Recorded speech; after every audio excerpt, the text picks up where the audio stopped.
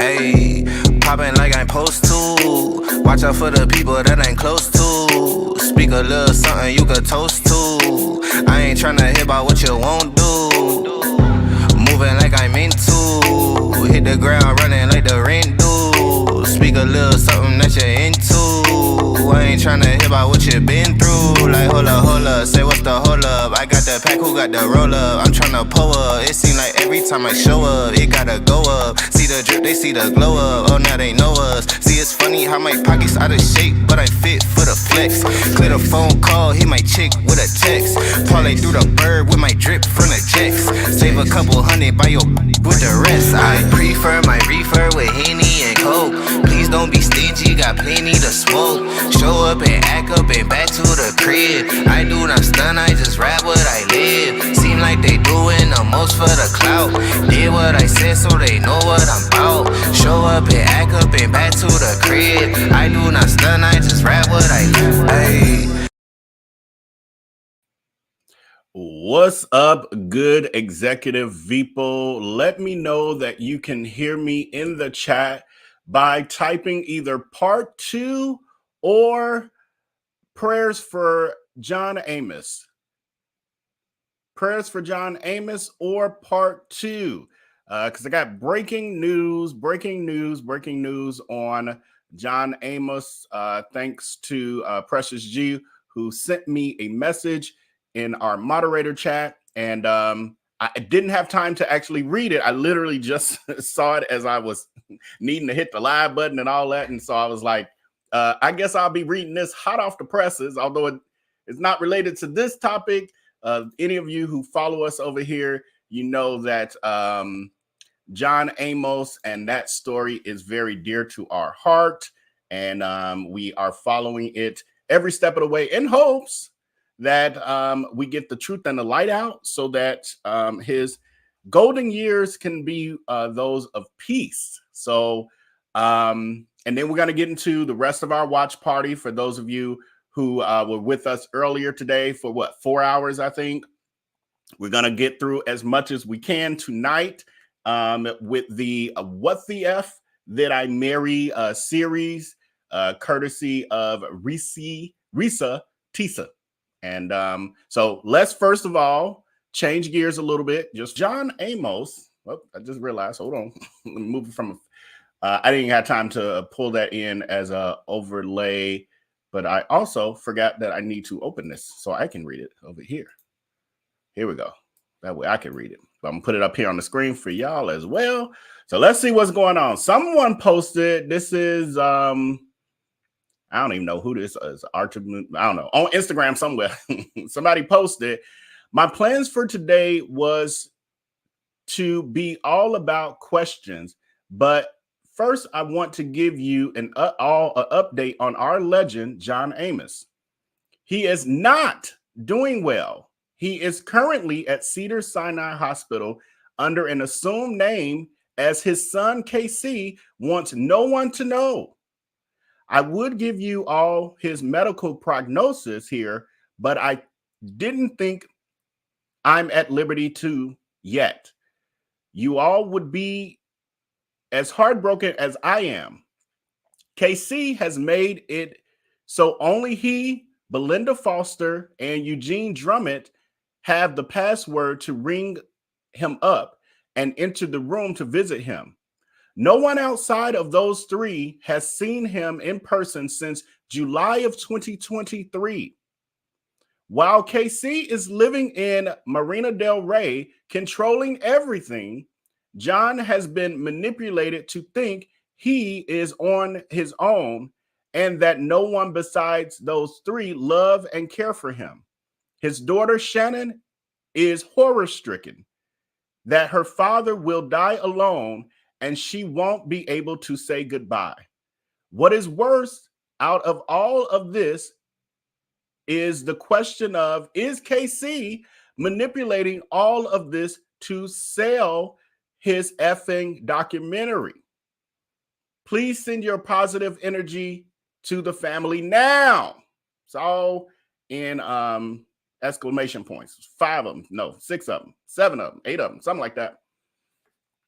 So I have covered this story many times, so much so that we have a friend named Casey Amos who loves to get in my DMs occasionally. And every time I cover the story, basically, even when I don't, he get a little bored. He miss me covering the story. He get in my DMs. So I know he'll probably be responding to this. I'm just reading a post that's on Instagram where, and I don't know who this person, what is it? Amos Gordon? Artemis Gordon. Okay. I had to try to break that. Artemis Gordon is the person you would want to spam his DMs, KC. He the one making these accusations. I'm just the blogger who reading them. Either way, have at it. So this is very interesting because it really, let me do this poll question too before we get, and then I'm gonna move on. I'm not gonna stay on it too long because I know most of you came in here for the watch party, but this is again John Amos, our one of our acting legends.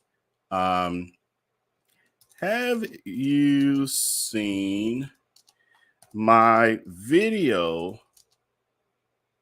on this story? From the Hollywood Reporter. So have you seen my story on this, my video on this story from the Hollywood Reporter, where we literally, I think that video was maybe close to 3 hours, 2.5 hours, where we literally read through the article that the Hollywood Reporter wrote on this story of the family dynamics with John Amos and his daughter Shannon, Casey Amos, all of the accusations coming from either side. It was very interesting, and the reporter went and visited and was able to talk to each and every one of them and put the story together. And it was a roller coaster ride. So I'm interested in how many of you have actually seen that, because if you haven't, I definitely say you check it out because it'll give you insight into how we got here. And basically, this is showing what was predicted even by Shannon. And the last I heard from KC was the message where he was saying that all of us are only, meaning all of us bloggers, the media, etc., because everybody talking about it. He said that everyone is only talking about him, and no one is talking about the real predators against his father, the people who really stole his money. And then he sent a picture of some random white folks and no description of their names, what they actually were accused, what he's accusing them of doing directly, and then he was like, y'all need to dig into some random white people on some photos. And then I think there was it was a little video attached to it where he showed something to his father. I don't know what he showed to his father because I didn't get that camera angle. Remember, I'm a blogger, but I'm also in this field and I do editing and all of that. So if I'm not seeing what John Amos is actually seeing, that ain't making me know that what you put on the screen is what he was looking at. But anyway, John Amos, Casey put the phone in front of his face and he said, "Dad, who are those people?" And he said, "The people who took my money," or something. Anyway, we'll dig more into this in the coming weeks. So I'm sure that there'll be more to this, and then we'll revisit. But prayers to John Amos, God's protection and healing, God's protection for him, for any and all predators who may be around him at this time and in his life.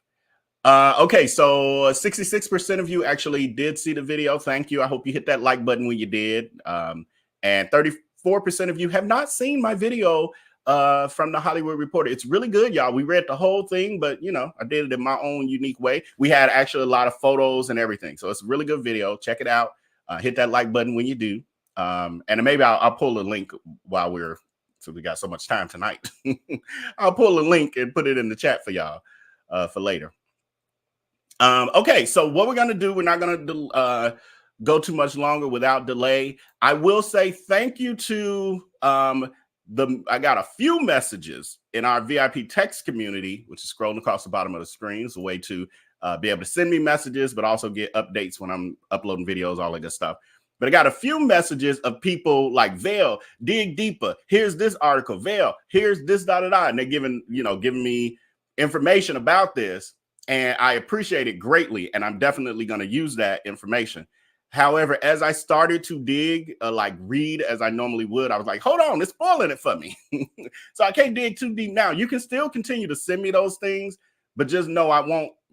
I decided I need to hold off digging into them because I want to follow the whole timeline and get the revelation like most of you did. We will, however, as I said in our earlier chat, earlier live stream, but this is the ex-husband. Here's another picture, pictures of him. This is the ex-husband of Reesa, Tisa, and he has been speaking out, and he has denied all of the allegations. And I haven't seen the video yet, but from what I gather, people saying he's saying a whole lot of nothing. And however, one article I saw when I was like, I got to stop reading, I'm gonna get all the answers before we done. But he denies everything that she's saying and is also accusing her of being a liar and a cheater. But how the other piece, and this is all I'm gonna give as a spoiler, a little bit of a spoiler. His other ex-wife comes out and she says she has her own video on this thing too, not a whole series, but she has come out and spoken about this too. So for those of you who have been wondering, is this true at all? Do these people even exist? Has she been making it up? So far, it looks like everything that Reesa, this name, I got to look at it every time just so I don't say it wrong. But it looks like everything that she's saying has been verified thus far. So with that, we're going to get into the video. And I'll do like I did earlier today. I'll be in and out of the chat. I'll throw some polls up here or there. And in between the clips will be when I'll respond to a few comments and give a little bit of my own opinion and commentary, which means a hell of beans. Take it with a grain of salt. Okay, we got that up. Let me pull that down. Okay, let's get going. Y'all ready? Y'all got y'all drinks? I got mine. I got my water. And then my jerk chicken dinner is on its way. So y'all will see me get off camera, and then y'all be seeing me smacking over here. These papers, like, I know how to read. So what is it that I am missing? He's close to his family. He talks to them all the time. You know, he's just a regular guy that just likes to watch NFL football. He leaves me alone when I want to watch Georgia football. You know, he's paying the bills, groceries. I haven't had to worry financially since I've met him. And as a woman who had lived on her own, paying her own bills, my God, that is the most intoxicating feeling when you meet a guy who just takes your stress and your worry away financially. But the downside is he took away the stress and the worry financially away and instead brought a mental fuck job I've never in my life had experienced. And I could not put my finger on it. I couldn't really talk to anybody about it because I'm a big believer in what happens at home stays at home. So I didn't talk to my girlfriends about it. I didn't talk to my family about it. But I just remember being like, what am I missing? What am I missing? So we did not talk about houses. We did not look at cars. We didn't do any of that for November, December. And he came to me like around Thanksgiving, and what I thought was a very open, loving conversation. And in that conversation, he was like, okay, I know I have fucked up. I know that things are not feeling too strong right now. He was like, I want us to get married. I want a home. Um, I will show you whatever you need to see to put you at ease. Um, And I think I did rewind a little bit because we did watch this part when we ended earlier, but I wanted to refresh our memory, but also wanted to get right back to the part of showing how his next move was to manipulate her religious beliefs.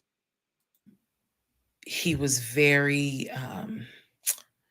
like contrite. He was very just like, what do I need to do to put your mind at ease so that you know I'm in this? One other thing, please, no spoiler alerts in the chat. Keep in mind that half of us have not seen this, so if you get to telling us stuff that's happening ahead of it, you're spoiling it for us. Please don't do that, friend. Please don't. And that I want this and that I love you and I want you to be my wife.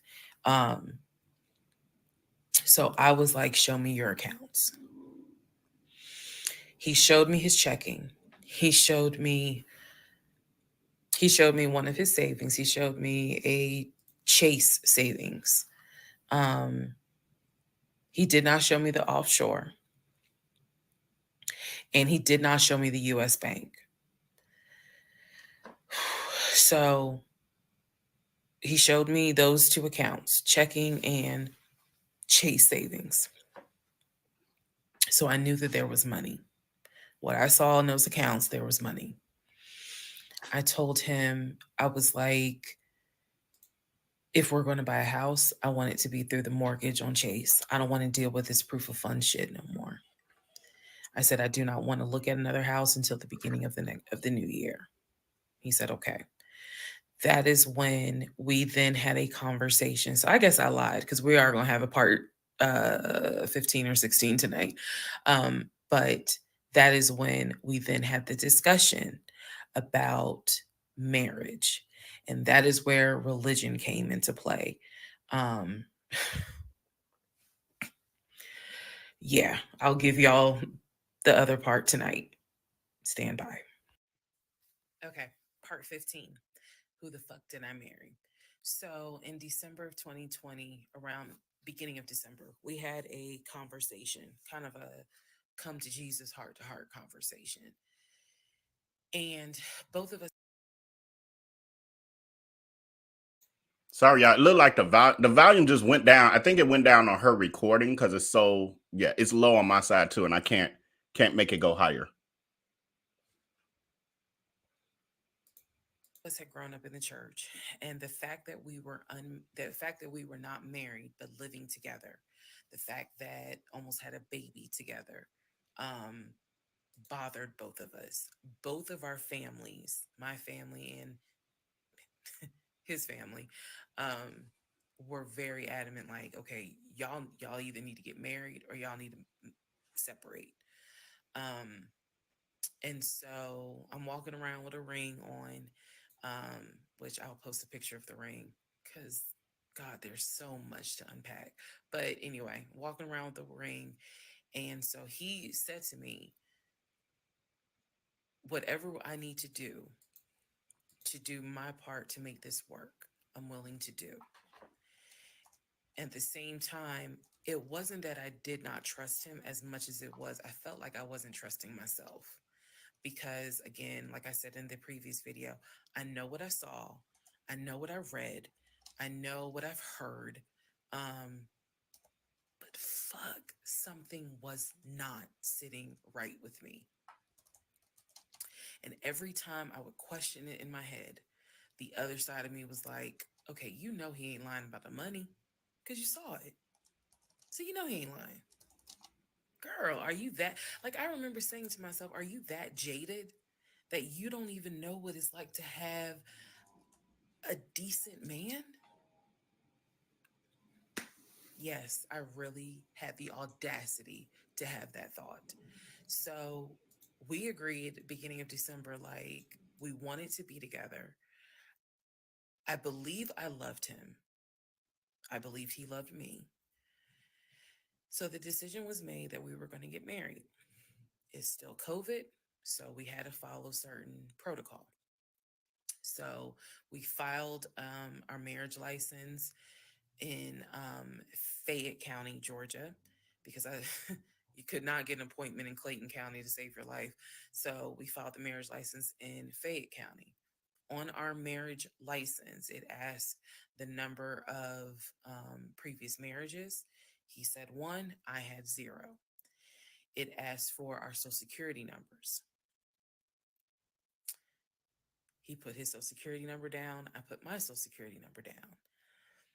I mentally wrote down his social security number and I did a background check. I did a background check after I had filed a marriage license. Yes, I know, but I did. The background check, nothing came back. It was like no results found. I did a criminal background check, nothing came back. So I thought one of two things. Either I had the wrong social, meaning I wrote down the wrong social, or my paranoia was unfounded. There's nothing wrong with him because he has been always throughout the relationship a big stickler about law enforcement, following the law, because his dad was a retired police officer. So this is someone who has been this is a guy who would check to make sure my tail lights were working, make sure my signals were working, make sure my oil was good, make sure I had enough gas in the car. So when the criminal history came back with no results, I was like, well, of course there isn't, because the man probably hasn't had so much as a speeding ticket. So we filed the marriage license, and then we made an appointment to get married and waiting for the judge to come out of chambers so that she could marry us. And the reason why I'm pausing is because, my God, if I could go back and see that young woman sitting in that lobby.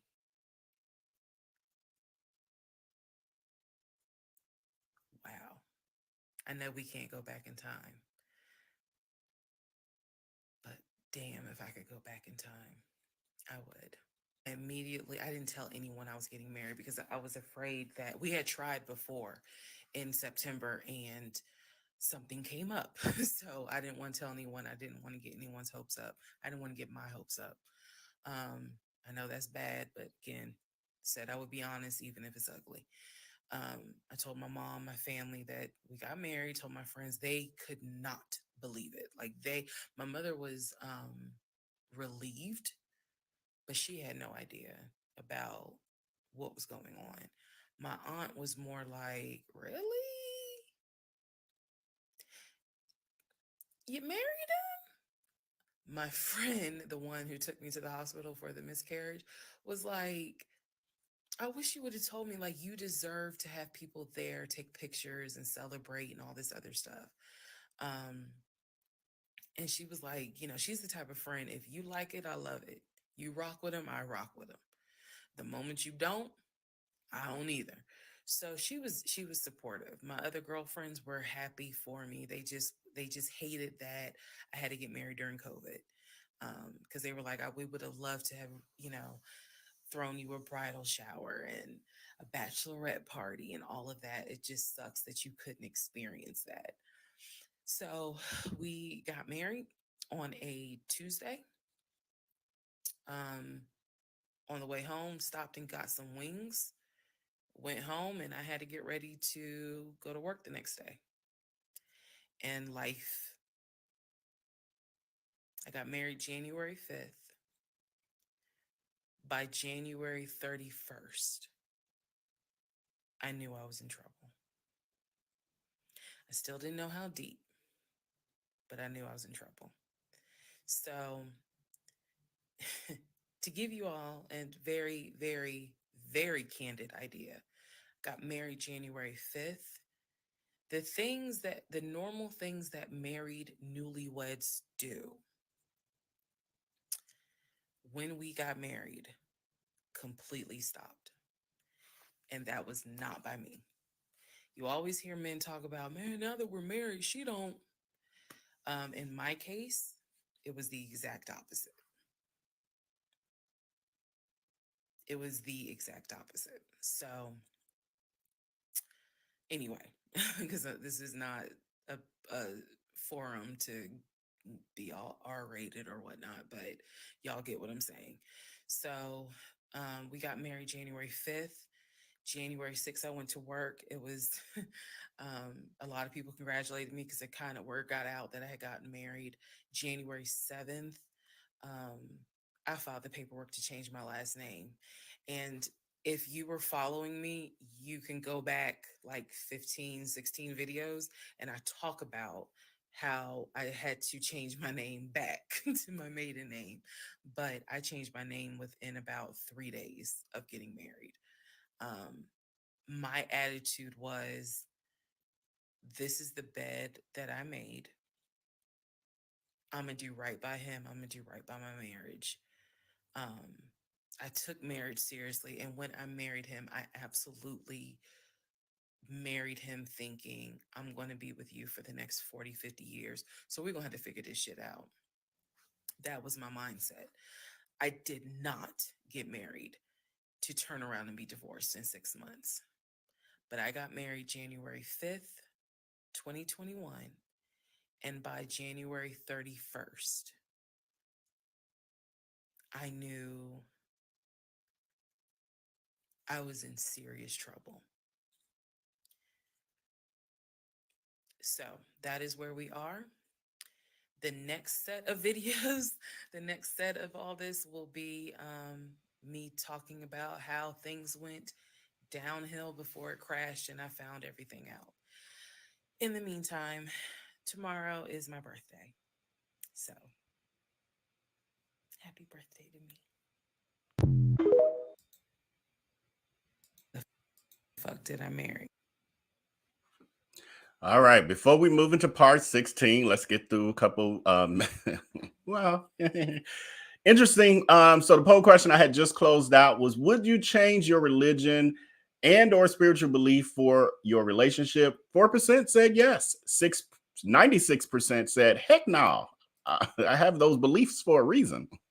It could also be the goal of the enemy, the devil and Satan, to make you feel compelled to change your religion or your spiritual belief. And I ain't one that feels like you got to pick one of the as far as, you know, some certain religion and all that sort of stuff. I think it's an individual choice. But if you have made that choice and then you meet somebody and then they trying to get you to think another way, you need to be thinking another way about them, in my opinion. I know some people do it for tradition purposes and all that, you know, to each his own, but be careful in a situation like this, because this wasn't him wanting her to change her religion ain't got nothing to do with his spirituality, for sure.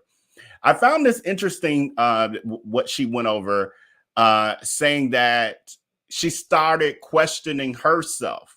Like, well, maybe it's because I'm just not used to, you know, a man treating me well and blah, blah, blah. And that is actually that's when you know that you have have completed stage 1 of being love bombed and being in a narcissist trap, to move into stage 2 where you're about to pay for it. You're about to go through hell. At that point, when they can get you to stop questioning their actions and start questioning your own and your reaction to their actions instead, they've already won you. They got you. That's the trap. You are officially trapped. Consider yourself trapped. Then the other piece was, one of the other things that they do over time is to get you to start eliminating your desires and compromising so much that you lose yourself. And I think one of the things that pointed to that is the whole wedding thing. Yes, it was during the pandemic. We get that. But by December, people was doing stuff. She could have had a little small something, you know, meet the family at a restaurant afterwards or something. They instead went to a wing place. They went to get some wings after their wedding and then just went home like ain't nothing changed in their life. That was not her desire. That was not how she saw herself being married. But she got suppressed all of her desires, beliefs, compromise to the hilt to satisfy this narcissist. That's how they win. Closing out this poll question, we're going to get into the next part. Is it a problem if you feel the need to keep your wedding a secret? 89% of you say yes. 11% of you say no. It's okay to keep your wedding a secret. I'm with the 90%, but I do know that there are people who have kept those sort of things private, and it's not that there was something wrong, but they just didn't want people in their business. I mean, I can see that. So I think it but I think for the most part, if you hide in your wedding, you gotta be careful. All right, let's move into part 16. This is the interlude, basically. I'm not recapping on this video. I'm just kind of answering some stuff that has been written to me. Someone was like, why are you airing your business out on social media? It's a valid question. For me personally, I feel like this was traumatic to experience, to live through. And I'll expound on that on another video, the aftermath of the toll that this took. Honestly, and I know some people are going to be like, that sounds crazy. It is kind of cathartic to get this out, because I cannot tell you how much of this has been internalized since 2020. Also, I don't want to seem like a cautionary tale to other women, or to men for that matter, but to my sisters, to my ladies, white, Black, Hispanic, Asian, doesn't matter. If something does not sit right with you, investigate it. I cannot stress that enough. If just one woman watches these videos and she's like, you know what, something don't sit right with me, let me look into this, then it was worth it. Yes, it is a Lifetime movie. Yes, it is Netflix. Yes, it is crazy. Yes, it is hilarious also. And I understand all of those reactions. As someone who lived it,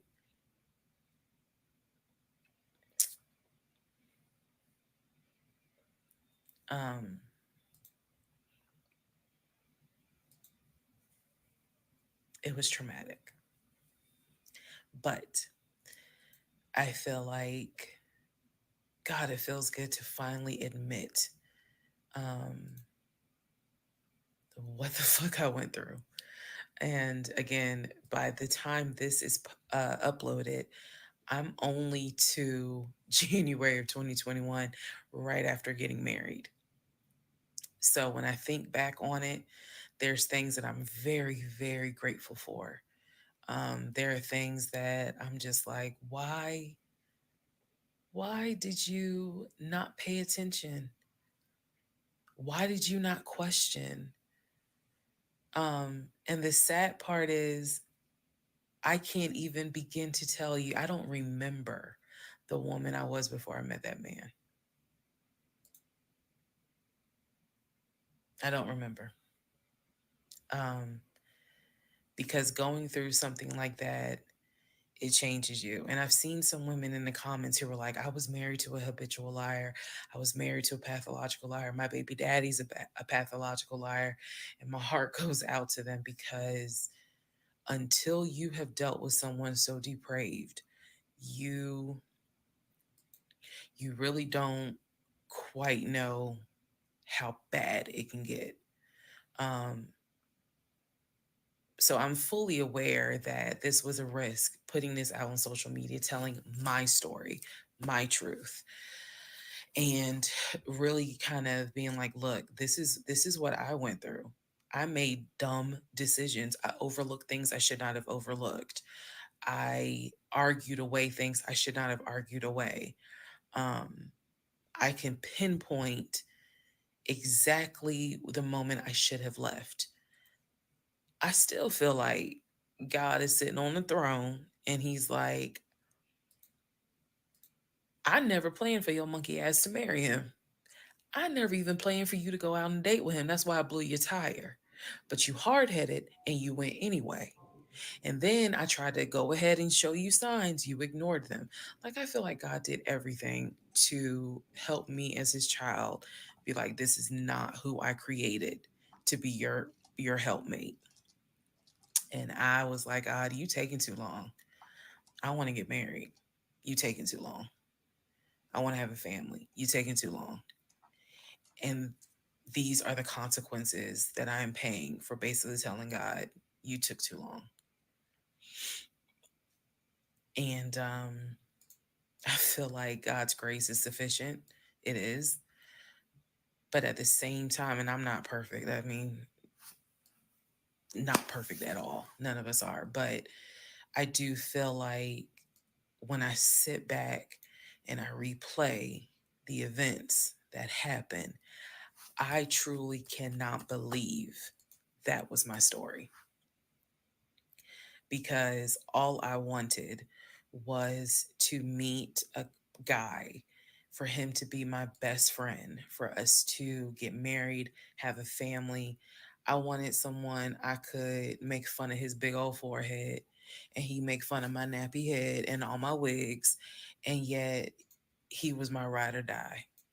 Um I wanted someone that I could be like, man, help me with these kids, and he helped me with the kids. We had a nice home, we were comfortable. That is what I wanted. And I've said this before and I say it again. I truly thought, I truly hoped it was my turn. You see the women who are, so happy, and they're in these loving marriages and life just looks good. I really, really wanted it to be my turn. And so I excused away a lot of stuff that I hope the next woman who sees this does not excuse, because I don't wish this on anybody. I don't wish this on anyone, to feel the way I felt the moment I discovered the whole truth. Um, so I just wanted to say that, because I think it's important to try to answer the why is she posting this? Honestly, I was tired of holding it in. I was tired of holding it in. Um, and I hope it helps somebody. Okay, let's all take a deep breath. Whew. Let's all get some sleep. If you don't have anything to do and you just want to wish me a happy birthday, wish me a happy birthday tomorrow, February 15th. Shout out to Team Aquarius. Good night, y'all. Part 17. Okay, I'm gonna let this part play because my DoorDash has arrived. I need to go grab it. So I'm gonna jump off camera and just let this continue to play, and then I'll be back. Who the fuck did I marry? So, for context and just to clarify some stuff, going forward, I'm going to now call my ex husband. I'm going to use the name that I call him in real life. So that way it clears up the whole fiance, boyfriend, husband, ex husband thing. So, his name is Legion. Anyone that knows me will tell you that is what I call him. So, Legion and I, when I left off at part 16, or excuse me, part 15, Legion and I got married January 5th of 2021. For the first 2 weeks, things were fine. We got into like a routine, basically. I would go to work, he would go to work. He was still leaving the house at around 6:15 every morning. He was still on the phone with his brother, the one that lived in Philly, every morning. They would just, that was their time to talk. From what I was told, the brother got off work. I guess he must have worked the third shift. And so he was getting off work as Legion was getting ready to go to work. So that was the perfect time for them to talk. He would talk to his brother in Baltimore and the brother in Augusta, pretty much, just a quick phone call here and there, if not every day, every other day. So everything was pretty much the same. I would talk to my mom almost every day. I would talk to my aunt almost every day. So it was nothing to kind of, that's weird. That's what the morning routine was. He would talk. So I worked at Georgia State Patrol. And said this in a previous video, but again, there were things I said in previous videos that I remember saying, hey, remember that because it's going to come back later. So I worked at Georgia State Patrol. I had been working there for almost 8 years, 7 or 8 years by the time Legion got into the picture. He was fine with the fact that I worked within law enforcement. I'm not a trooper. I'm not a sworn officer. I'm a civilian. However, again, his dad was a retired police officer. So he was perfectly fine in the beginning with the fact that I worked for Georgia State Patrol. He had been to my office before. He had met some of my co-workers.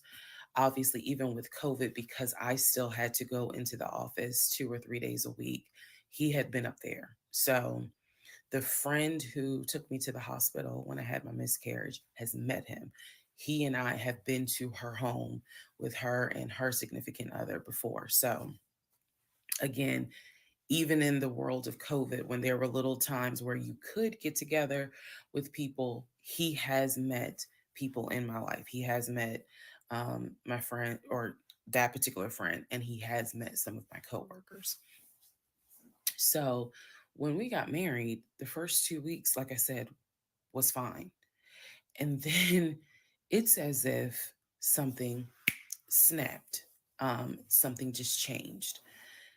What was totally acceptable before, suddenly little comments were made. Why are you wearing that to work? You get off at 3:30, so you'll be home by 5, right? Things that had never happened before. He had never questioned what time I'm gonna be home. Um, Really, he didn't need to question it because when I'm off work, I leave. So it was never a situation of, oh, I'm just sit around at work and just run my mouth because I have nothing to do. Um, and then it turned into, he would call me every day from work, and I'm going to demonstrate how those phone calls went, but he would call me every day from work.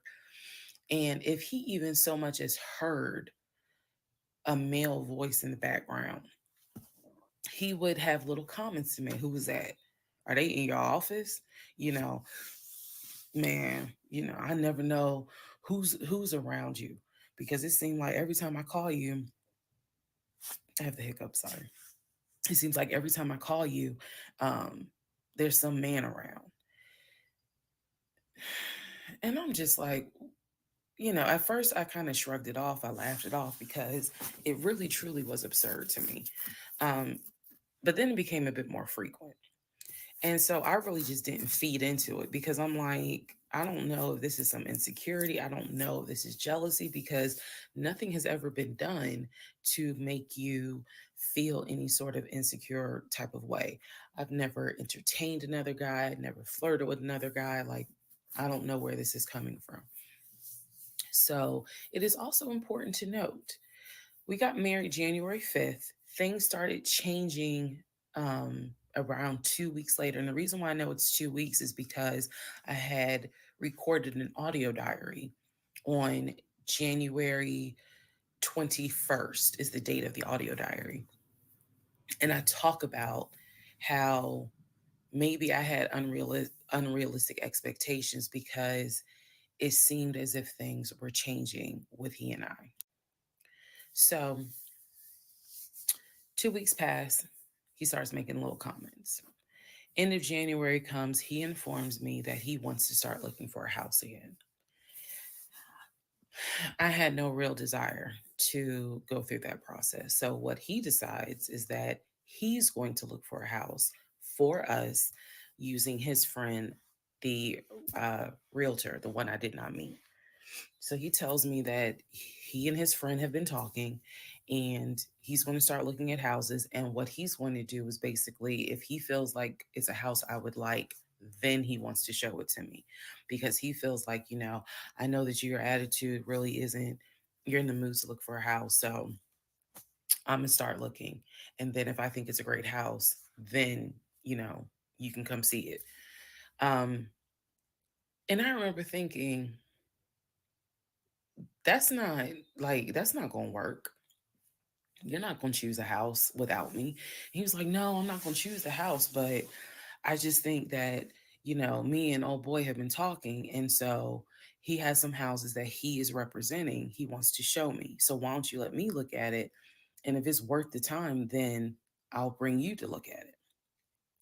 So he already had some sort of plan in place after talking to his friend about how he's going to start looking at houses. This is the end of January 2021.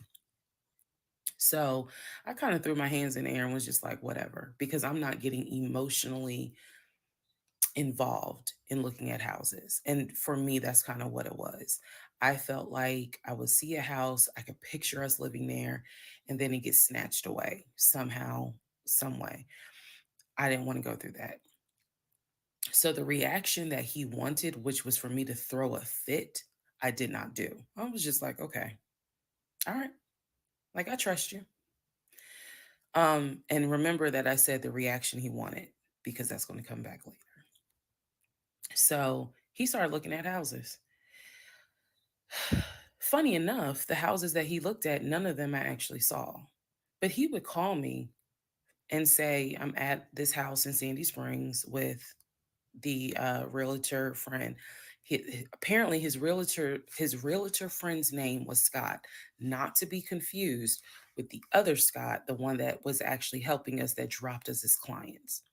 I want to make that clear. There were two Scotts. One is the realtor who was representing us, who said, hey, I need proof of funds.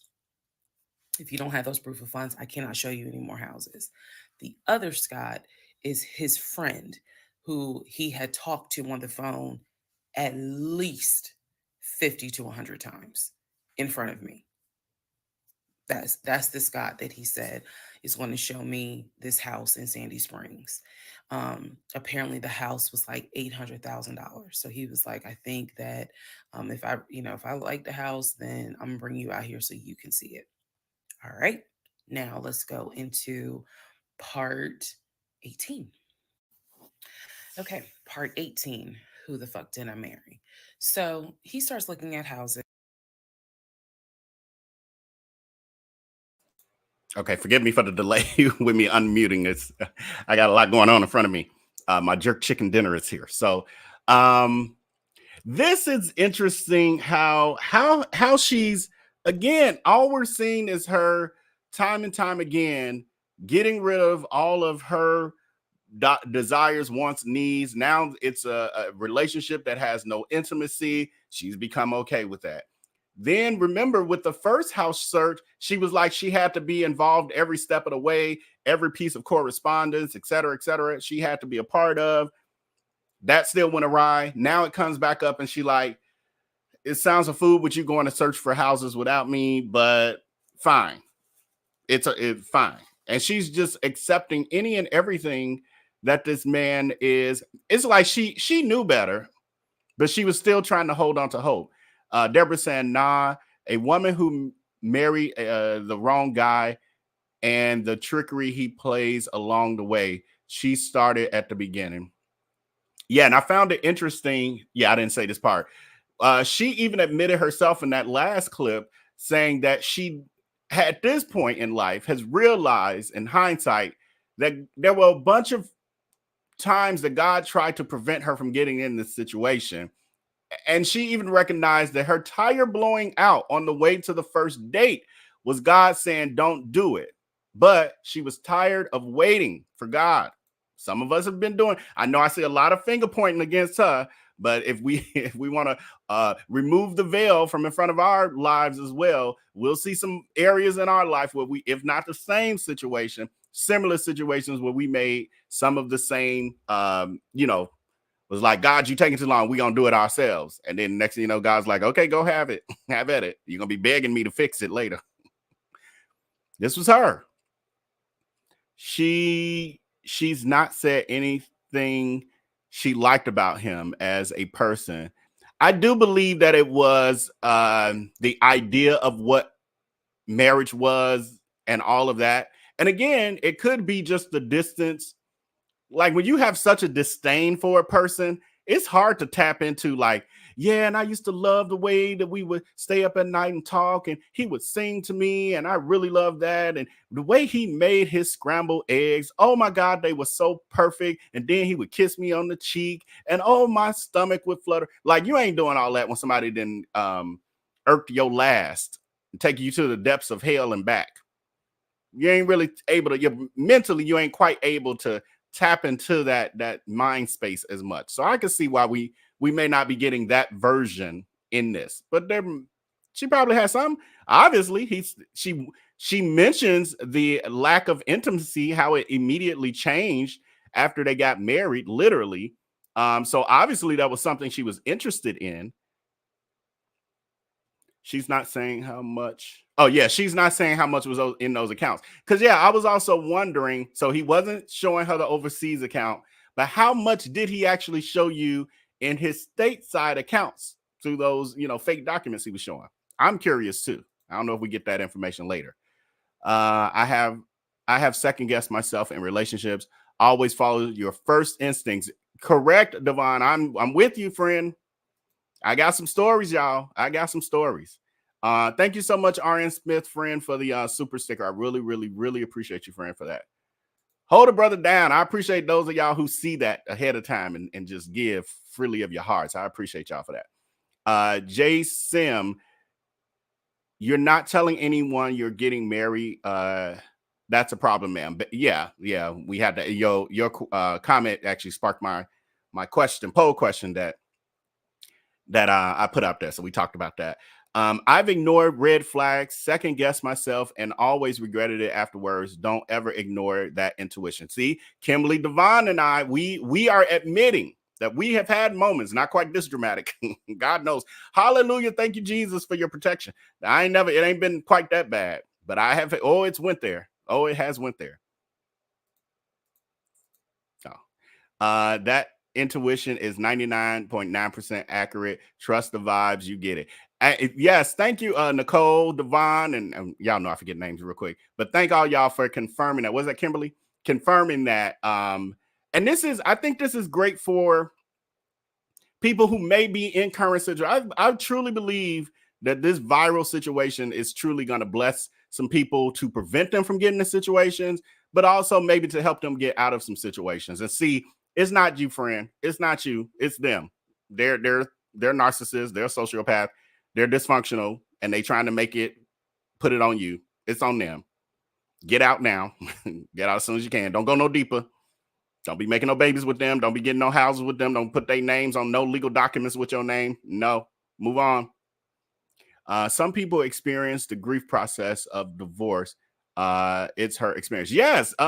Divorce is like a death. You're losing something in your life. And most people who get married, when you get married, you intend for it to be for life. So yes, it is. You go through the stages of grief with divorce as well. Absolutely. Ladies, please listen and learn. You don't always have to experience things in life. Learn from them. Yes. I just want to preference that and say, ladies and gentlemen, please listen and learn. You don't always have to experience things in life to learn from them. You can learn vicariously through other people's lives, through other people's experience. You can learn these lessons so that you don't have to go through that heartache and pain and trauma, because it's trauma too. The intimacy stopped after they married. Yeah, that says a lot. So that has me wondering, don't spoil it for those of you who do know, are we going to find out the reason he stopped the intimacy? Is it because he wasn't never into her and is he just getting joy out of playing with her because he's still providing for her financially. So I haven't seen the scam con man piece of it, like financial con piece of it. So I'm starting to think maybe there isn't one, but I don't know. We ain't got deep enough yet. We ain't even halfway there yet. So I don't know if there's something more to it. But I'd be interested to know, why did he stop the intimacy after he got her caught in a marriage? And was he never into her? Or, did his boyfriend show back up? Like, I don't know. Girlfriend, boyfriend, whoever. At this point, you're worshiping your relationship. Yeah, pretty much.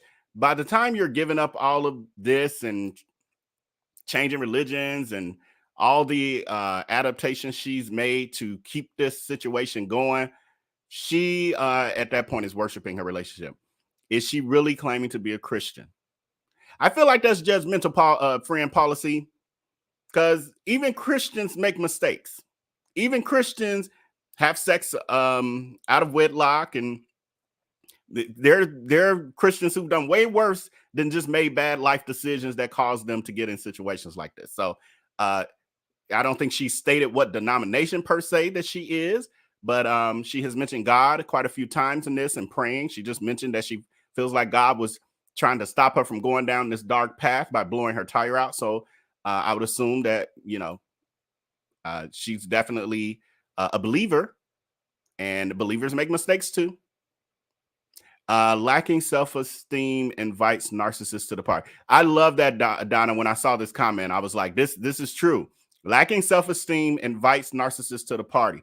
It could have been through that first phone conversation, or hell, even the messages they exchanged when they met online, that he started to sense this woman has low self-esteem. She's insecure, because people could be saying, oh, quit saying I'm cute. I know I'm ugly. Well, I don't fit well in this dress, because I'm fat, and if you pay attention, actually, thank you so much for this, Donna, because you brought up something I noticed and I hadn't said to y'all yet. If you watch, as we watch these videos, especially in the ones we've watched, most of these videos, she gives excuses for her appearance. She says, oh, forgive me for looking like this, y'all. Oh, I know I look crazy today. Almost every video, I don't know if she may have gotten more comfortable now, but almost every video in the beginning, she was doing that. So pay attention as we move along, see if she's still doing that. If she's doing that to us as the public in these videos, guarantee she was doing that in those first conversations and, on those dates, etc. And he started to see, I can get her. I can manipulate her. This went on way too long for her not to catch on. I think she caught on Sherry Jackson fairly early. It's just she decided at a certain point she's just going to go for it and pray for the best. She's admitting that she saw the signs, the red flags, and was doubting him and knew him to be a liar and everything. But she kept going deeper and deeper, hoping for a change. But she knew what was happening. It must have wrecked her self-esteem when he suddenly withheld the eggplant. Yes. He knew what he was doing. Thank you so much, Arian Spitz, for the super sticker. Okay, let's get back into it. Oh, did I close out this poll? Let me see. Oh, would you quit your job to please your jealous spouse? So I feel like, now, again, I haven't watched this far, so I don't know where this is going, but it seems like he's building up. And the way she's talking, because she talks about that job she had for 8 years at the trooper's office, state trooper's office. She's talking about it in past tense, I've been noticing. And she was there 8 years, and it sounds like she's alluding to him at a point getting her to quit her job. The devil is a liar. The devil is a liar. All right, let's move back into it. Is in Sandy Springs, Alpharetta area with his friend Scott. I did not see any of these houses. I did not go. I didn't want to go. So what was starting to change is, remember I said before, he would leave the house every day at around 6:15. He would be home every day between 3:30 and 4 o'clock without fail. It was so, I shouldn't say it was annoying, but I could set my clock by the fact that I would hear that garage door open between 3:30 and 4 o'clock every day that he went to work.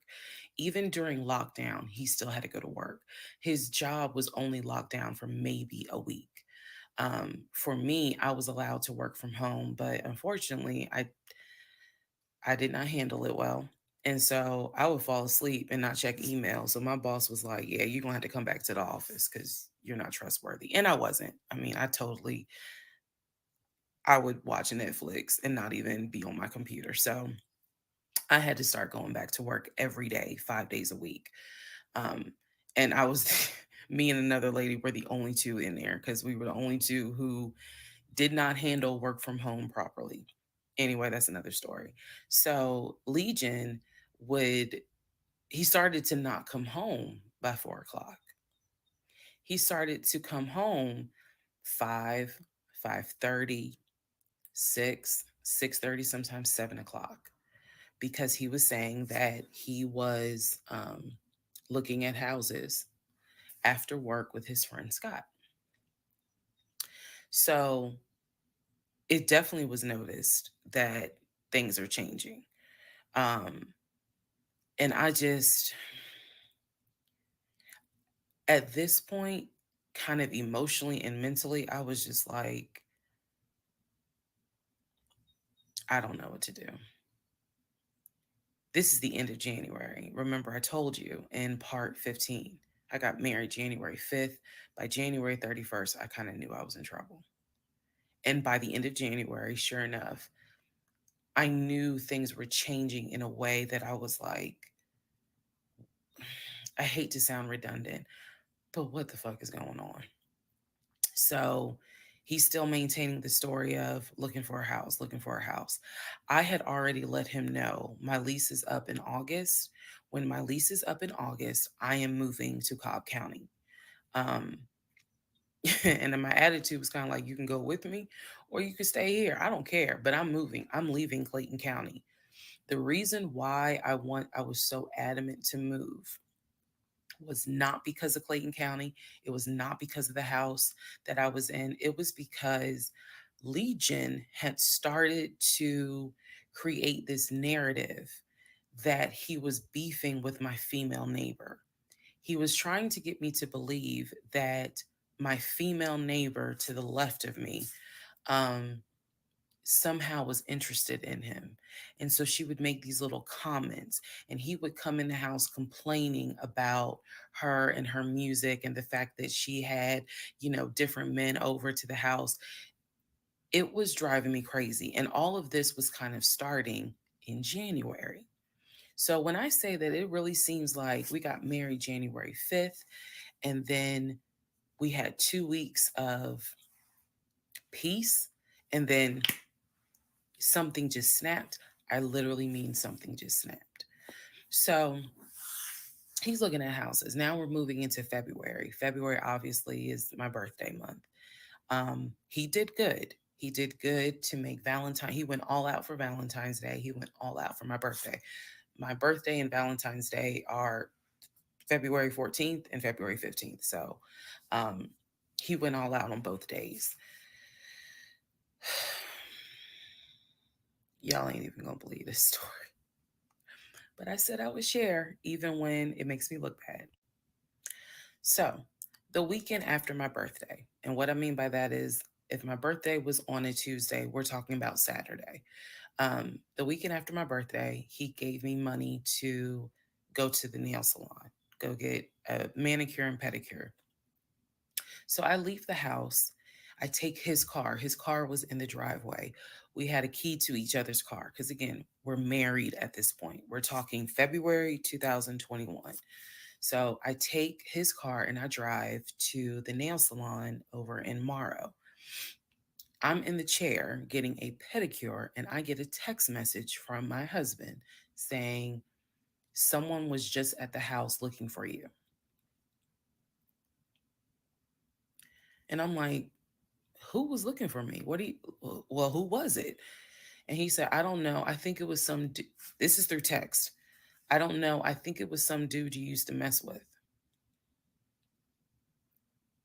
Okay. Um, I was like, what are you talking about? He was like, I'm telling you, some guy just came to the house looking for you. I told him you were not here. So at this point, y'all, I'm in the chair at the salon. I'm freaking out because I'm like, who the fuck has the audacity to come to my home unannounced, uninvited, talking about they're looking for me, especially because before I met my husband, I was working the last shift at Amazon as a part-time job. So I had not dealt with, dated anything with anyone for about a year before I met him in March of 2020. So I really was like, who the hell is this coming to my house? So I finish the pedicure, I head home. Once I get home, I'm like, what are you talking about? What happened? And so I'm frazzled in a way. And he's calm. He was like, yeah, it was a black Dodge Charger. They pulled into the driveway, they backed in. They backed in as if they had been here before. So clearly this was someone who's been to your house. He got out the car. He said, I opened the door and I went out there and I said, is there something I can help you with? And he said, the guy said, I'm looking for, and gave him my name. And he said, I'm sorry, she's not here. And he said, he was like, oh, okay. All right then. And just got in the car and drove off. And I was like, my brain stopped working because I'm thinking, who the heck could this be? A Dodge Charger? I was like, are you sure that it wasn't law enforcement? Like, was it the sheriff's office trying to serve me with a lawsuit for a credit card I didn't pay? He was like, no, he was in regular clothes. He was like, and it was not a police car. It was on a marked unit, basically. And so I'm just like, who the heck could this be? And he was like, I know who it was. And I said, who? He was like, I think it was your ex. I said, what ex? He was like, the one that you had dated for 2 years. Remember back in like part 3, part 4, I told y'all he told me about his ex. I told him about mine. I thought we were being honest with each other. So now, fast forward to February 2021, and he's telling me, yeah, I think it was the ex that you had been dealing with for those 2 years before you met me. I said, so you think that he showed up to the house uninvited after 2 years? And he was like, well, whoever it was clearly was comfortable backing into our driveway, getting out the car, and was like, I'm here to see, and gave him my name.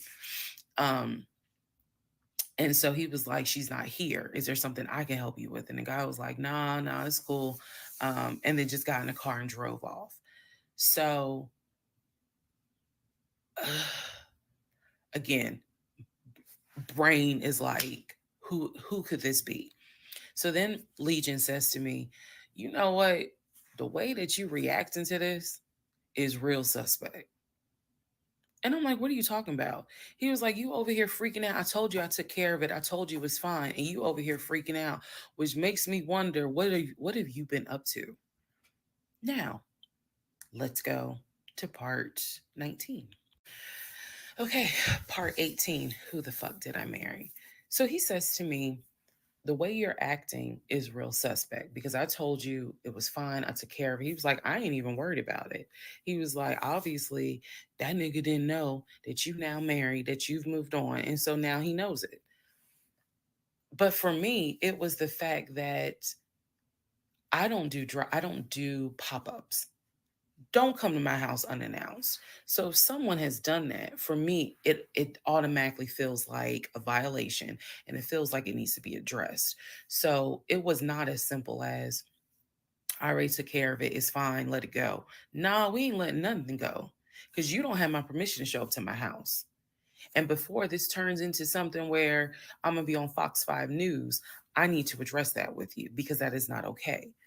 So he didn't like the reaction I had to the story he told me, where someone basically disrespected my home. And he felt like my reaction was really suspect. So, what I'm gonna get into the little details that he did not know about. So he tells me again, it was a black Dodge Charger. They backed into the driveway. a gentleman got out of the car and he asked for me by name, and Legion said she's not here. So I asked him, what does the guy look like? And he said, he was like, why does it matter? I said, what the fuck does he look like? So Legion proceeds to give me the most generic description you can give. He was like, well, he was shorter than me. Ex-husband is about 6'3", 6'4". He was shorter than me. He was brown skinned. I said, did he have a hat on his head? Mind you, I understand that before marriage, I was a damn fool. I understand that. But every woman has that moment where you only gonna fool her but for so long. And eventually puzzles start coming together.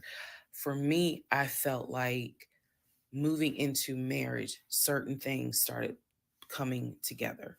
So I said to him, did he have a hat on his head? He was like, nah, he ain't wear a hat. So in my mind, I am mentally going down a list of every possible man it could be. And it was only like 4 men. I had been in that house about 3 or 4 years at this point. So I knew all of the people, and I'm talking about from maintenance down to ex-boyfriends. It was a total of like 4 men. So when he said that it was a black Charger, I immediately was like, okay, I know that crosses out one. He said he was shorter than him. All of them were shorter than him. I said, did he have a hat on his head? He said, no, that crossed out one because one in particular was a maintenance guy who always wore a hat on his head because he had like a bruise or something and he was just self-conscious about it. So he always wore a hat. That leaves 2. So I said, was he muscular or was he skinny? So Legion's getting all frustrated. I said, just answer the question. He was like, well, he was kind of in between. And I said, okay. He was in between. I said, so was he light skin or was he dark skin? He was like, I told you he was brown skin. I said, was he my complexion? He said, no, he was brown skin. That eliminates one. So now there's one left. And yes, the one left would have been the ex that I had dated for 2 years. And so he was like, I know it was your ex. I know it was your ex. And I was like, that don't make no sense because the ex that in my mind, I'm saying this, the ex that I had dated, he and I had no contact with each other. And he was not the type to just pop up at your house. That ain't his style. Not to mention, and I ain't tell Legion this, that man would not be caught dead driving a Dodge Charger. He hated Chargers because he drove it as a patrol car. So I didn't say anything. I just was like, that's weird. So what Legion didn't know is that at the time I had a security system. So I had a security system where anytime the front door, the garage door, or the back door was open, basically any entry point, anytime it was open or closed, it would send me a text message notification.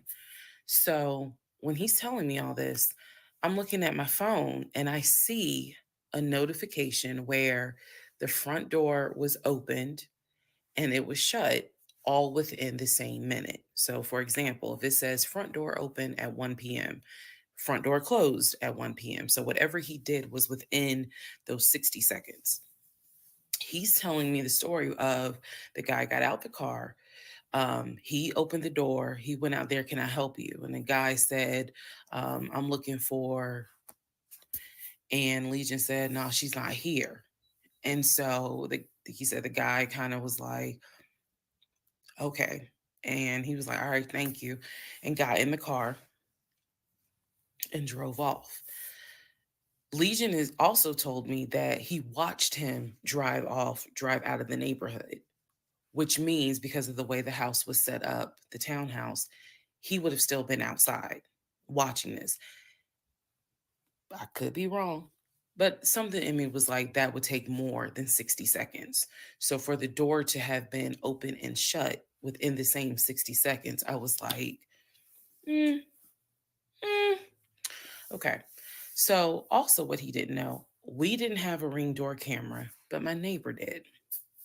And her Ring door camera caught my driveway. The view of the camera could see my driveway as well as her driveway, and so whoever was coming in the door, our driveways were right next to each other, and then on the other side of it was the grass. So it was a perfect view of my driveway.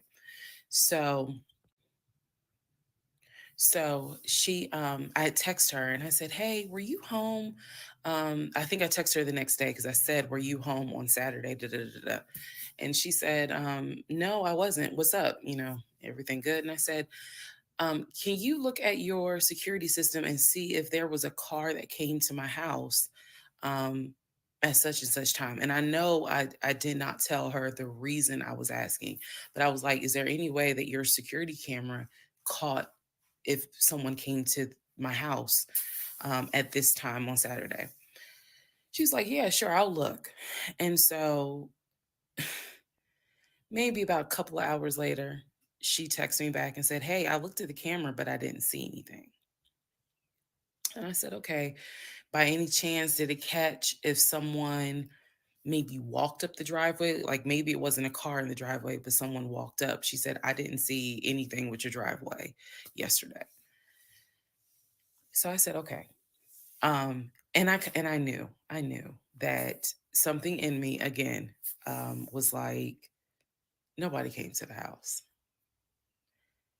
So now here we are, a month and a half married, and now is when I'm like, why the fuck did he make that up? Because no one came to the house. No black Charger came to the house, pulled backed into the driveway. Nobody got out the car and asked for me. Nobody was looking for me. So now I was sitting in the bedroom thinking through all this, and I'm like, why the fuck did he make that up? Because that's what happened. I'm looking at the text messages on my phone where he's telling me someone just came to the house looking for you, but no one came. So what was the purpose of that? And then something said to me, something in me said, he wanted to see your reaction. He just wanted to see the reaction. You had been too calm, and so he wanted to see a reaction. So this man gaslit me like I was Georgia Natural Gas just to get a reaction. Welcome, ladies and gentlemen, to part 20 of Who the Fuck Did I Marry? All right. Lord, she taking us on a journey, y'all.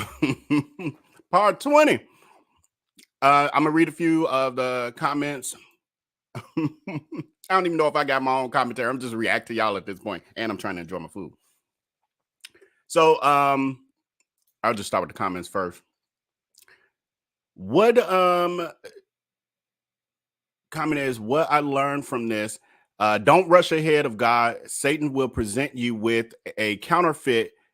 When you do it your way, your timing, you will frustrate God's grace and end up in a disaster. Yes, that we'll be praying for him to get us out of. I've been there, friend. I totally agree. Oh yeah, I'm seeing this. I'm prayers to Precious. I'm only seeing people's responses. I don't know if Precious is in the chat, and I think I know what this would be about, but I'm not in the chat like y'all. But definitely prayers to Precious, and I'll be touching bases with your friends. Yes, narcissistic people can spot a weak person. I don't know if a weak person is the right word, but I see what you're saying, friend. No judgment on her, but she probably didn't truly love herself, and Legion knew it from day one. Yeah, I think at this point we're kind of clear on that for sure. Like there's definitely some self-esteem issues. Power Dynamics is saying low self-esteem does not mean that you are weak. Thank you. Just kind of say what I just said. It just means that you didn't get what you needed when you were developing as a person growing up. Yeah, I agree with that. And none of us are perfect. I mean, it's easy for us to point fingers at her because she has been transparent enough to share her story with millions of people. And that things come with that. You know, you get feedback, you get people dragging you and all of that. But it is very brave of her to share her story for sure. He didn't ask who it was. Right. He's saying this now. This dude, and supposedly is his story, Legion story. This dude has randomly showed up. He's feeling very protective of his wife, his home, et cetera, et cetera. But he ain't even saying, well, who are you? What? Get your story straight, Legion. Get your lies straight first. Thank you so much for the reminder, Power. Hit that like button if you haven't as of yet. It'd be greatly appreciated in advance. And please hit that subscribe button if you're new to the channel. There's more to come. Ripples and Waves says, thanks, Courtney. It's hard being gracious towards her because she's kind of uppity as well, arrogant and bullheaded. And then I had a thought, and then I noticed Courtney's thought was my thought, so I'll just read it. Wait. There we go. I don't get uppity or arrogant at all. I get super humble, but maybe that's just me. So I'm with Courtney. I ain't gonna say super humble, but I didn't really get uppity and all of that from her stories really at all. I got a person who is pretty normal, who wants more out of life, thought that she had tapped into the potential to live that life of her dream, and she got so excited about it that she threw caution to the wind. That's more of what I get, but I didn't get uppity from her. I don't know, y'all. I'll put it as a poll. Do you get uppity? Maybe bullheaded in the sense of, I mean, it wasn't like people were really, really warning her that she spoke about. So, because she wasn't really telling people all this stuff. So, yeah, I don't know about that. I don't know, but you know, your perspective is your perspective. Plus, the way most of us would not air out ourselves out on the internet. Exactly. So it's very brave of her to be airing this out. And I look at it. Here's the other one I saw. Jay Sim is saying, air it out to your therapist, not the public. Shrug. So here's how I look at it, friend. This is blessing more people than you could ever imagine. So yes, she could have taken this to her therapist, and who knows, she may have also done that. Hopefully she has. She could have just taken this to her therapist, but her taking it to her therapist only is not healing other people. So through her trauma, through this experience, through this thing that has become very huge and viral, there are people who are being healed. People who have been through this to get to see that they may be blaming themselves, like, oh my God, I'm the worst. I'm stupid. I don't deserve love because I can't, determine a sociopath from a normal person. They get to see, wow, there's a person who made some mistakes like I did and some worse ones. Like, that's my version. Like, I see she made some way worse mistakes than I have, but also humanizes the mistakes that I did make along the way as I learned how to identify narcissists and sociopaths and all of that. So I think it's a gift for her that she's given us, honestly. That's my opinion. I'm like that. Oh, yeah. And a poll question I just put, are you okay with people popping up at your house? 11% say yes. I don't know. I'm curious of the 11%, how many of you are also Southerners, like, or grew up in the South at least? Because that's kind of a Southern thing where people kind of just walk up in people's houses. Now, I know people from the city, and I grew up with people who did that. You could just show up at their house and walk right in. But that mentality came from them, or the head of the household coming from the South. And so that kind of made its way through the family. Me, on the other hand, if I know you, you better let me know you trying to come over, because otherwise you will get ignored like a, well, I was going to say the Jehovah's Witness, but I shouldn't say that. But you would get ignored like a solicitor. You would get ignored. The only way I would answer an unexpected visit from someone I knew is if, God forbid, they were in dire help and maybe bleeding, or an arm was chopped off or something. Then I'd be like, oh God, let me help save them. Other than that, how about you go back to your car? Go get in your car, go drive back home, call me, and let's schedule a time for you to just pop up at my house. Well, not pop up, but come over. And thank you so much, Sugar Spice. I think you sent me another super chat. Really, super sticker. I really appreciate you, friend. All right. Yes, let's get. Oh, no, I didn't read these two. Do you think that he made that story up? I close out that poll. 92% of you think he made up the story of the supposed ex-boyfriend popping up at the house, and 8% of you don't think he made the story up. It's always interesting to see how y'all vote.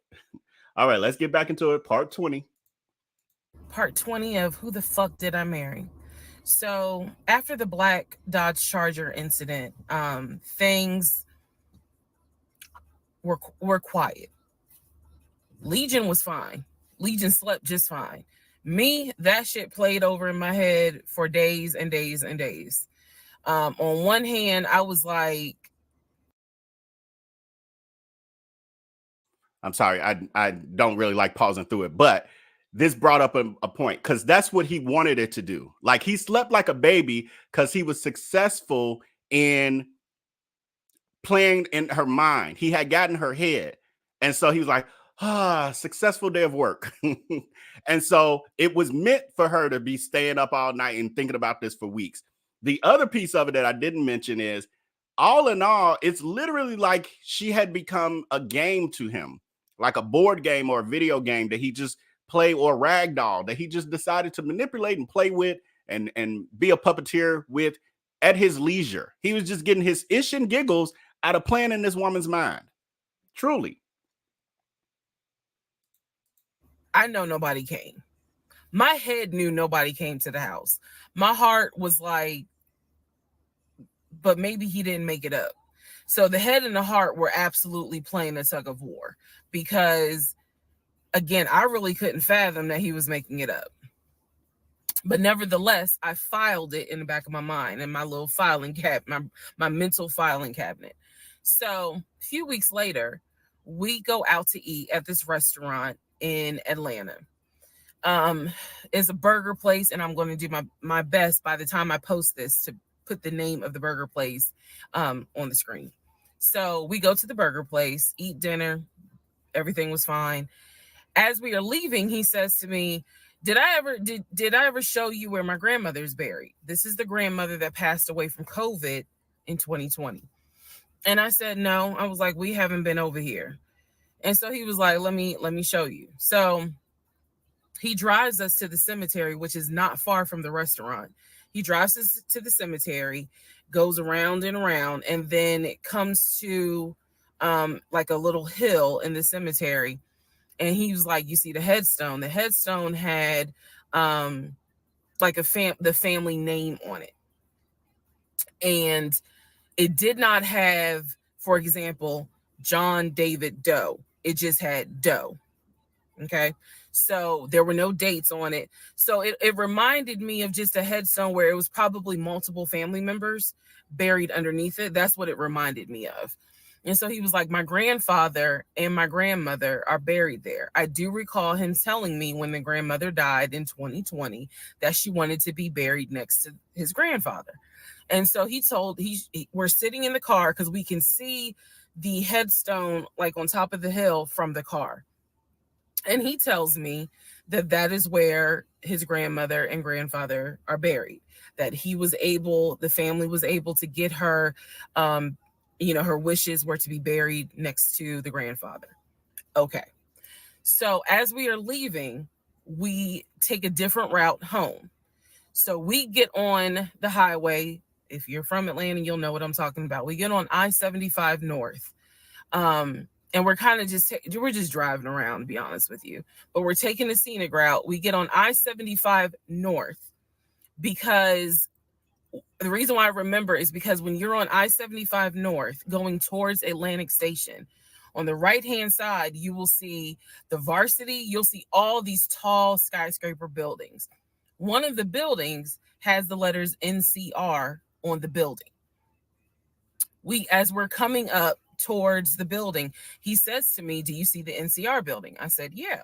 He said, the building behind it, my job bought that building. That's where we're going to have, we're setting up operations. And I was like, why the hell would y'all buy a condiment company in downtown Atlanta. He was like, no, we're not doing production there. It's just going to be offices.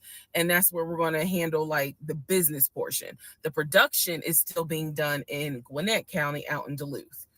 And so I was like, oh, okay.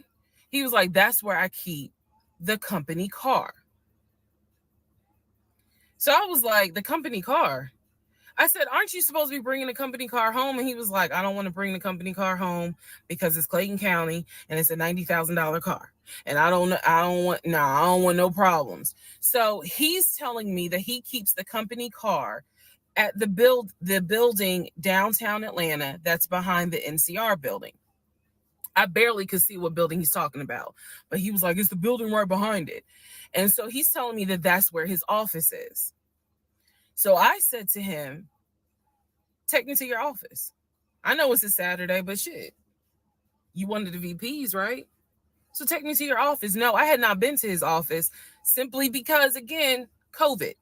So I was like, take me to your office. And he was like, I can. He was like, that's no problem.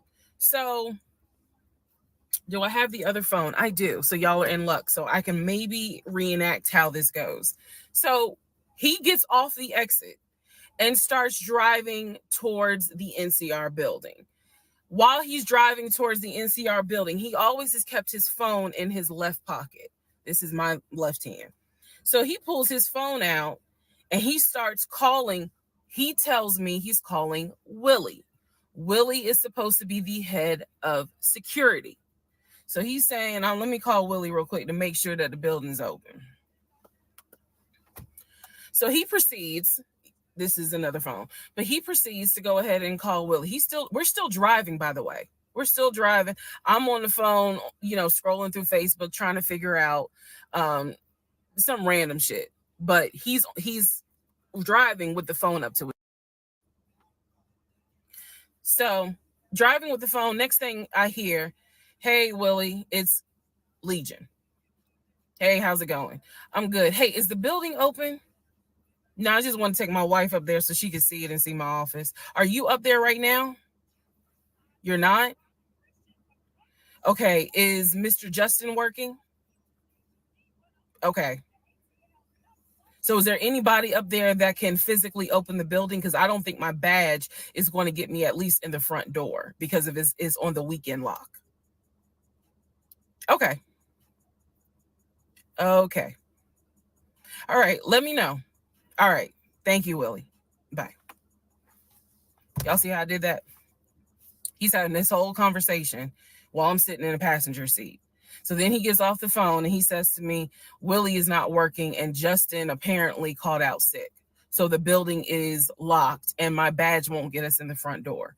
He was like, Willie's going to see if there's someone else that can open the front door so we can actually get in. He's like, my badge will get us on the floor, but it will not get us in the front door. No one ever called. So when he's getting off the highway, he basically turns onto Spring Street. Again, there's all kinds of shit I distinctly remember. He turns onto Spring Street so that he can then get on 75 South so we can go home. Never saw the office that day. But again, this is where he's saying that he keeps the company car. So when we get to part 21, I'll kind of go into detail about the whole company car a little bit more. Part 21, who the fuck did I marry? So the company car apparently was a charcoal gray BMW. I believe it was a 5 Series. It was a 5 Series. I don't know much about the sedans. Y'all know I wanted the X5 dark blue with the cognac interior. He got the BMW 5 Series, charcoal gray. He sent me a picture of the car. So I did see a picture of the car. After this whole NCR building, take me to your office, that is what he's claiming, is that he leaves the company car at that location. He's saying that he drives from Riverdale to Midtown, switches out cars, and then drives from Midtown to Duluth. Those that don't know how Metro Atlanta is, basically Midtown would be in between where we live and Duluth. I only know that he left the house every day at 6:15. I know that I never physically saw the company car come to our home. Saw a pictures, plural. So when he told me that he got a BMW 5 Series, keep in mind this is after I had been promised a dark blue X5. So I was a bit salty. I don't care if it is a company car. I was a bit salty. I will admit that. Because I felt like you get to drive the car that you know I really want, which is a BMW. And so he would call me from the car. He would tell me, yeah, I may just drive home in this car and not switch back to his personal car. He was like, I don't know. He did that a lot.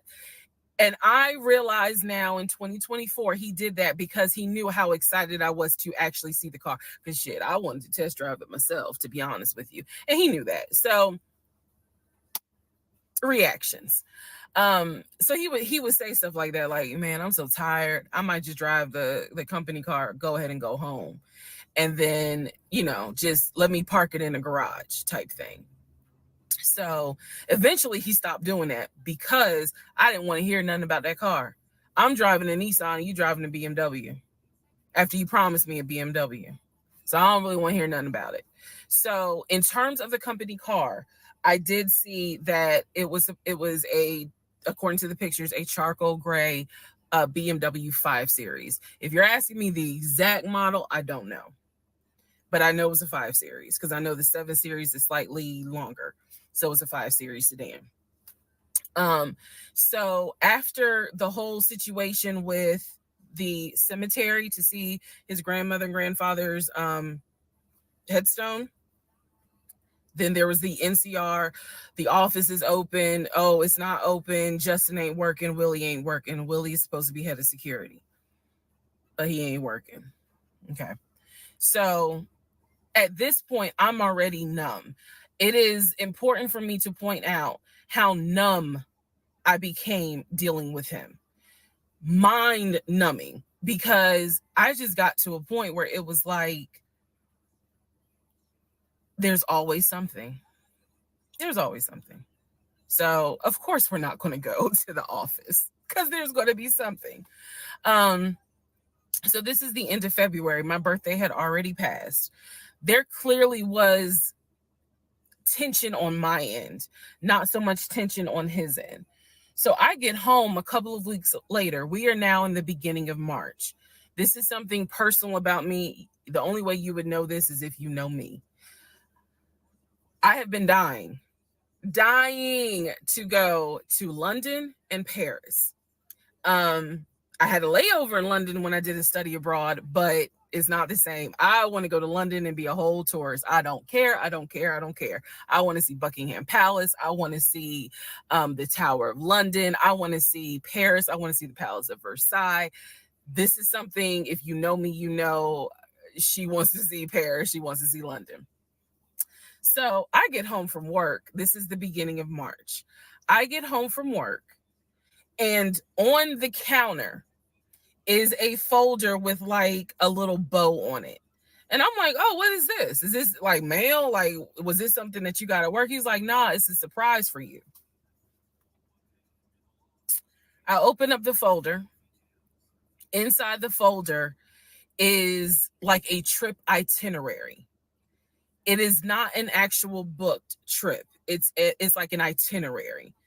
A trip for two to go from Atlanta to London. The trip should have happened, and it was the month on there was like July. So it was a summer trip. So he tells me, I'm going to take you to London. He was like, I wanted to take you for your birthday, but certain things fell through. He was like, so this summer in July, we're going to go to London. He was like, I've already made a reservation for us to stay at the Savoy. Again, there's certain things that my brain just was like, remember that.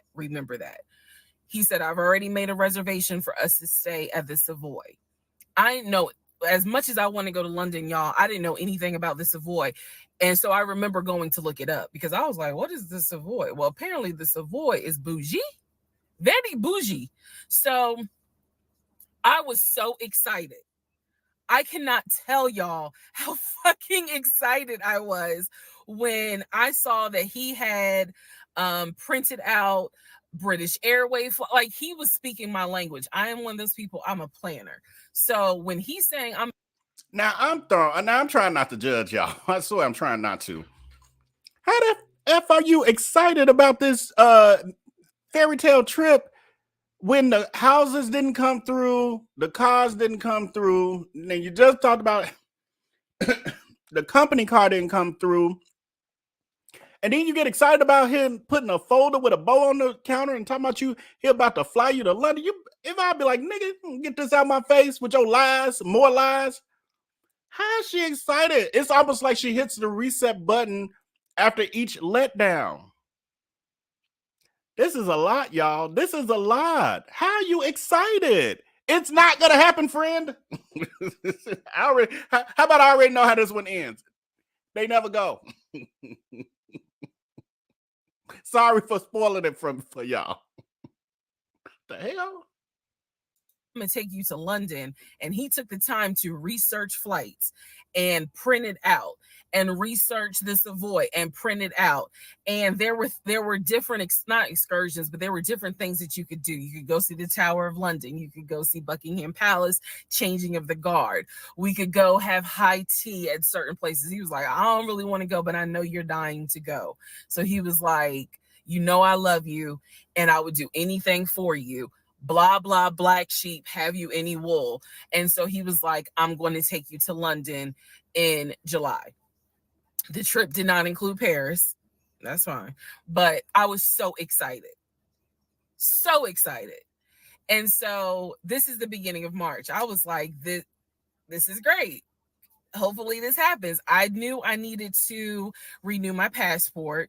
And he was saying that he had to renew his passport as well because his passport had expired. So both of us were like, okay, we need to get on this if we're going to try to make it to London in July, and it's now March.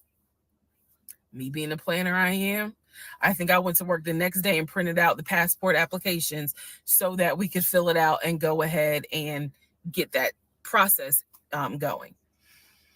So, needless to say, something must have happened, and I don't remember what it was. We just simply didn't fill out the application for the passport. So, fast forward, we're now at mid-March. Mid-March, the decision was made that my mom, who lived in Arkansas, was coming to visit us. She would be coming, I believe, the second week of April, and she was going to stay a week and then a few days. So, like, maybe a total of 9 days. Not quite 2 weeks, but a little over a week. So she was coming in April, and I was excited. Legion was excited because he was excited to physically meet my mom. He had talked to her on Zoom. He had talked to her on the phone, but he was excited to physically meet my mom. And my mom was excited to physically meet her son-in-law. So this is mid-March. I'm going to go into part 22 where I explain what happened with Facebook Messenger. Part 22, who the fuck did I marry? So now we are in March. She taking me on an emotional roller coaster because I'm y'all know I've been trying to be feeling empathetic for her. And then we get to this trip and I'm like, girl, if you don't quit playing in my face, if you don't quit playing in my face. I can't get over every single thing he's promised. Every single thing he said, any major thing, things that were way bigger than this trip, he couldn't deliver on. And you think he about to deliver, I should say less than this trip, and he couldn't deliver on. And you think he about to sit here and get you flued out And then she said, now she already saying before we ended that they, for some reason, just didn't fill out the passport application. I would like to know if he even had a pass. I would have been like, show me your expired passport. I want to see it. And I know what a real passport looked like. Let me see the expired one, since you claim you got to renew it too. Boy, if you don't quit playing, no passports last 10 years. You don't quit playing in my face. What's this poll question I got? They both getting on my nerves at this point. The hell? Girl, you ain't supposed to be talking about what you're still excited about. That's the last thing I expected her to say. Oh, and I got so excited. Why? You're just building yourself up for disappointment. Poll question we're closing out is, do you think that company car ever existed? 91% of y'all say, hell no, Vell, quit playing in our face. 9% of y'all like, well, maybe because but he did say, and she did say he had a picture with it. What the is a picture showing me? Pictures ain't enough in today's day and age with technology. If you don't FaceTime me from the interior of that BMW, that 5 Series BMW, show me a FaceTime with you getting in and starting it up. Show me your key fob when you come home. Because you're leaving it at work, right? Are you taking the keys in the building, the key fob to the BMW and placing it at your desk in the drawer, then coming back down and then getting in the car? And I saw somebody saying Gwinnett County, where they live, the traffic is too horrible to be going back and forth and switching cars and stuff. You're telling me with the, yeah, you that said Vell fed up. You know me, friend. You've been around long enough. Vell is fed up. Y'all know how I get. You telling me that you got this BMW 5 Series and she's talking about her birthday had passed and y'all did it up for the birthday. You ain't decide, at least for her birthday weekend, to bring the BMW company car home to be able to take your wife on a date for her birthday versus riding around in your 1998 Ford Taurus. I think it was a 2018. But your Ford Taurus, and you got a BMW that you dropped off at work before you took her out. What? That don't even make no sense. Even the fact that he couldn't get in his work building. I'm like, boy, if you don't quit playing with us. And fine, I would have been like, oh, you can't get in the building? That's fine. Just take me to the parking lot so I can see this 5 Series gray BMW in person. Show me the car in person. Even if we can't get in. Oh, you left the key fob upstairs in the secured building that we can't get in? That's fine. Let's just drive by the car. I just want to get out and touch it and walk around it.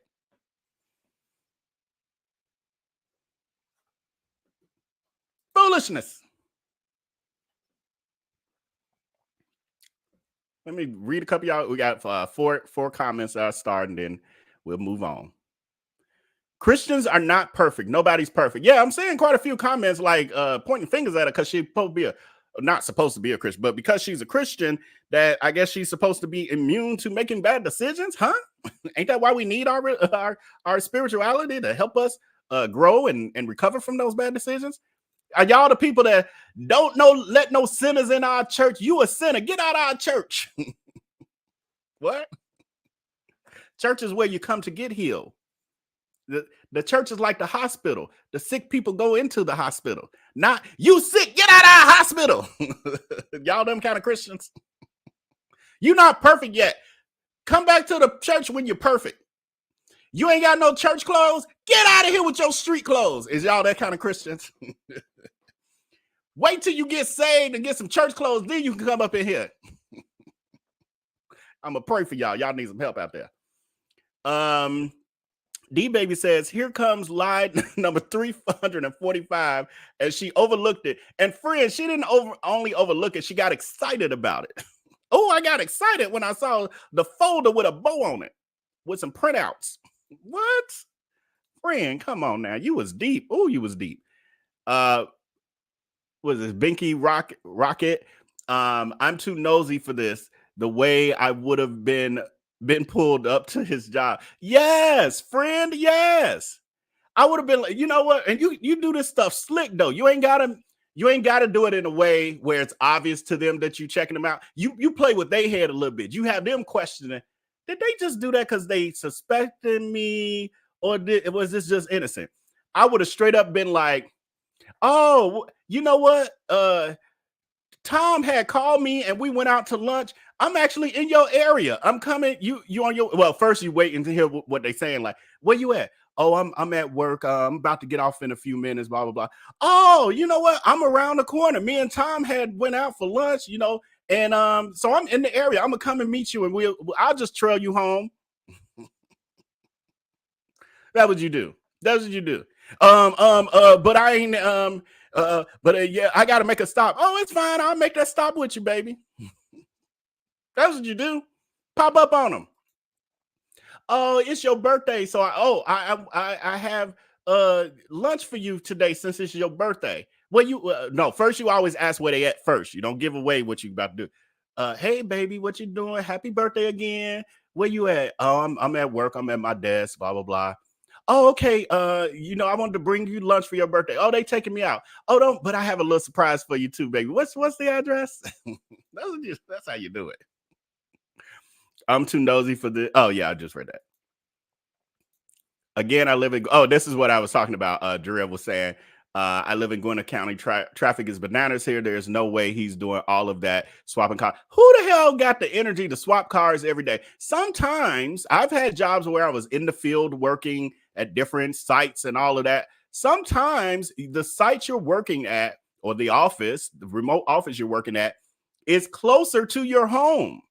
So then you don't want to go out in the opposite direction and switch cars and come back.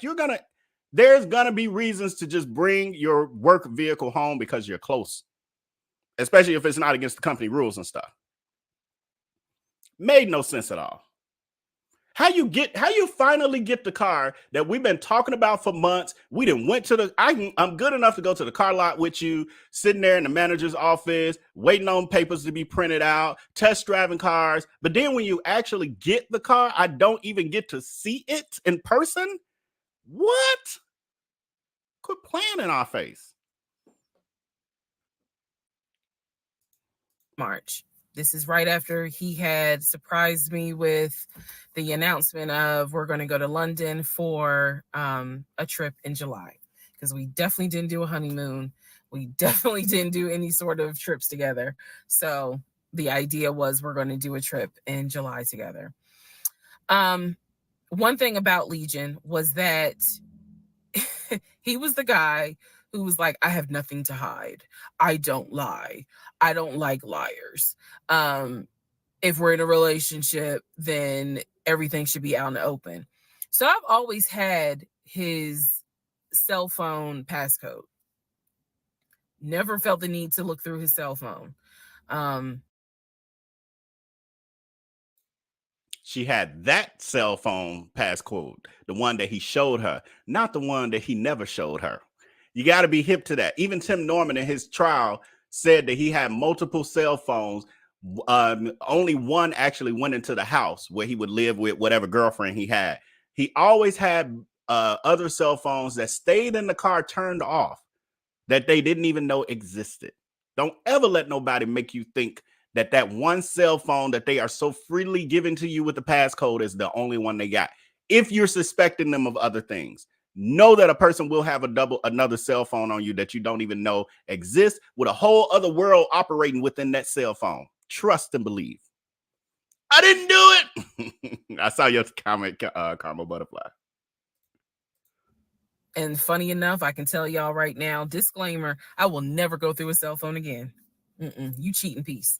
So anyway, so one day, this is mid-March, going like around March 20th. So we're heading towards the end of the month. He was in the shower. Keep in mind, my mom is coming for a visit in April. So he was in the shower and he received a text message on his phone from a woman. The text message, because it was a preview. So the text message was something where if you didn't know the context of the text thread, you could either go left or you could go right with it. So me being just curious, I opened up the phone, put the passcode in, read the text, then read the thread. Come to find out, it was a text from his aunt. His aunt and his ex share the same name. That's why I say it could go left or it could go right. Text was from the aunt. So I looked at the text, went through the thread, nothing in there. So I went ahead, X'd out of the messages. I see that he has Facebook Messenger downloaded. And obviously it shows you the number of unread messages in the icon. So it showed that he had like 5 unread messages. So I clicked on it, just being nosy. And what do my wondering astigmatism eyes see?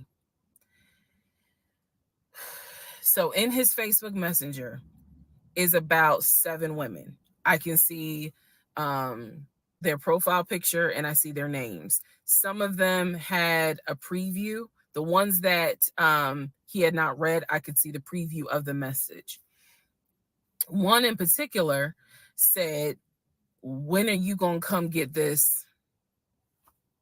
Y'all know what I'm talking about. So I clicked on that one first. And I'm reading through the thread. And so she's saying, "When are you going to come get this?" But earlier in the thread, or further back in the thread, he had asked her, "When are you going to give me?" And she said, "When lockdown is over." So from what I could piece together, he had not yet physically gotten with her. But had there been no COVID, oh, he would have smashed all day, every day. The other messages were innuendos, meaning the other messages from the other women were innuendos. They were not as graphic as the one between him and her. So I'm reading these messages, and what is interesting is that the person I am married to is not the person in these messages. Like, this man was on some nasty shit. And I say nasty not in a judgmental way, but in a, with me, he seemed to act as if I was damn near virginal white. And I clearly see evidence that you into some shit that with me, you acting like, nah, I ain't really into that. So I confronted him. I absolutely confronted him and was like, "What the fuck is this? If 2 + 2 is 4 and 5 + 5 is 10, what the fuck is this?" And so he did not, "Oh, that ain't what happened, blah, blah, blah." Instead, what he hit me with is, "Man, I was just playing around. Like, ain't nothing happened. I shouldn't have said all that, but I was just flirting. It ain't mean nothing. I don't even know that girl. I was just flirting." And so I'm like, "Is this what you into?" And so he was like, "No, it's not what I'm into. It was just stupid. It was stupid because I shouldn't have done it." So I'm going to be honest with y'all, because I've been honest all this time. What pissed me off the most was that here I am as a woman behaving, trying to do the right thing by him and this marriage. And you mean to tell me you out here offering your dingaling to random chicks that you don't even know? I was more angry at the fact that I'm like, dude, do you know how much I have turned down in order to be faithful to your dumb ass? And I'm seeing that you basically are out here acting like you got Skittles taste the rainbow. I was hurt. I was angry. I thought about getting my lick back. I'm just being honest. I did. And he played it off like it ain't nothing serious. It ain't nothing serious. Don't overreact. Don't get emotional.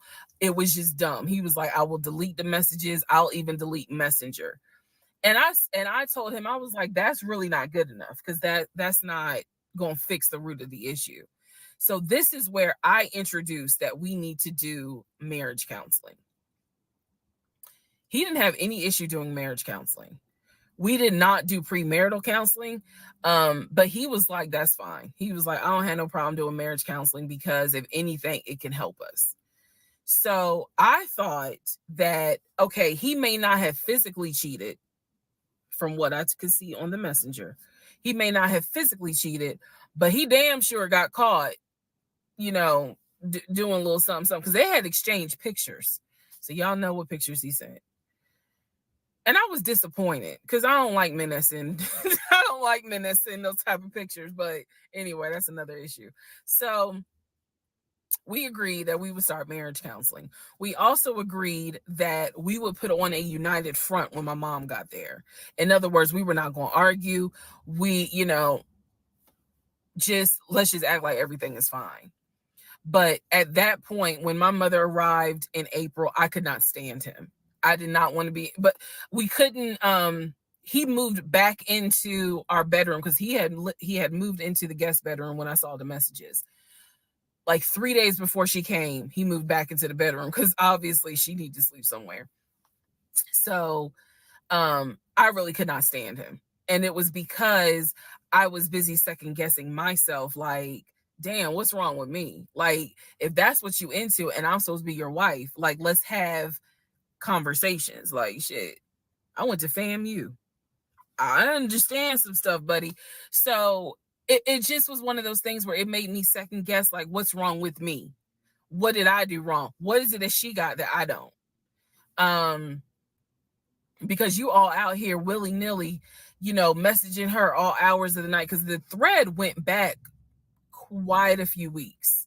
I saw it in March. There were messages from December, November. So again, I'm just second guessing all kinds of stuff, self-esteem taking a hit. So no, I did not want to be around him. I did not want, I didn't like him, period. I did not like him. I left and I would just go for a drive because driving clears my mind. I called my aunt, told her what happened. I don't recommend that. I don't recommend calling family to tell them what's going on in your marriage. But I called my aunt, and my aunt lovingly was like, what do you want me to say? You married him. He ain't your boyfriend. Y'all can't just break up.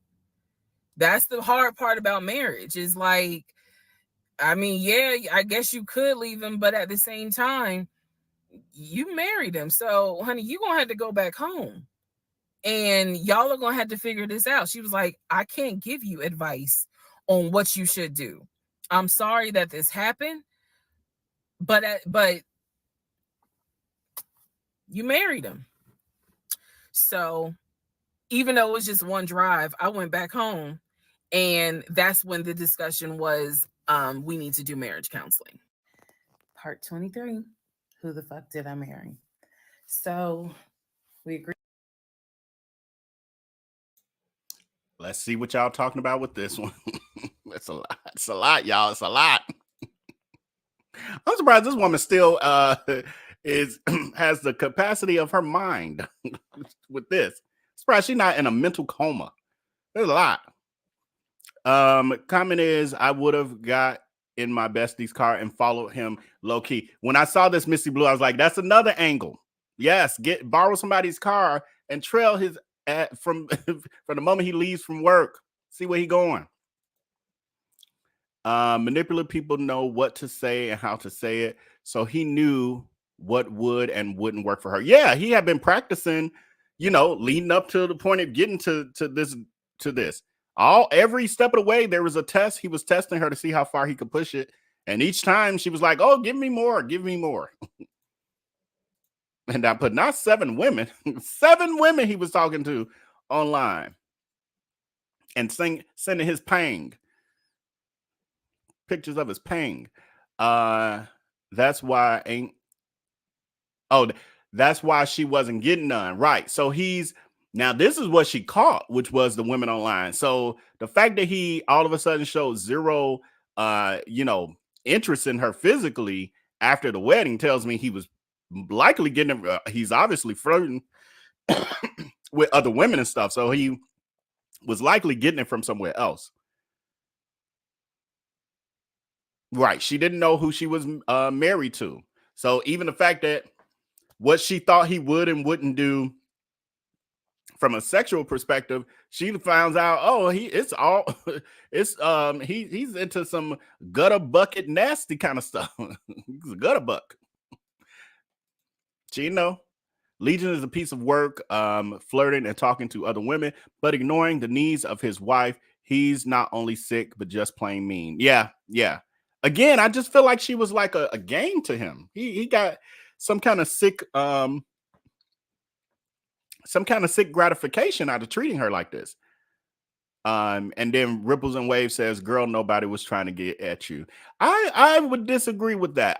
She's not an unattractive woman. I'm sure that she could get her pick of men who would be interested in her that she was interested in. She had dated prior to him.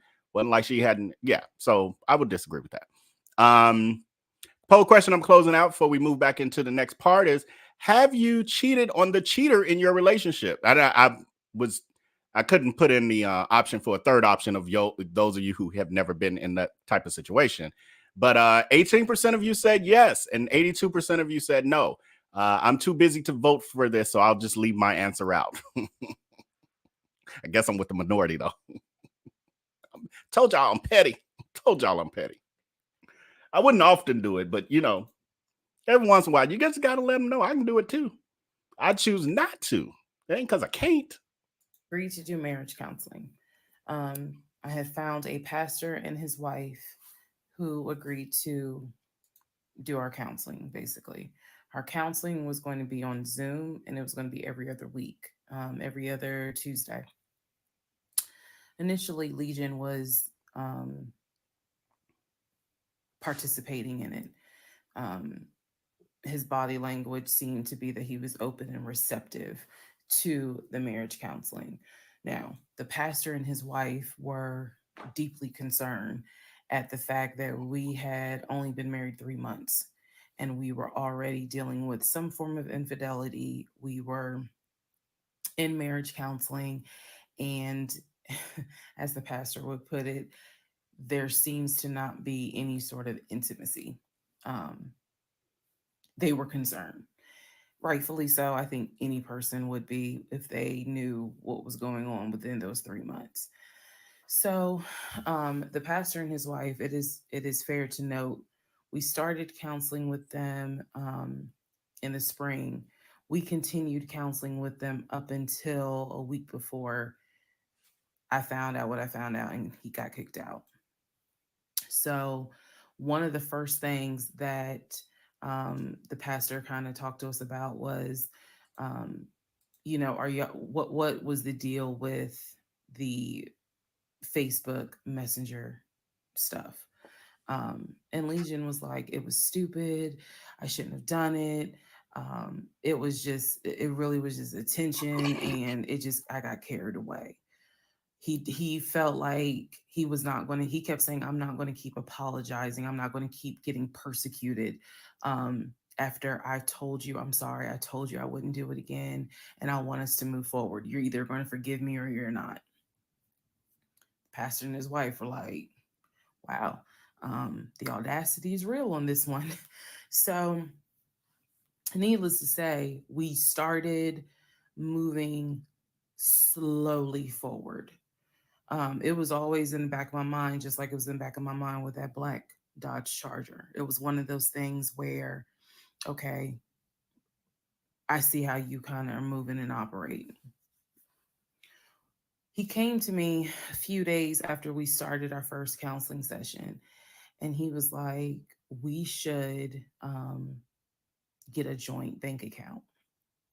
What he wanted to do was to each one of us have our own account, and to get a joint account for our money to go in there for joint expenses. Now, up until this point, he had been paying the rent, the utilities, and I really was just paying for my stuff.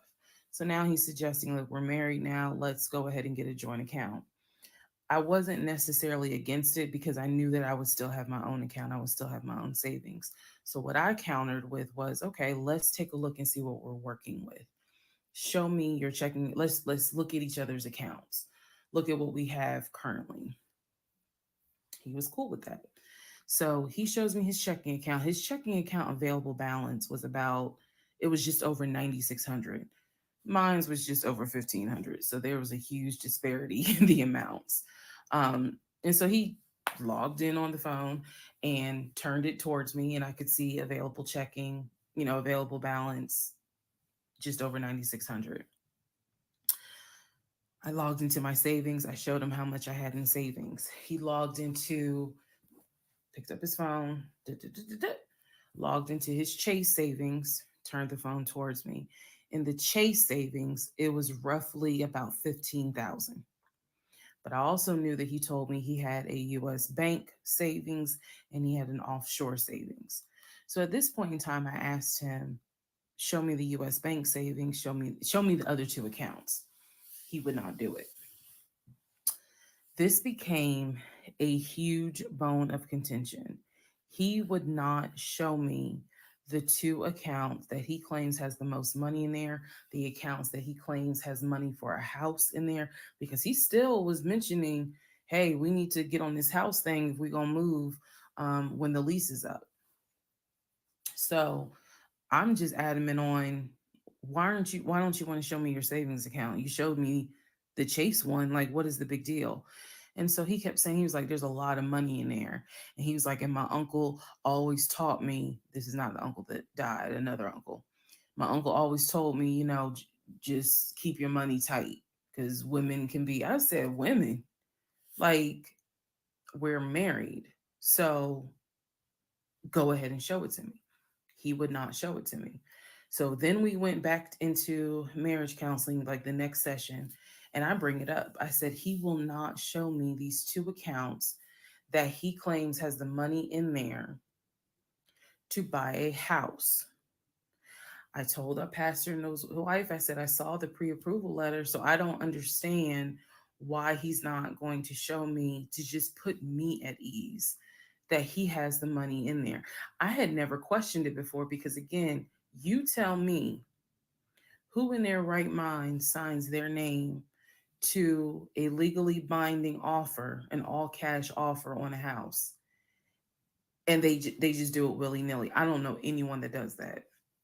So I actually never questioned what was in the savings because I clearly saw him sign his name to a $699,000 all cash offer on a house. If you don't know what I'm talking about, please go back to the parts in this playlist where I talk about what he did when we were looking for a house. So the pastor and his wife were like, Legion, that's not his name, y'all, that's a nickname. Legion, why would you not show your wife your savings account? Like what's going on here? And so he made up some bullshit. And I remember the pastor's wife was like, something ain't right. And so at this point, Legion kind of shuts down. He's just like, look, y'all are not going to tell me when and where I open up my accounts to show anybody the money I earned. I earned that money. I earned that money by playing football, blood, sweat, and tears. He went to this whole Denzel Washington monologue about how he earned that money.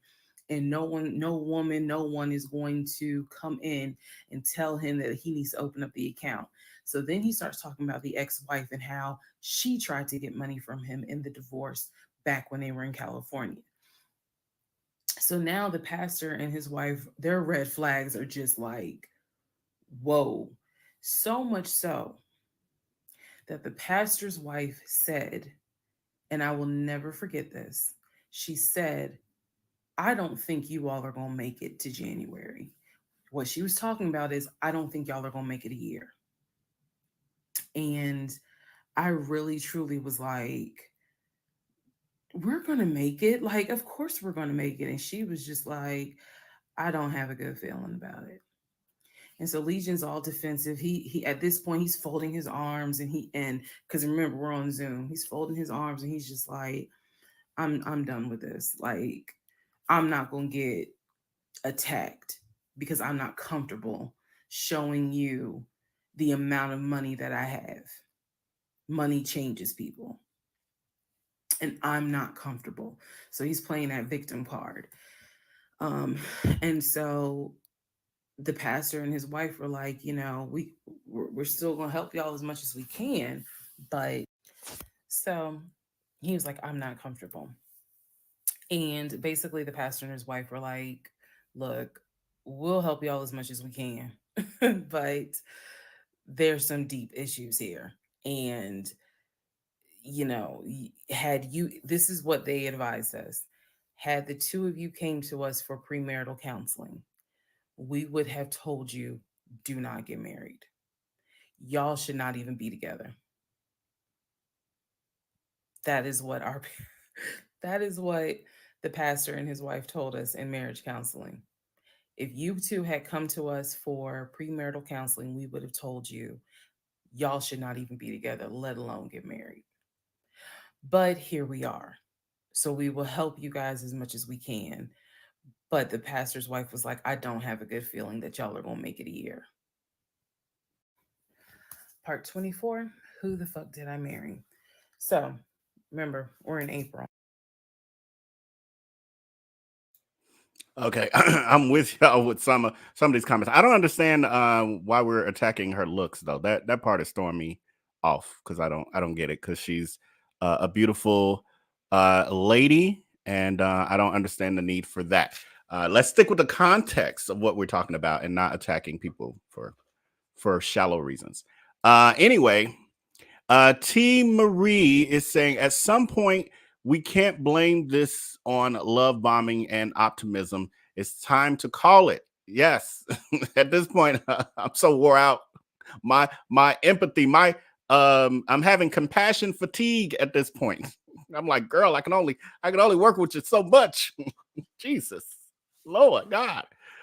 Marriage counseling now, right? At this point, a lot of people do that though. A whole lot of people. Everybody, when they're in their honeymoon stage, they like, oh, we got this figured out. This smooth sailing. We don't need no marriage counseling. And then when it's going awry and y'all in separate bedrooms, y'all, we need some help. help us. Can't stand this kind of advice. Yes, I think it was the advice of the aunt who was like, well, y'all married now. Y'all not just dating. So you got to figure this out. You got to stay with them. You can't just leave them. Yeah, I agree with that. That's that old school mentality of how some of us got aunts and uncles who ain't lived together in 40 years, but they still married, and children were brought in and out of outside children they was helping raise and all kind of stuff. Yeah, that comes from that kind of advice. He a good man. He keeping a roof over your head. Girl, men gonna be men. All that foolishness. You better value yourself more than that.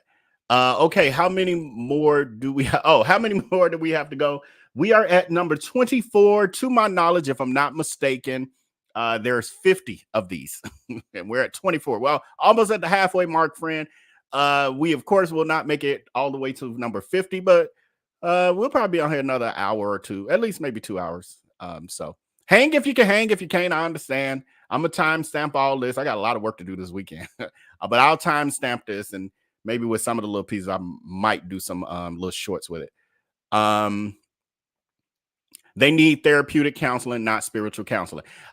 Donna Hammond, I'm with you, friend, where, and I'm not saying that spiritual counseling does not work and should not be done at all. It should not exist. However, there's psychotherapy is needed in many of these instances. I feel like spiritual counseling should be in addition to, not in spite of. And I see people do that quite a bit. And I'm like, well, see, but they need mental help from a licensed professional who understands the psyche of the human mind. That's what they need for this, for y'all to fix this, not a Bible scripture. Like, oh, they can use that too. Don't get me wrong. But God gives us the tools and the professionals in order to help us with those things. God has provided that for us. Let's utilize both. When she said that she started sleeping in the other room, yep, the other women had his attention. Yeah, that's always a telltale sign. If y'all go end up in different rooms and it ain't just because of sleep apnea, that's a warning sign. That's a flag. That's smoke. I'm sorry if I came in your house. I know I don't belong. Let me see myself out. Let me see myself out. Courtney Witherspoon, this is why all of my social media is private. Some of y'all are so mean. Dang. Yes, I'm with you, Courtney. There's no need to attack this lady's looks. I'm so confused at the comments that got stuck on that. Superstar Graham is saying, what did she do with her money? This was throwing me off too. And who else? This is the other comment I saved regarding that. She's leaving out some stuff. He paid all her bills. Why the hell did she only have $1,500 in her account? Right, because she said, okay, so by this point, he had moved in what, April, y'all? By this point, I forgot what time. We were around a year later. Where did all this money she should have been saving up? Like, what's happening here? That part is not adding up for me as well. Also, well, I could see, okay, they bought her Nissan Altima, what, at least two months, 3 months in. So she could have possibly not had that much money for a down payment at that point. But by now, a year later, when he's paying everything except for like 2 of her bills, and she had been working at the state trooper's office for about 8 years at that point. That's very odd. Like, she should have a decent salary, at least decent, where if all she got is a card note and whatever little, maybe groceries or something, she should still be able to bank some money from what, I don't know. That part, I'm with y'all though. Something's missing with that. And then Jason is saying, just like he didn't want to show proof of funds. The thing that threw me off in this segment, in segment number 23, that threw me off is she keeps referring to this fake ass letter from Chase Bank like it was real. To this day, this is years later, 4 years later, she's still referring to that letter like it was real. See, I'm still lost because I saw him sign that Chase proof of funds letter saying he had over 600 and something thousand, or whatever it was, hundreds of thousands in his Chase account. Girl, it was a fake letter. It was fake. What? It wasn't real. Why you keep referring to it like it was real money? I don't know, y'all. Let's go ahead and continue with the pain. We're now moving towards the end of April, and he still did not show me his savings account. Saw the checking, saw the Chase savings. So he decides that we should start looking for a house again, because my lease was up in August. And I made it very clear that when the lease is up, I am moving. I wanted to move to Cobb County.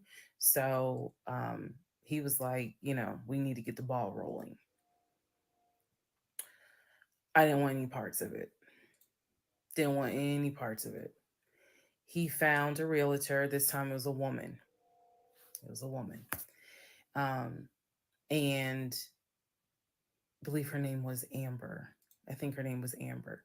So he found a realtor, and he told her what the budget was. Amber started finding houses. So please understand, or you don't really have to understand, but I believed he was a sane, rational human being. Sane enough that you would not sign an offer on a home if you didn't have the money. That's what I believed. So when we started working with Amber, I believe, showed us 3 or 4 houses. It was not nearly as many as the other realtor, Scott. So one of the houses, absolutely loved. Ugh, I love the house. I really wanted to put in an offer on that house, and I'm going to post it on the screen. The house, love that house. It was just absolutely beautiful. And once again, he wanted to put in an all cash offer on the house. But before he could put in he had told Amber, I want to put in an all cash offer. And what Amber, the woman, was smart enough to say is, okay, let's just go ahead and take it one step at a time. Let's go ahead and get your pre-approval stuff together. She said, I work with a great lender who, if you're not already pre-approved, he can get you pre-approved, no issues. And then if you want to do an all cash offer, then we'll go ahead and get the proof of funds together. So that way we can submit it all with your offer. Jesus. Y'all already know what happened, because you remember what happened on the last house with Scott. Basically, Legion was like, well, I can get you whatever you need. That's fine. But I really don't want to submit proof of funds unless they accept the offer. Amber, and I don't know where she is. I don't even know if she'll ever see this video. Anyway, let me keep going and I'll explain why that woman has a special place in my heart. So Amber was like, I totally understand. But this is how we're going to do it. I'm going to need that paperwork. Okay. And we'll submit it with your offer. She just simply was like, yeah, this is how we're going to do it. And so he did not submit the paperwork when she had asked him to. And I remember I was driving to work and I stopped at the Quick Trip on Upper Riverdale Road in Riverdale, Georgia. And Amber had called me. It was in the morning. She had called me. And I believe with all my heart that Amber knew something was up, but she also knew I did not know what was up. So she called me and she was like, I just don't understand. Like, if he has the paperwork, like you can submit the paperwork. But the issue was the Chase paperwork that I had was from a year prior. So my understanding was that it pretty much was no good at this point. Um, so she said all he has to do is just email it to me or take a picture of. She was like, I just need to know that he's able to back up his offer. And I said, I totally get it. And she was explaining some stuff to me. She was like, he needs to do X, Y, and Z. And so I said to her, I remember I said, I don't know what's going on. I said, I'm going to get down to the bottom of it, but I don't know what's going on. And so let's put a pause on this whole thing. Let's put a pause on looking at houses. Let's put a pause on getting his pre-approval letter because I'm not sure what's going on. And she got quiet and she said, okay. I said, and I know this sounds weird. And she said, no. She said, that is actually very smart. She said, do your research. And if I can be of assistance, call me. She said, whether you buy a house with him or you buy a house on your own, I will be more than happy to represent you. I don't know where Amber is today, but it was a struggle. No. I didn't do my due diligence. Where was I? What part were we at? Turns onto Spring Street so that he can then get. Oh my God, y'all. my cursor keeps jacking me up. Hold on. No. We were on 24. Okay, let me fix this. What the hell? I was trying to pause it because I was about to say that now I forgot the lady's name, but that realtor gonna end up getting that. Hold on, y'all. That realtor gonna end up getting that commission anyway, because she about to be paid enough to buy her house on her own. That was a foreshadowing. Okay, I'm getting that, y'all. Like, what the hell? My mouse, I wonder if might need to be recharged because it's like, hold on. Sorry about that, y'all. You said 24 we're at, right? We're on 24. Okay. Here we are. And then it's kind of odd because I have to look at the screen. I'm getting that though. Might have to start at the beginning of 20. I think we're about here though. But anyway, that's all. I was pausing to say that it was foreshadowing because what realtor says, whether you buy it with your husband or you come back on your own, I would be loving like everybody was seeing the signs except for her. She's like, or when you figure out who that this is a scam and you end up single again and you decide on your own to get a house, I'm still here for you. Craziness. Okay, let's get back into it.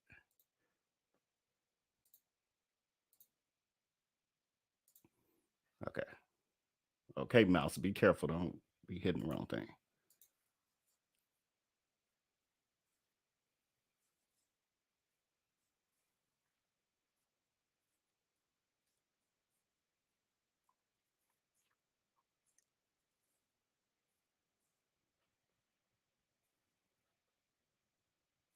think I'm gonna go a little faster before this.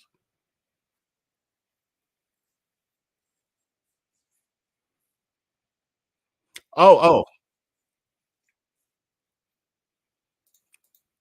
hold on, y'all. Forgot I got to share it a different way. Hold on. Let me pull it up the right way. Thank y'all for letting me know. Here we go. Okay. To submit proof of funds unless they accept the offer. Amber, and I don't know where she is. I don't even know if she'll ever see this video. Um, anyway, let me keep going and I'll explain why that woman has a special place in my heart. So Amber was like, I totally understand, but this is how we're going to do it. I'm going to need that paperwork, okay, and we'll submit it with your offer. She just simply was like, yeah, this is how we're going to do it, and so he did not submit the paperwork when she had asked him to. And I remember I was driving to work and I stopped at the Quick Trip on Upper Riverdale Road in Riverdale, Georgia. And Amber had called me. It was in the morning. She had called me. Um, and I believe with all my heart that Amber knew something was up, but she also knew I did not know what was up. So she called me and she was like, I just don't understand. Like, if he has the paperwork, like you can submit the paperwork. But the issue was the Chase paperwork that I had was from a year prior. So my understanding was that it pretty much was no good at this point. Um, so she said all he has to do is just email it to me or take a picture of. She was like, I just need to know that he's able to back up his offer. And I said, I totally get it. And she was explaining some stuff to me. She was like, he needs to do X, Y, and Z. And so I said to her, I remember I said, I don't know what's going on. I said, I'm going to get down to the bottom of it, but I don't know what's going on. And so let's put a pause on this whole thing. Let's put a pause on looking at houses. Let's put a pause on getting his pre approval letter because I'm not sure what's going on. And she got quiet and she said, okay. I said, and I know this sounds weird. And she said, no. She said, that is actually very smart. She said, do your research. And if I can be of assistance, call me. She said, whether you buy a house with him or you buy a house on your own, I will be more than happy to represent you.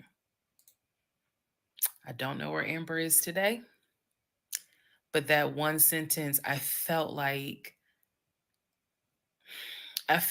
just woman to woman, she was basically telling me something ain't right.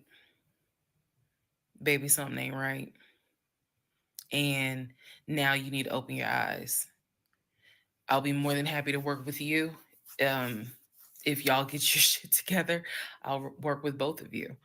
But whether you buy a house or not, do your research and then let me know what I can do. That was our conversation at the Quick Trip on Upper Riverdale Road. So I got off the phone. Um, that was the last time that we worked with any sort of realtor. That was the last time that we looked at any sort of house. Um, and I don't remember exactly what happened after that meeting that day. I do know that when I went home, I simply told him, I don't want to look at a house right now. I said, I think it's okay if we rent.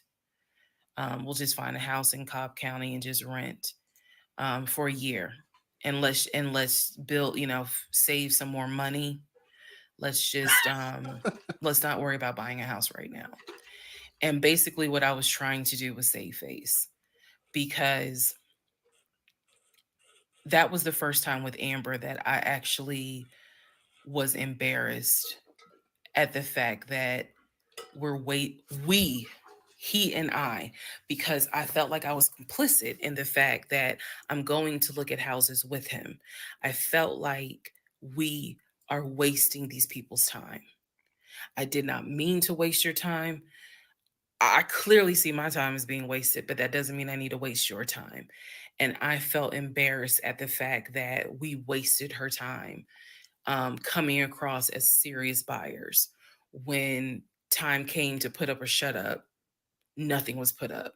And I knew nothing. I had nothing to add to add to this, because we're talking about a $650,000 house, and I'm I don't make that. I don't make anywhere near that. So it just became one of those situations where I was trying to save face.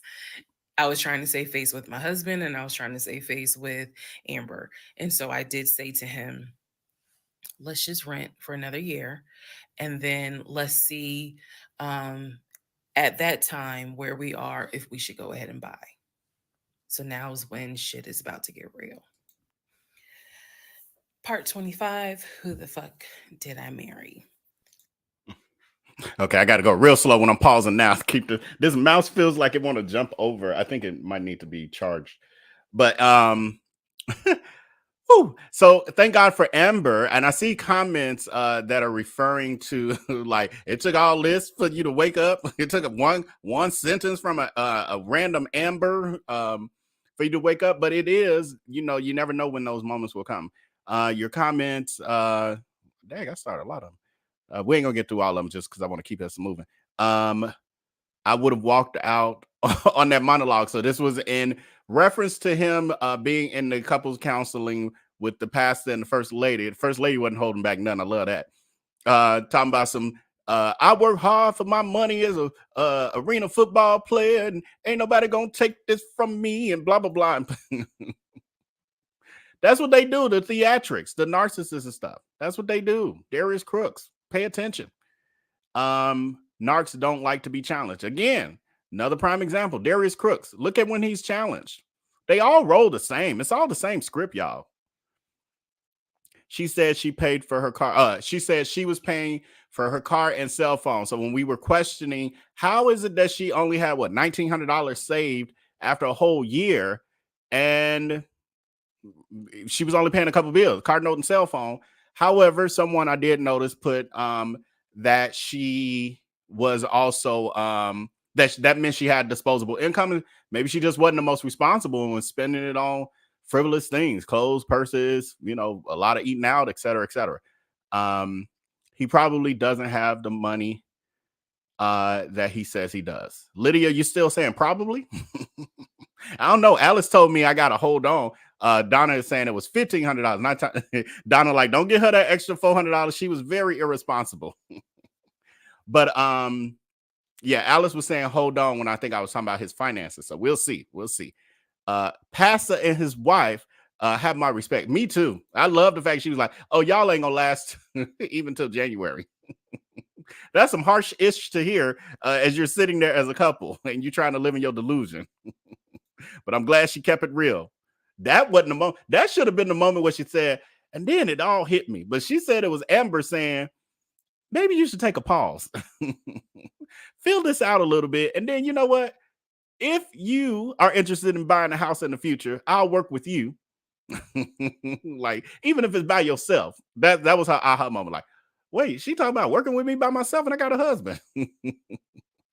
Wait a minute, she sees something wrong with this. She ain't even really met him. She only knows him from business dealings, and she could see it. Hey, you there saying no one attacked her looks. That's a lie from the pit of hell. I wouldn't have said it if I didn't see it myself. There were comments attacking her looks, most definitely. Yeah, she worked at the state trooper, and then she also worked part-time at Amazon.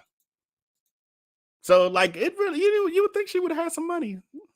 But, with him coming into her life and supposedly taking care of all those bills, if she was smart, she would have. Maybe she was really irresponsible though, because she also did financially irresponsible. Because she also said that when he said somebody pulled up in the house and a charger, blah blah blah, she said it could have been the sheriff's from for me being served from a unpaid credit card bill.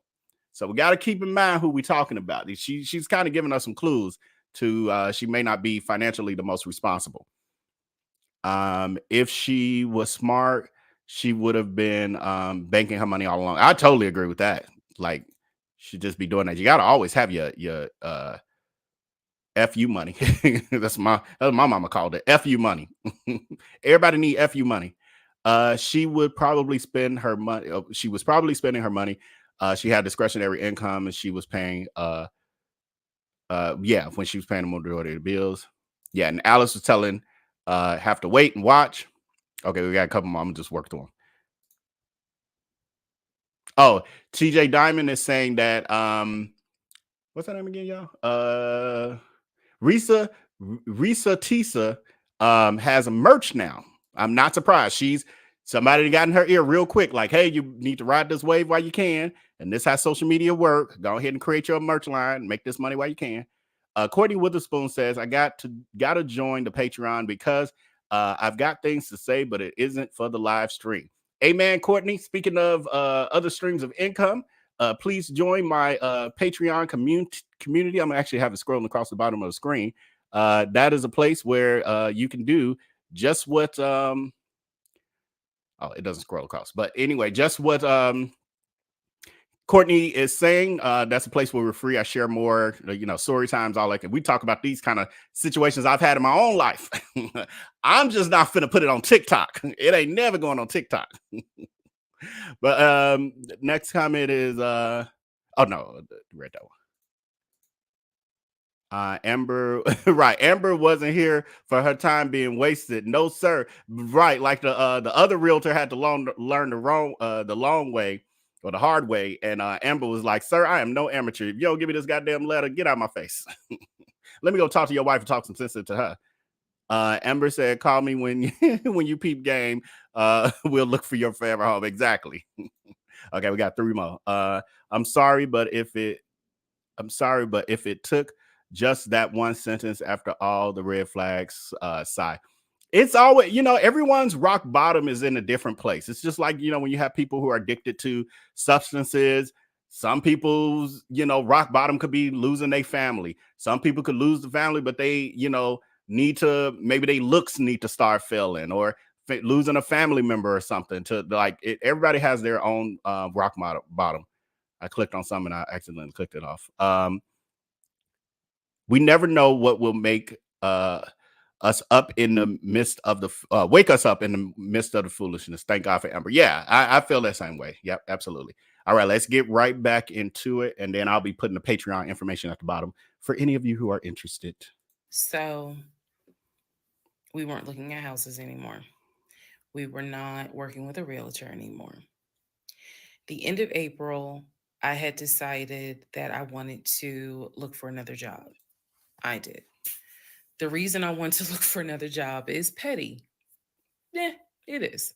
I wanted to look for another job because I was pissed off at the fact that um, I had basically was dependent on him to help with the car note. So I wanted to look for another job where I could afford life all by myself, including that car note, basically where I would make more money. I told him that I was going to start looking for another job. He laughed. And his exact words were, "You're not going to leave Georgia State Patrol." He was like, "I swear you love them niggas more than you love me." He laughed. So that fueled me even more. So I was hitting the pavement hard trying to find another job. I was applying to all kinds of places. Got a phone call from my current job. So this is how I ended up in my current job. Got a phone call. They had sent me an email with a background packet. The background packet was long and extensive, but in the background packet, it asked for my spouse's full name, my spouse's date of birth, and my spouse's social security number. So I showed it to Legion and I was like, I need your social because, I'm applying for this job. It's a great job. It's way more money. Um, and, we're talking about moving anyway to Cobb County. So this is a God thing. He did not want to give me his social. I explained, I showed him the paperwork where I was like, look, because we are married, I can't lie on here. So help me. um, so he writes down his social security number on the background packet. And I eventually turned it in. I had scanned it, saved it in my email, and sent it in. And I looked at it one day, just going through it, just making sure I didn't really miss anything. All T's were crossed, all I's were dotted. And I looked at his social, and something about the social seemed different than the social security number that I remember seeing when we did our marriage license. And so, for those who you remember in the previous part, I said I had ran his social security number from the marriage license. Nothing came back. So I thought that I had written it down wrong. Basically, what it is that the first three numbers were different on the background packet than what was on the marriage license. If you don't know this, here's a little trivia. Your social security number, the first three numbers, pretty much are dictated by the state you were born in and the state that issued your birth certificate. So he was born in Pennsylvania. So the first three letters, the first three numbers of his social security number should be attributed to Pennsylvania. Pennsylvania, shit, they probably got like 5, 6 different numbers, 3-digit numbers that your social security number can start with. So the social that was on the marriage license, for example, was probably 123. What was on the background was 456. Both of those social security 3-digit prefixes are issued through the state of Pennsylvania. Again, this is an example so I can make it clear. So when I saw his social on my background, I immediately knew that was a different social than what I saw on the marriage license. Um, and when I compared, because I had found a copy of the marriage license that we turned in because I had filled it out on the computer. So sure enough, the first three numbers were different. The rest of the numbers were the same. So one of two things, either when I ran his background, I did in fact put in the wrong number, or the number on the marriage certificate or the background packet is wrong. So I decided that I was going to roll the dice and take the social from the background packet. Again, this is the background packet that I had to fill out to get my current job. I was trying to get a new job. Okay, so I took that social and I ran a background check on it.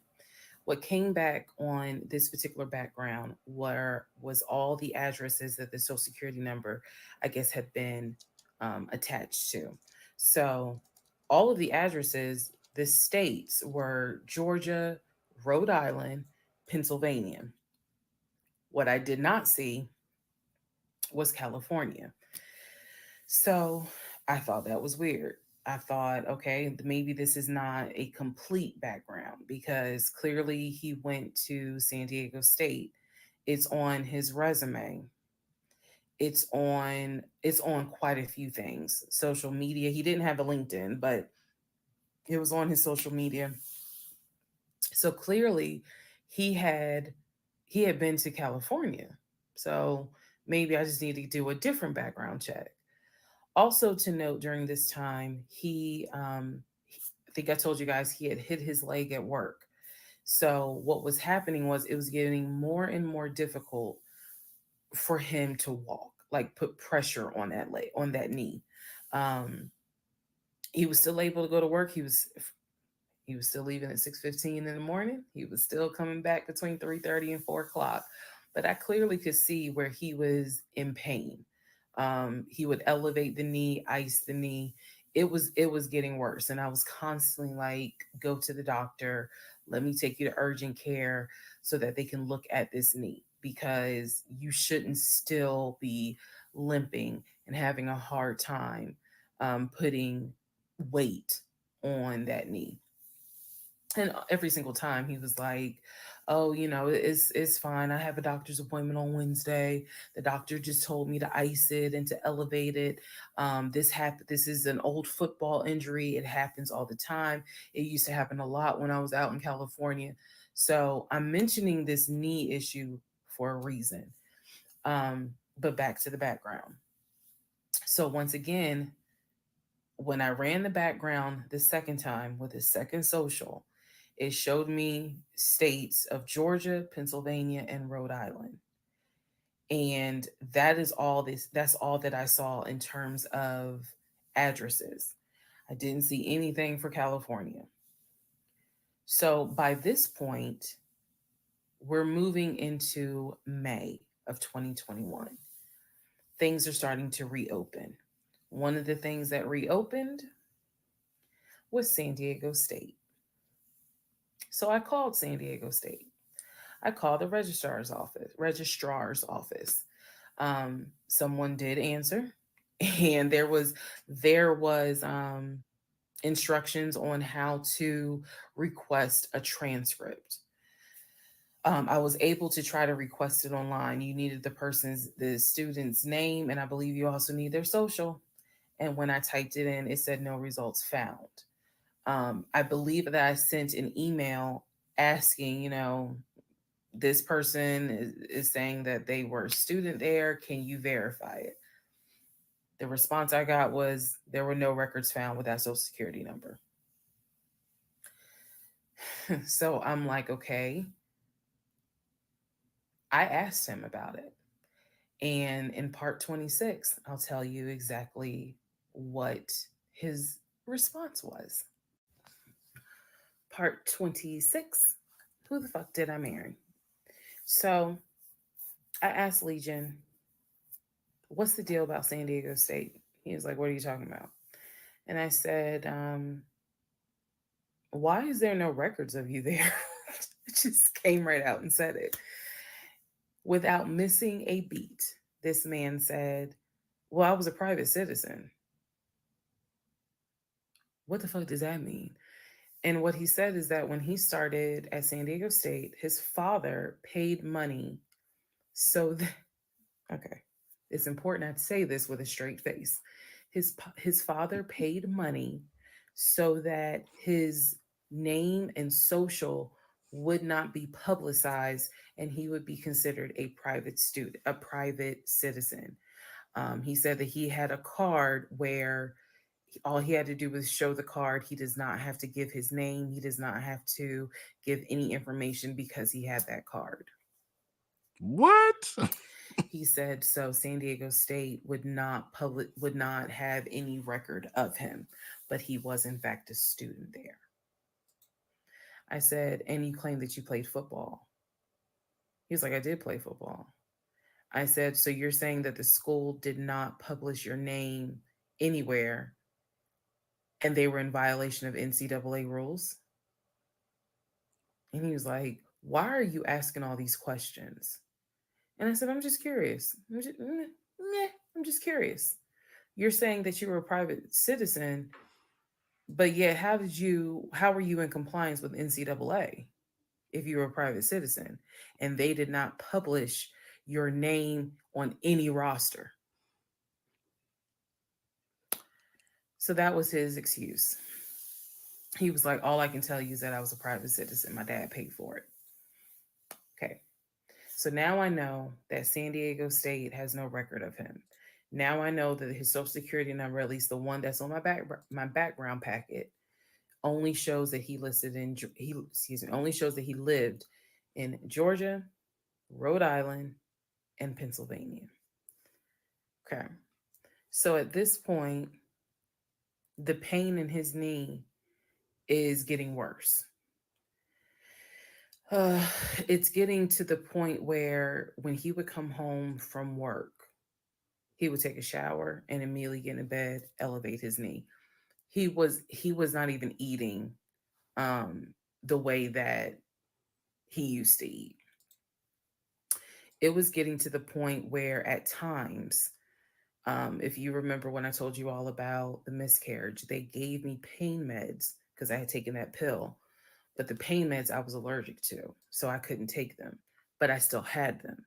So the pain in his knee was getting to the point where he would take one of those pain meds just to get through the night. He was constantly in agony, constantly kind of tossing and turning, so much so that in May he moved into the guest bedroom because I couldn't deal with the tossing and turning thing. And he just said he was more comfortable there. So what at first was a, oh, I hit my knee at work, turned into, no, it was an old football injury, this has happened before, turned into, it's painful for me to walk on it, turned into, it's actually hard for me to work on it. But he was still going to work at 6:15 every morning and coming home between 3:30 and 4. So it is, again, I'm just giving you guys the chronological order of how all this happened. So at this point, we're not looking for a house. I still have not seen the two savings account. I'm pretty sure there's no money in those savings accounts. But again, he was going to put in an all cash offer with Amber, the realtor. So I really didn't know what to believe, but I believed what I saw, which is I saw that background is not showing where he went to California. So at one point in May, it was close to mid-May, he calls me from work. He calls me from work, calls me while I'm at work, and tells me that he got a phone call from his stepson. The phone call from his stepson, the stepson was crying and was just absolutely distraught. And I'm at work in my office, like, what's going on? And he says to me that the stepson informed him that his stepdaughter passed away, that she died from COVID. The stepson found, this is the story. The stepson found her in her apartment because they had not heard from her for a couple of days. And she was unresponsive. He called the ambulance. They pronounced her dead when she got to the hospital. So he was calling to tell me that she had died. And he was also calling to ask me if I would object to him giving his ex-wife $2,000 towards the funeral. As I've stated before, and I still am this way to this day. I don't play about death. So when he told me that she died, I immediately went into the, all right, I'm sorry to hear that. Whatever we can do to help, let's help. Because surely nobody would make that up. So he was like, are you okay with that? He was like, we're married, and the agreement was that anything over $500 would be a discussion. So 2,000 definitely. And I said, yeah. I said, that's totally fine. I'm fine with that. He was upset because, again, he was close with the kids. And my heart went out to his ex-wife. It did, because I can't even imagine. I cannot even imagine. So part 27, who the fuck did I marry?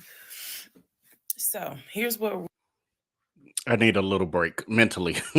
Let's review some comments.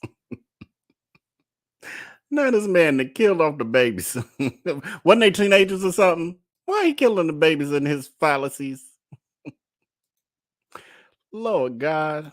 Oh my God, it's too much. How could you live? I can't even sit through the story time of it without. I'm literally starting to be like, okay, I'm over it. This is like, if it wasn't for us doing this together, I've been checked out by now. And we still only at 27 of what 52. I think y'all said, huh? I couldn't live through this. I could barely sit here and just listen and eat my food and casually laugh with y'all. It's still too painful. What? Where do you think he was getting his money from? I guess we'll get this answer. I'm very this is the part that's making me hold on. If this is made up, even if it ain't made up, she's a great storyteller because she's leaving us just enough, feeding us just enough to give us something to keep it moving forward, but also leaving out just enough so we still interested. Because now I want to know if this, well, I know this child didn't die. The child didn't even exist. I'm sure of that. But I want to know what happened. I want to know the lie that came out of it. Still trying to figure out what kind of this money he made. Trying to see now she trying to go for this government job and they doing a background check. Are they gonna catch him? Is it that she just did her own research? Like all of it, I'm interested. So she still got a hold of us. She's a good storyteller. Not necessarily the state. Alice was clarifying for us what what's her name again? Reesa Tisa was saying about the first 3 digits of your social security number is indicates where you were born. Alice was clearing it up. It actually indicates, it could indicate that, but it actually just indicates where you applied for the social security number, which in most cases is where you were born. Your parents apply where you were born. But sometimes a baby is born and they move to a different state and it takes them a while to get a social security number, et cetera, adoption and all those other things. So it could also not be the case, but most times it is. So thank you for clarifying that for us, Alice. No. Him not having a LinkedIn is insane to me. Actually, when I heard that as well, friend, as a person who's been in a professional corporate world, my last corporate gig, because it was in, executive level, they were insistent. And oh my God, I despise LinkedIn. I don't get it. It's like Facebook for business, and I'm not that interested. And most people I know, it ain't that interested. But anyway, but if you are a professional, especially at the level he's talking about, working for some major condiment brand and being a VP and all that, you would have a LinkedIn. Even if it wasn't very active, you would have a LinkedIn. That's almost a must at that level. Because you attend business meetings. It's kind of like your digital business card at this point, having a LinkedIn. I mean, I still have mine. I updated here or there. I updated it last year or something. I was on it a few weeks ago. So yes. And stay off my LinkedIn. Ain't got nothing to do with what I'm doing. No, I'm just joking. His knee was carrying all of his burdens, right? All them burdens from all of his lies, Nicole. Exactly. No record, no degree either, right? No record equals no degree. How the hell you done attended a college and you talking about you had a secret identity where they your father paid to make you a private citizen where none of your records show up in for college? What? Come on. Oh my God. And then she found out that school wasn't even licensed or regulated to be able to do the sport that he claimed he did there. Oh my God. At least look up some of but he's probably used to no one really checking up on him because he tries to find people who may have, esteem issues, etc. And so by the time they get to the point where they might want to investigate, he's already torn their self-esteem down enough to make them doubt themselves and say, no, everything he's saying is true. It's my gut is wrong. Leslie made a great comment because I was starting to think this too. It sounds like crackhead behavior to me. I'm also wondering, reason why she got a hold of me, because I'm almost thinking I got a couple more hours in me. I'm also wondering, he's all injured, and we clearly know he's no VP. He's not sitting at a desk all day with this bum knee. He's obviously supposedly, some factory job or something. He's going out and doing something during the day. It ain't being a VP. So it's very interesting, and he's keeping these same solid hours, but yet he got a bum knee. It's something going on. I want to know what was he doing during the day, because it wasn't working at the condiment company. That I guarantee you. I don't even think he was working in the factory of a condiment company at this point. He was doing some crackhead behavior during the day, and I want to know what it was, what she found out. Last two. Why is he afraid to go to the hospital? Is he a fugitive or something? I'm starting to think this too. I mean, he's obviously in so much pain that he's taking her expired pain medication. Pain medication from a year ago, he's taking because he's in that much pain. Go to the doctor and get your real diagnosis and get your own medication. You're a VP. You got health insurance. What is wrong with something's wrong? But he was but what he's really going to work. Right. So hopefully we'll find this out. This is very interesting. Let's continue. Y'all, we have watched 4 hours of this since earlier today, and what we've watched so far this evening. We've watched 4 hours and 6 minutes of this. We are at, and here's what we can establish. Number one, I ran an initial background check on the Social Security number that was on our marriage license. Nothing came back. I subsequently applied for another job. In that job, I had to fill out a background packet. The background packet asked for my spouse's name, date of birth, and his Social Security number. The Social Security number on the background packet for the new job did not match the Social Security number that he gave me for our marriage license. If you are confused, I believe it's in part 25 or part 26 that I explain that. So we can establish that I then ran a background check on the new Social Security number that was on my background packet. It came back with states that the Social Security number apparently had lived in. Those states were Georgia, Pennsylvania, Rhode Island. Okay. I decided, this is now around May 20th, I decided to do another background check. And I paid to do another background check. This time, I did it with a different company. And not only did it give me the addresses, not only did it give me the states, it gave me addresses, and it also gave me names of people who were like associated with Legion and that address. One of those names was his ex-wife. I've always known he's always told me the name of the ex-wife, but now I see it when I ran his background. I did a search for her on social media. She was not there. So the address that it showed that she was associated with him, because remember his story is we got married in San Diego, we lived in San Diego, we divorced in San Diego. Men lie, women lie.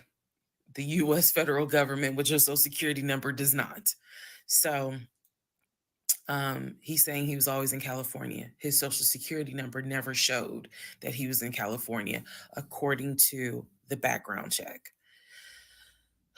It did show that he had lived in Georgia at an address associated with the ex-wife.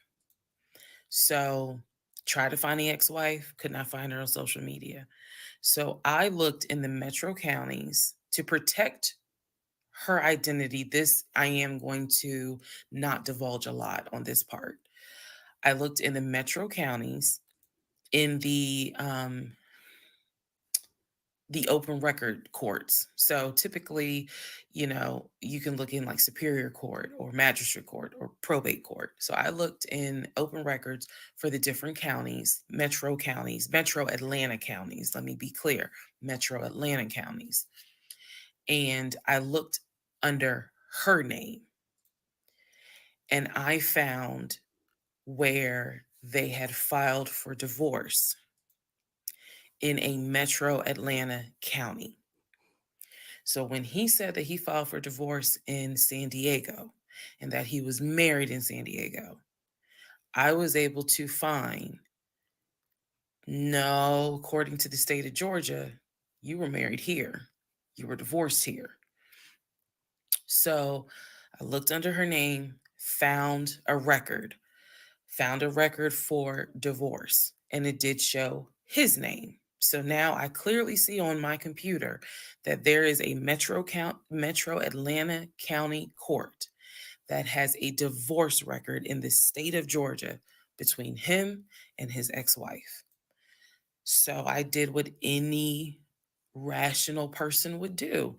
Because this is still kind of COVID time. Well, not really. It had nothing to do with COVID. Let me take that back. Because of the parameters of the court, you can only do the open records request in person. I did what anybody would do. I told my boss I had to go. I grabbed my purse, grabbed my keys, and I drove to the court to do the open records request in person. The open records request was for the divorce documents. Go back in the story, in the series, and remember I did a background on the ex-wife. I told you all exactly what was told to me. He met her in California. He married her in California. He divorced her in California because she cheated on him. He filed for divorce. She tried to get spousal support. It was going to be a little ugly. He was helping her with the kids. That was the story that was told to me. So, went to the court, filled out the paperwork, got the open records request for the divorce decree, for the divorce records. First thing I see, he didn't file, she did. Second thing I see, they didn't make it more than 6 months. I see the date of marriage. I see the date of dissolution, 6 months. Third thing I see, he was served in Metro Atlanta, which means that at the time of the divorce, he was living in Metro Atlanta. California was never mentioned. Fourth thing I see, he filed what is called a pauper affidavit. If you don't know what that is, I'm going to do my best to explain it real quick. Basically, he filed an affidavit with the court saying that he is so poor, he could not afford the fees to pay for a divorce. He couldn't afford a filing fee. He couldn't afford a service fee. That is what a pauper affidavit is for.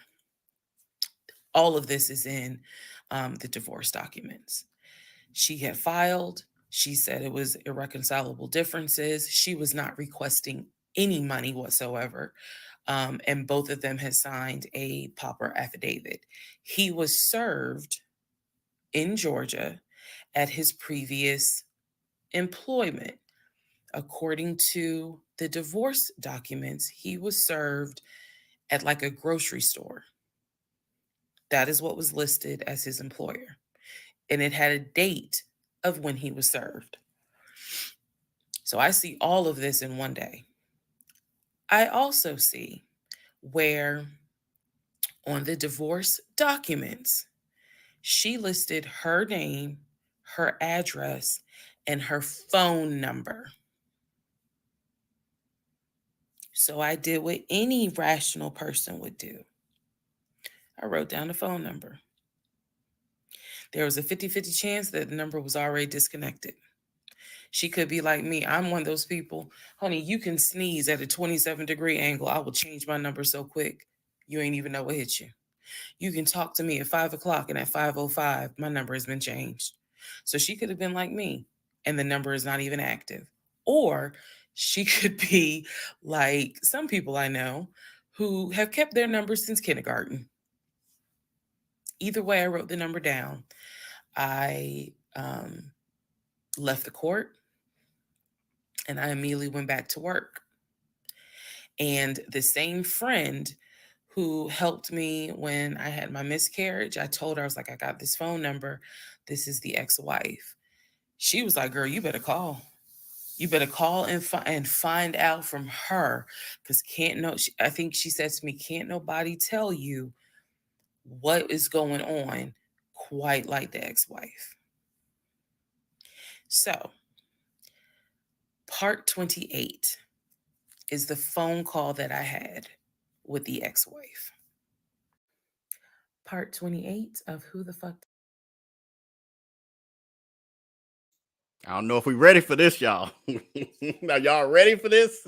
Let me get through our 5 comments because I'm sure we're going to have a ton after this segment. There were virtual funerals during COVID, or did we conveniently forget about COVID? I think that's in reference to people asking, like, did he attend the funeral, et cetera, et cetera. But we got to keep in mind the timeline. I'm pretty sure I'm correct in saying that by the time he's saying that his stepdaughter supposedly passed away, it's actually the year after COVID. They met during COVID. We're now in 2021. So by then, we had become a little, more used to it. Funerals and stuff had opened up by 2021. Like, I don't think it was even restricted. Like, my father passed in 2020, so I know about those kind of restrictions. By 2021, it was fairly back to normal. People kind of took their own precautions. But so by this time, there shouldn't have really been excuses about him not being able to attend the funeral. Remind me if I'm forgetting about something. But in this would have been what? At least May, June or something of 2021. Yeah, things were pretty open back then. Was the 2000 supposed to be paid? Oh, was the 2000 that he paid supposed to be the for the entire funeral? I think he was supposedly paying a portion of. I see Alice's statement is funeral attendance was still strict in 2021. I think it also depends on where, because I attended a couple funerals in 2021 and we were in there. We were in there. But I also think it depends on where you were located as well. And Jessica is saying that's when Georgia opened back up. So I truly do think it's just dependent on where you were, because I know the funerals I attended in 2021 were nowhere near like like it was with when my father's funeral, because we could only have 25 people there. You mean to tell me the same man that refused to show his bank statements got permission to give $2K for the funeral? Right, got permission. Right, you won't show her, just show her, not give her access to, but just show her the account with this hundreds of thousands, almost $1 million in it. But you gonna ask her if you could spend $2,000 on a funeral for your stepdaughter? What? He could have an alternate name, but a degree would have to be in his name. So this is about him being supposedly a sovereign private citizen, and that's why he when you look him up in the college, he won't show up. So I guess there's a way to work around that, and that's what we were just being told. He's in McDonald's or Starbucks during the day printing documents to come home and put in folders with a bow to say, hey, look at where I'm going to take you. I'm taking you to London. Just his new plan for the day, new joke of the day. All right, let's get into this. Let's see what what's in store for us next when she talking about it. J Sim says, we ready, Vell? I'm ready too. Let's see. Look like we're gonna go. We'll finish this video and we'll end up moving into the next the other 30 through whatever we get to. Did I marry? So I had the phone number, went back to work. My really good friend was like, you better call her. You can use my phone, but call her. So I called her. She answered. I'm going to use aliases. And the conversation went like this. May I please speak with Barbara? This is Barbara.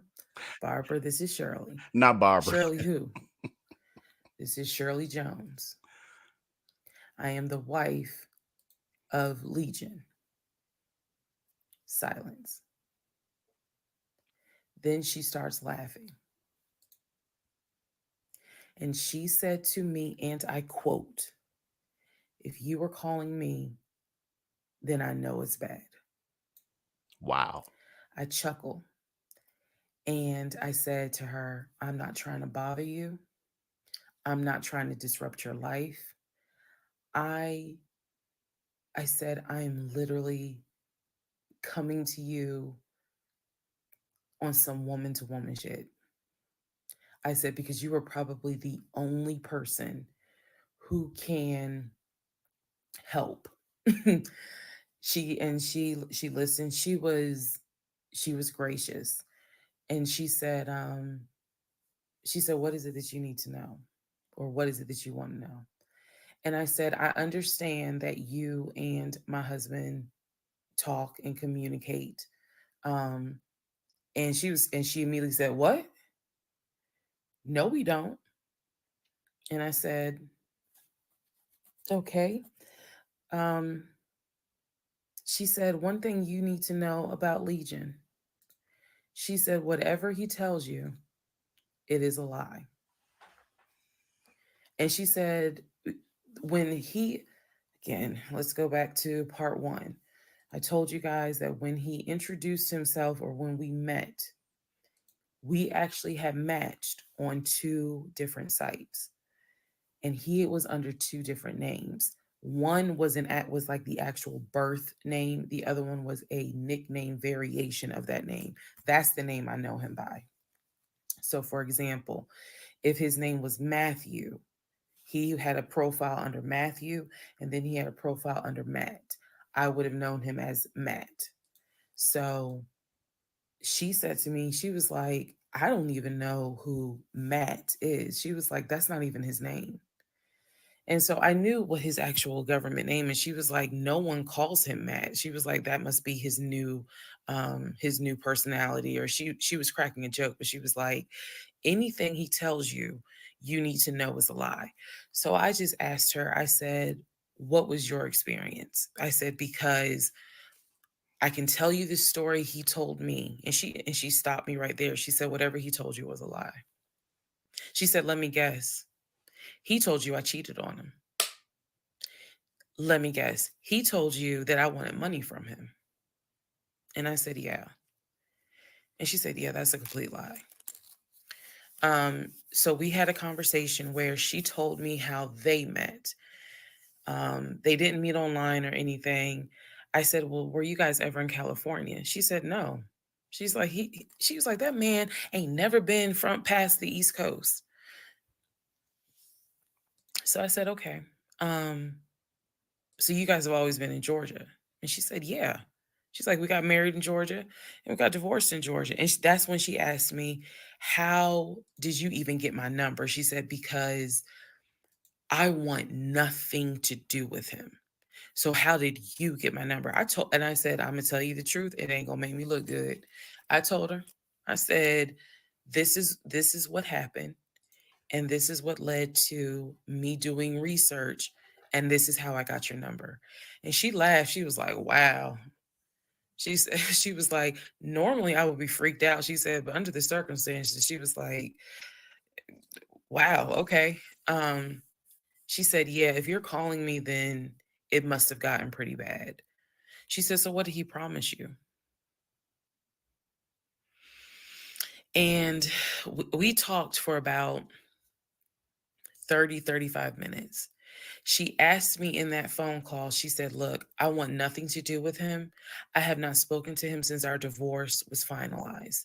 She said, so I would just appreciate if you keep me out of whatever's going on with y'all. And I told her, I said, I give you my word, I will never tell him I spoke to you. I said, I give you my word. I said, this conversation is for me. It is not for me to use in any sort of legal litigation, nothing. This is for me. And I said, I don't plan to call you again. I don't plan to be a disruption in your life. I just needed to know, how bad is it? And she paused and she said, it's bad.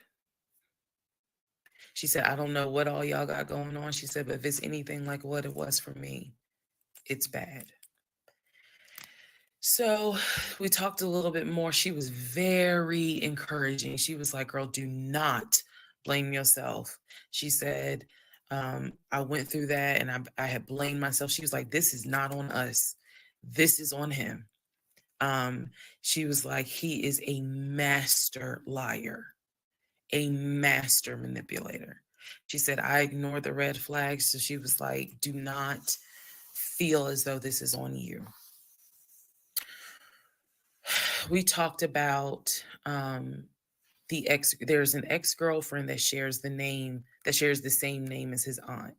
She and I talked about her. She said the reason why they broke up because the ex-girlfriend, I didn't know this, the ex-girlfriend had reached out to her about 6 months before he met me. And so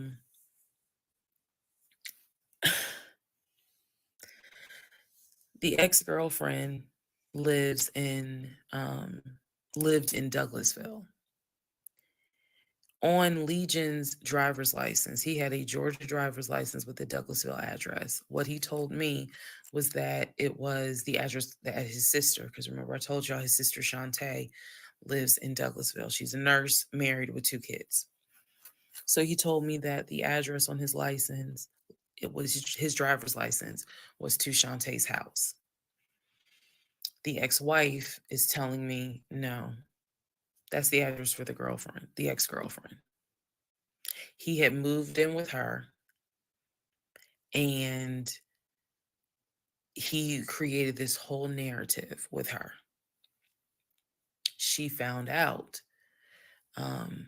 that he was lying and she kicked him out. And so I guess after she kicked him out, she then reached out to the ex-wife, kind of the way I did for confirmation. And so the ex-wife was just telling me, whatever that man has told you, it is a lie. She said, I got out before it got too bad. She said, because once I knew he was lying, I was out. She was like, because he's never going to change. And so, again, conversation went on and on. And so finally, we were getting ready to get off the phone. And before we got off the phone, I said to her, I said, if everything is a lie, I said, I have one question for you. And she said, sure. I said, how is your daughter?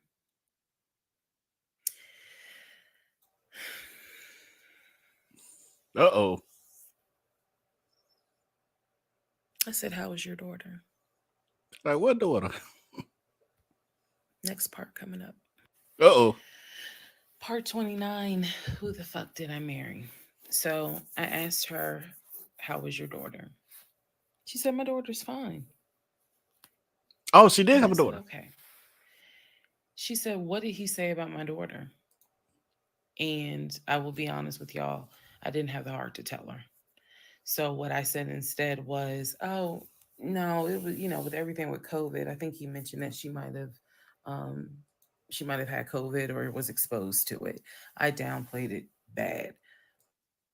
I wasn't going to tell that woman that he said her daughter passed away. So I said, obviously I'm glad to hear that kids are fine. She said, look, whether you stay with him or not is your choice. She said, he ain't gonna change. He ain't gonna change at all. She said, this is what he does. She said, you're not the first. You're not going to be the last. She said, he did it to me. She was very, very encouraging because she was just like, you do not blame yourself. She said, we both ignored red flags, but it is not your fault. She said, this is on him. And so we, once again, I thanked her for her time, got off the phone. I took the long way home that night. I could not be around him. I could not be around him. I had to figure something out. I had to figure some things out. So I took the long way home.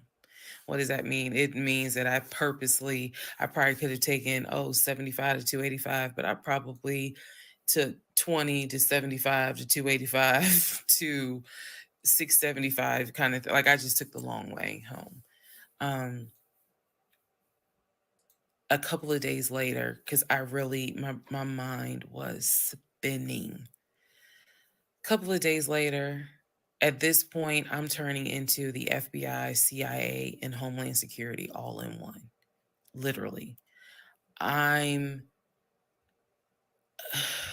I'm trying to find everything. Um, and he's carrying on his business as usual.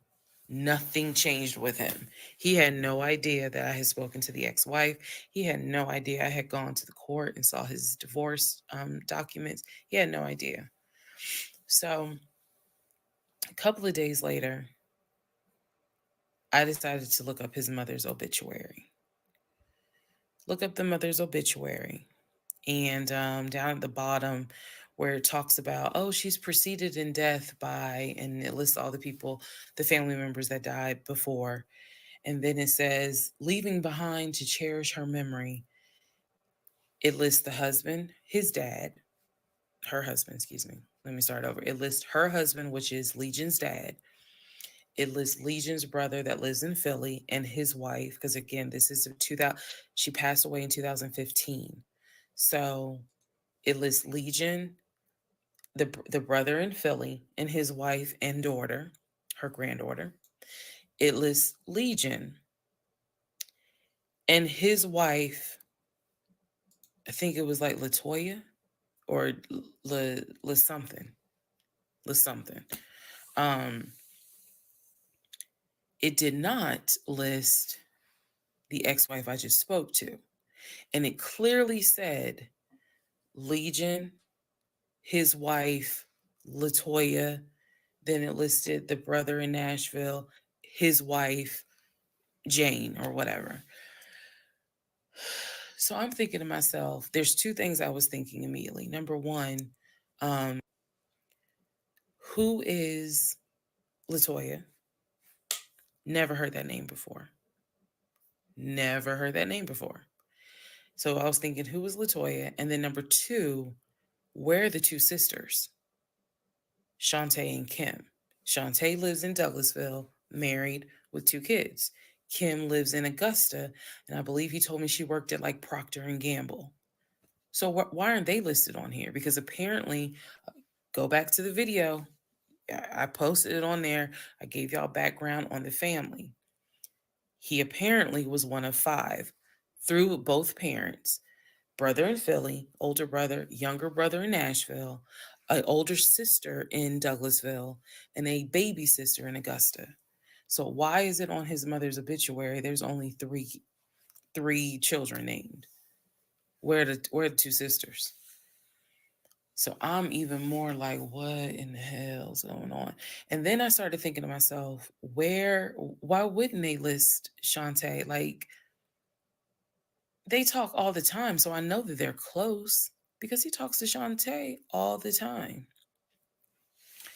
So I really was confused. Again, keep in mind, I'm trying to give y'all insight into how I was thinking May of 2021, because I still didn't find out a lot of stuff at that time. I found out enough to figure out, okay, it's not a question of if he's lying. That was over. It's not a question of if he's lying. The question now is becoming, what else is he lying about?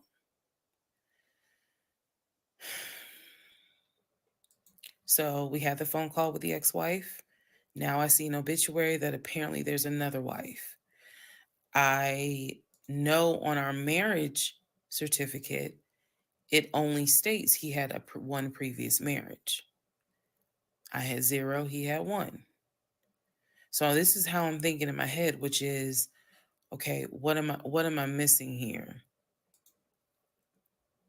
I know we've established that he's lying, but who the fuck is Latoya? Like, I'm really trying to understand who is Latoya. And again, he's hobbling around the house, limping, and I'm in our bedroom, well, in the bedroom, just. I mean, I could not get on Google fast enough to try to figure some stuff out. So,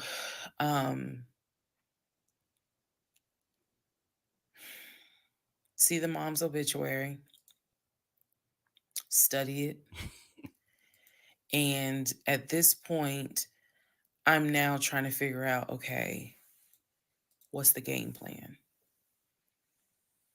What is the game plan? And that's where we are about to get into the next part. Okay, part 30 of Who the Fuck Did I Marry?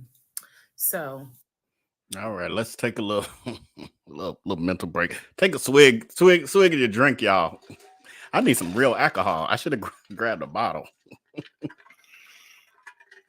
My God. Okay. A couple y'all comments. Jesus. What poll I got up here? I don't forgot. I'm a little delusional. I'm so baffled.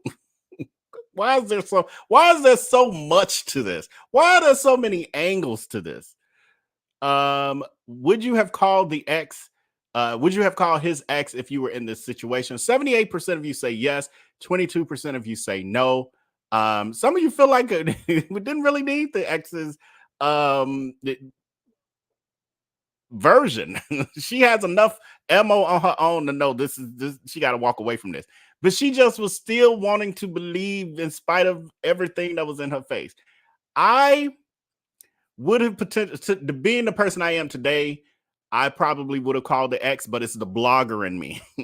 It's the blogger in me that wants the real receipts, and I want to get the tea, and I want to just hear, what did you go through too?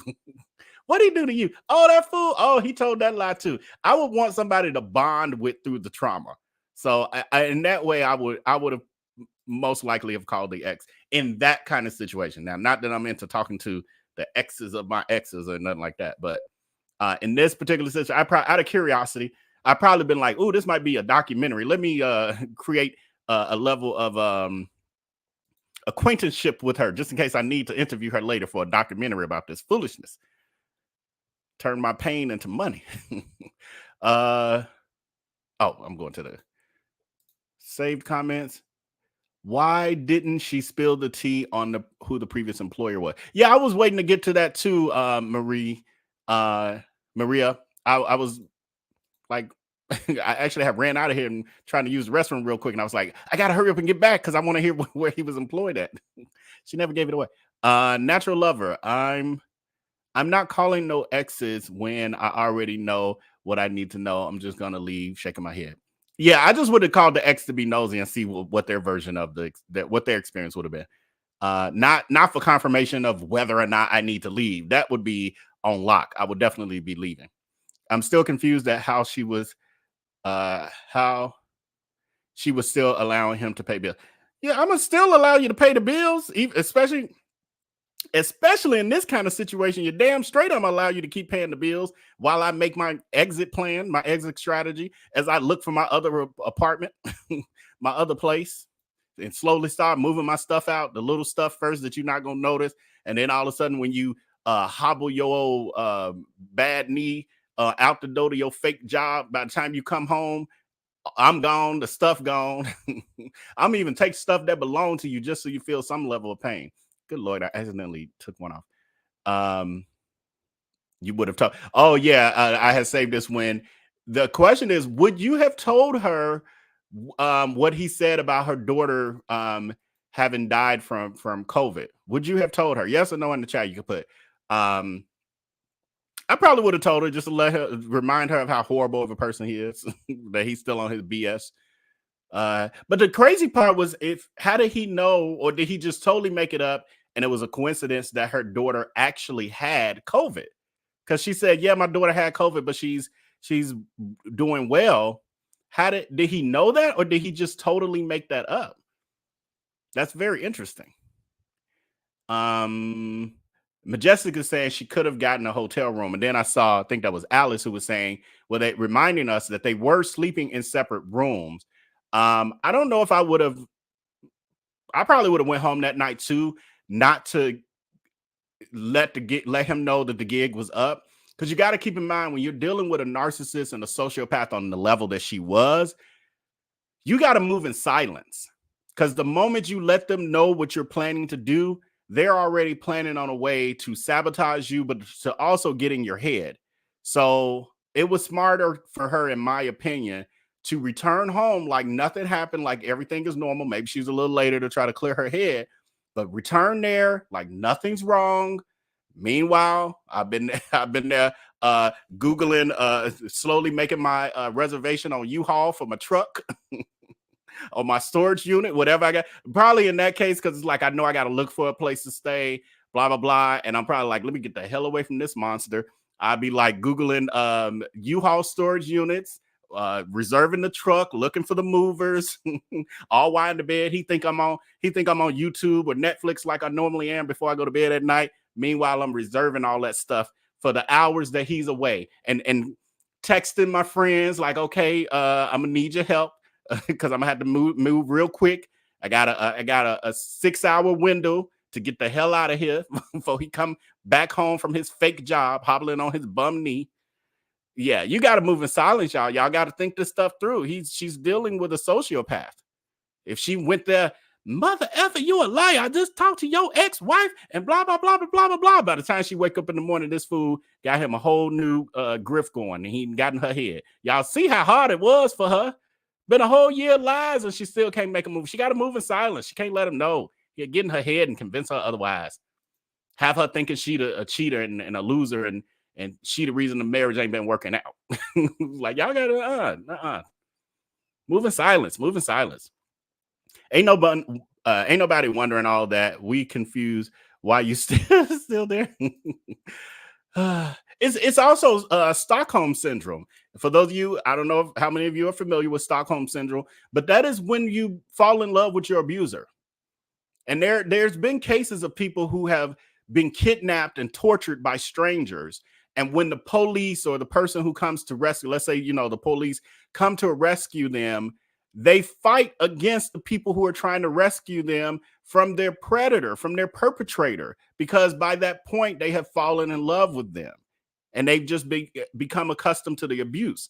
It doesn't have to always be very from a tangible sense where somebody's, duct taped to a chair against the wall or something. It can be a situation like this. She, at this point, definitely exists experiencing a level of Stockholm syndrome where she has fallen in love with her abuser. Who is that? Shara Nicole just said the girls of R. Kelly. Another prime example. Thank you for that. That's a more great example. R. Kelly, all that we know that he did, he's in prison serving time and still got stuff to handle with that. And he still had, well, I don't know if it's to this day, but at least as of last year, he still had at least one of the girlfriends who was still waiting for him, who had been abused and pulled into his harem.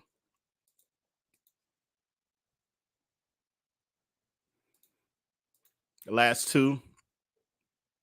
Again, I don't know how these grown adults both claim to be close, but ain't met their in-laws. That's a little troubling for me, or a concept that's hard for me to envision as well. Hey, you there? Especially with the way that she speaks of how she cares about family, but also how he perpetrated and pretended that he also cared about his family and talked to them daily.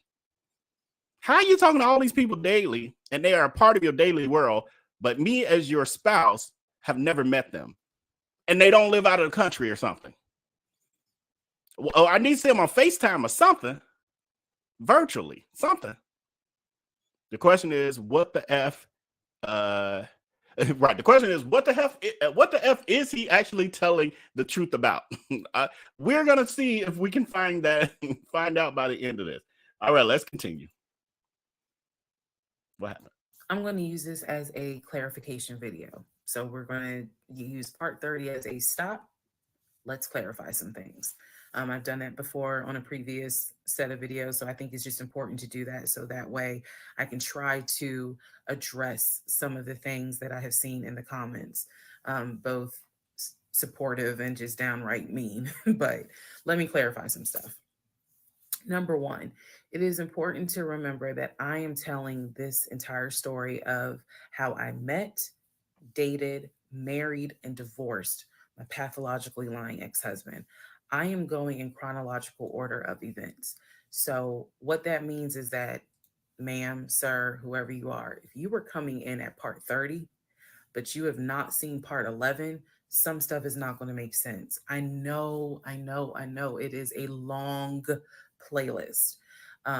And don't worry about watching the video as soon as it comes out, because everything, I'm trying to do this responsibly, of telling the story in the order of which things happen.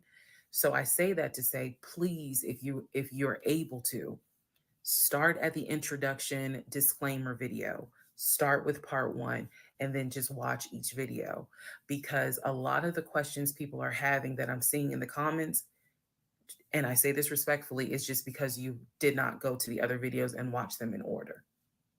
That's just the first thing I want to say. Um, it is important that I get this story out, but that it's done, like I said, responsibly. To me, responsibly is being honest, even if it makes me look bad, but then also trying to be clear and not ramble all over the place. So I'm trying to take the time to tell you, this is what happened at this time. This is what happened at that time. That's why there's so many parts. And we're not even to the part of the divorce yet. We're almost there, but we're not there yet. Second thing I want to clarify, I cannot stress this enough. My family and my friends did not know what was going on between Legion and I. They did not know. My family only knew, we've met this guy. He's dating our daughter, our niece, our cousin, our granddaughter. He seems to be a really nice guy. He seems to really love her. Um, from what he has told us, he's done well for himself. He played football, um, and he has worked at this company 6, 7 years. And financially, he is in a good place. From what we understand, he just moved here from California. That is what they knew. They did not know about the red flags I had. They did not know what was going on in my head. They did not know what was going on in my heart, because I did not want to look stupid.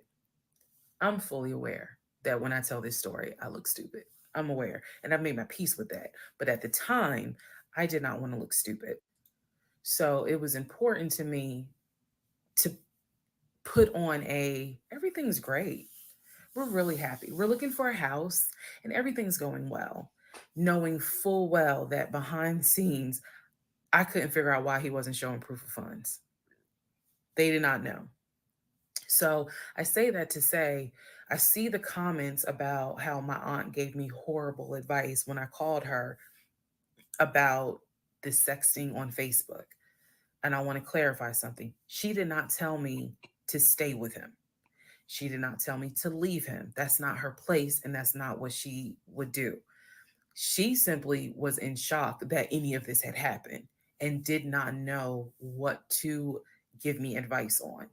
The one thing that she did say was, look, he's not your boyfriend, meaning it ain't as simple as, oh, we just gonna break up, pack your shit and go, because you married him.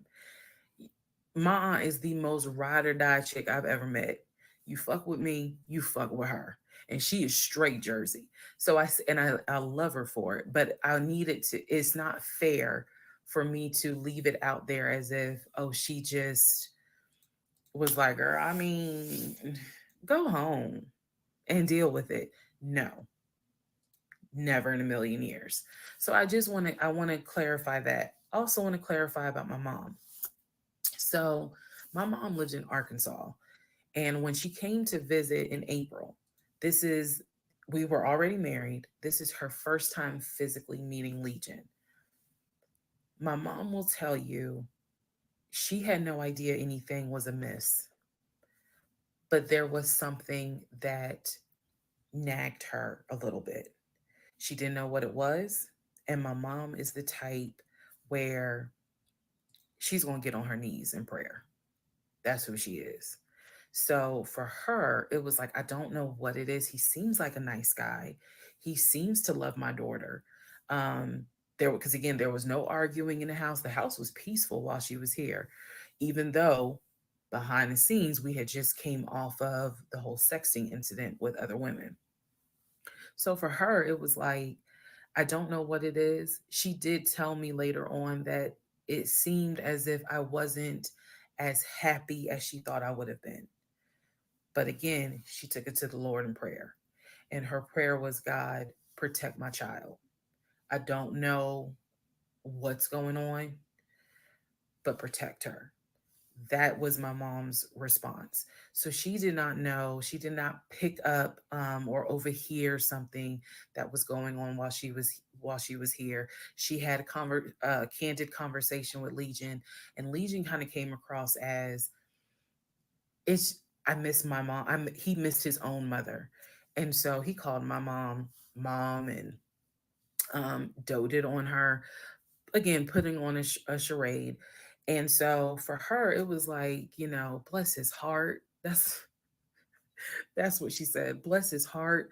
um but no, she did not know the specifics. Nobody knew the specifics. They didn't know the specifics until we're talking May, June of 2021. They knew that we were looking for a house. They knew that the house fell through. They did not know about the proof of funds. They did not know that he wouldn't show me the savings account, the offshore account. So I just want to say that, because to me, it would be irresponsible to not clarify what family and friends knew. Because these people have always been supportive of me, always had my back. I just simply did not share with them the things that I felt like were red flags, because again, my mindset at the time was, I want to be married, and what if he isn't lying? And I was making excuses for him to myself, so I definitely would have made excuses to family. Another thing I need to clarify, and I saw the comments on this about how a VP would never date someone that looked like me. And to the person that wrote it, that wasn't very nice. um, I need you all to understand, the relationship started in March of 2020. He came into my life as regional manager. Okay. That is how he came into my life. Then eventually he got promoted to VP of production or operations, some VP of something.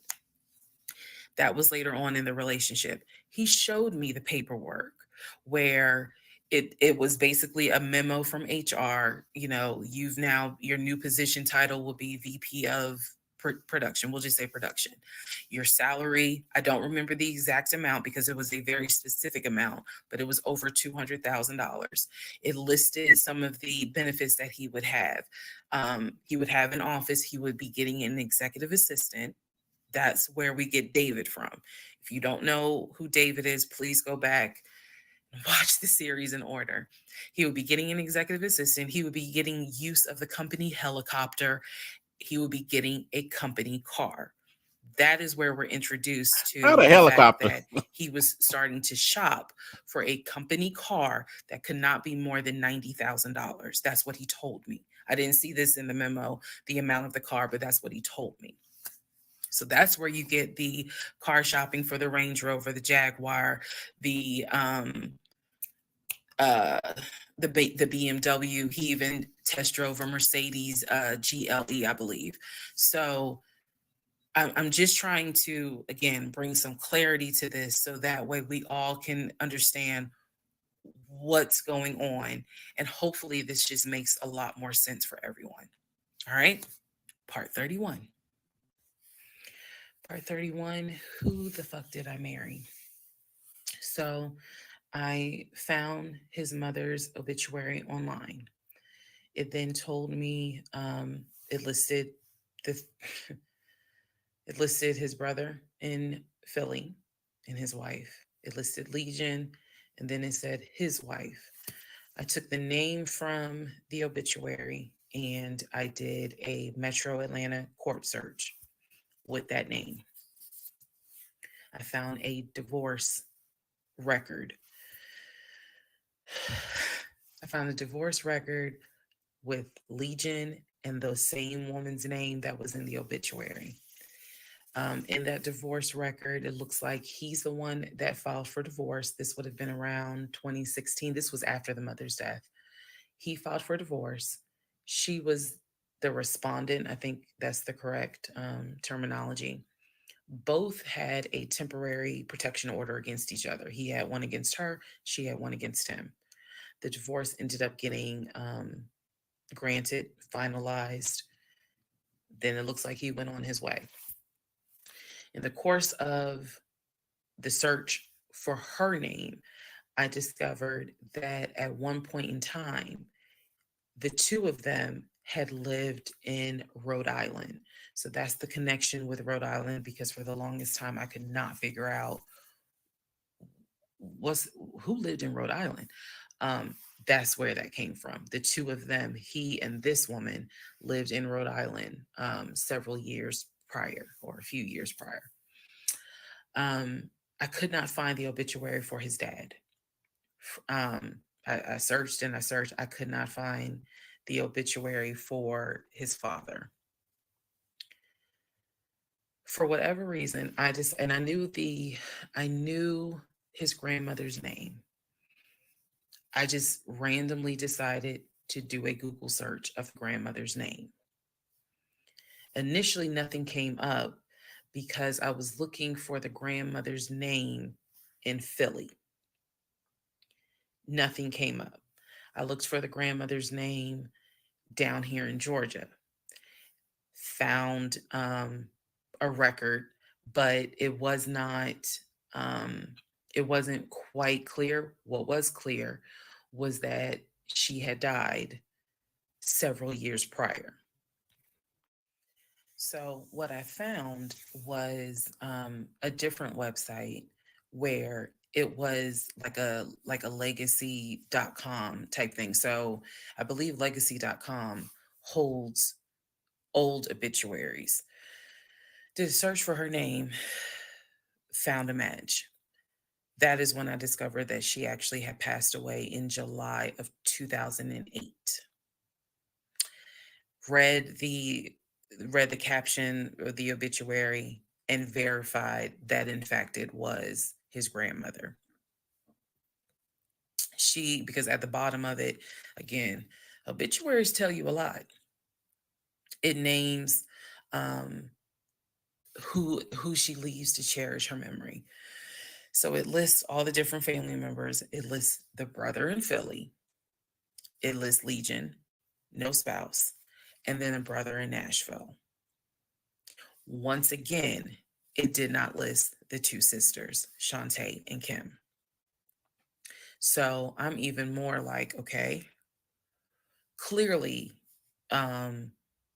something, is up when it comes to Shantae and Kim. But what I do know is that he has talked to them multiple times in front of me. So I'm not sure what I'm missing. Maybe some family feud happened. I don't know. So that is how I discovered that when he told me the grandmother died from COVID and he was crying, boo-hooing and all that shit, she actually had died in July of 2008. I found this out the same time that I found out about allegedly, and I say allegedly because I'll explain, allegedly the first wife, or at least what I think is the first wife. So while all this is going on, Legion is almost bedridden from what happened with his knee. And I need to take a moment to address this issue with the knee. Again, the story started, he hit his knee.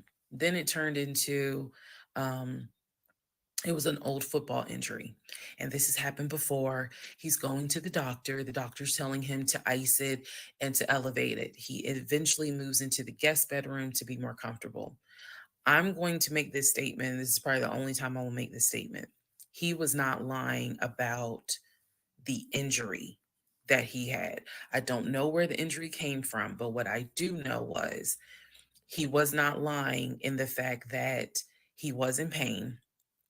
You could clearly see that he was in pain, and the pain was becoming debilitating. Please understand what I'm saying. The pain was debilitating enough to where he was taking my pain meds from when I had the miscarriage.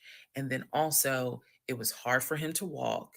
He was not eating. So this is what made me believe this, whatever was going on with the knee, there was more to it because he was not eating.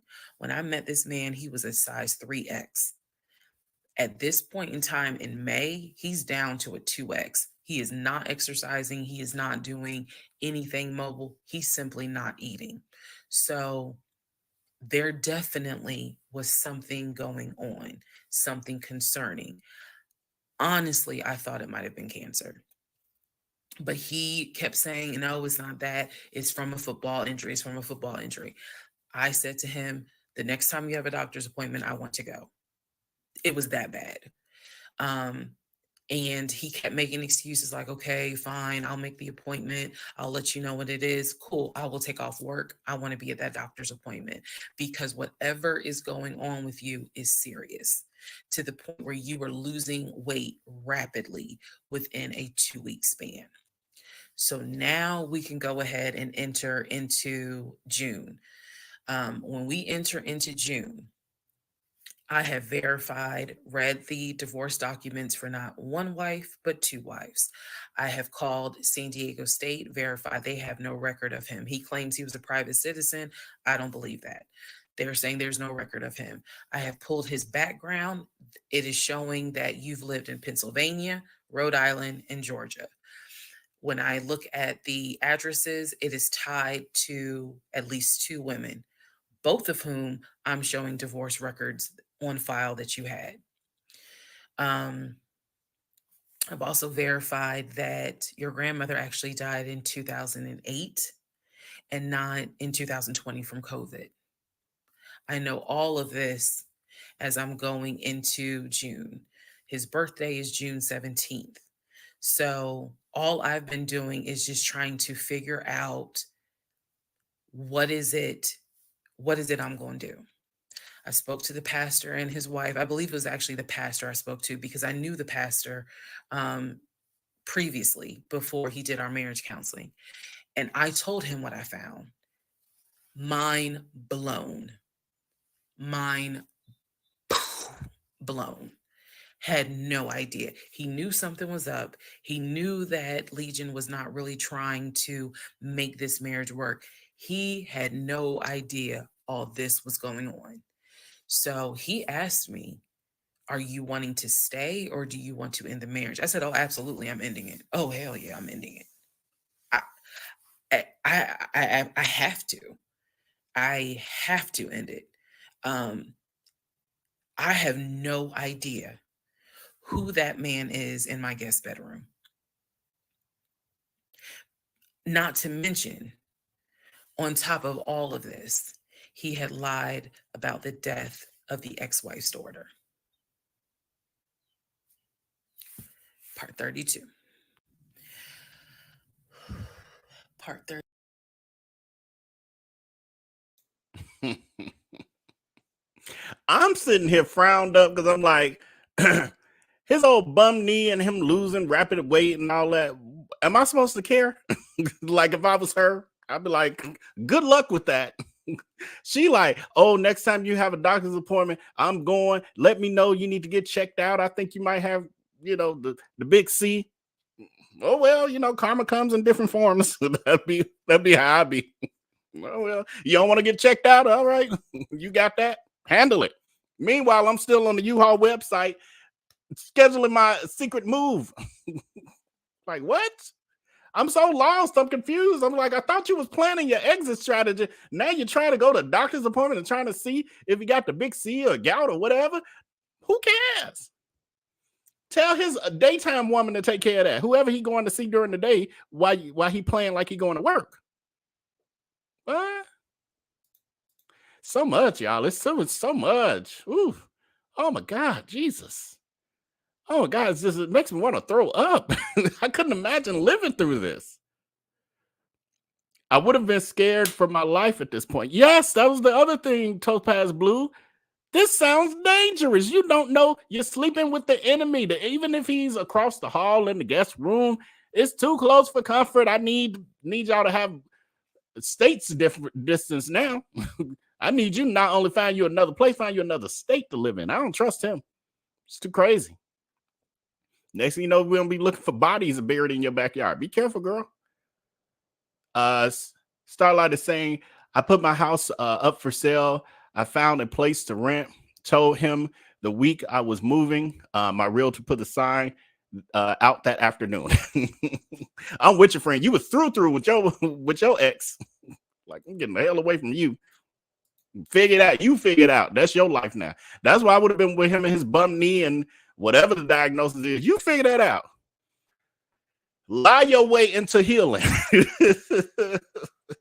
Fly your imaginary helicopter to a specialist across the country. Get your special secret service surgery that'll heal you. I'm sure you got the cure for cancer you invented as well. Add that into your lives. Heal yourself. I have never heard her say she was in love with him. Actually, she did. We talked about that earlier this morning, but at a point, she did say she was in love, blah, blah, blah, this and that. She was more, I think we've all figured this out by now. She was definitely more in love with the idea of what she thought marriage would be and what her life could be than what it actually was and who he actually was. I think we could all agree with that. But she did say she loved him, obviously, because even with all of this, and she didn't talk to the ex-wife, and she say everything this man says is a lie, including the helicopter, and she's still worried about his bum knee and the rapid weight loss. She's better than me. She is better than me. I told y'all I get petty. Y'all already know that. This is where my petty would kick in. How dare you lie to me this long and everything about you a lie? You got secret marriages and killing off babies, killing off teenagers, and they still alive? No, I'm done. I am checked out. You are a stranger to me. This question is, why did you marry him?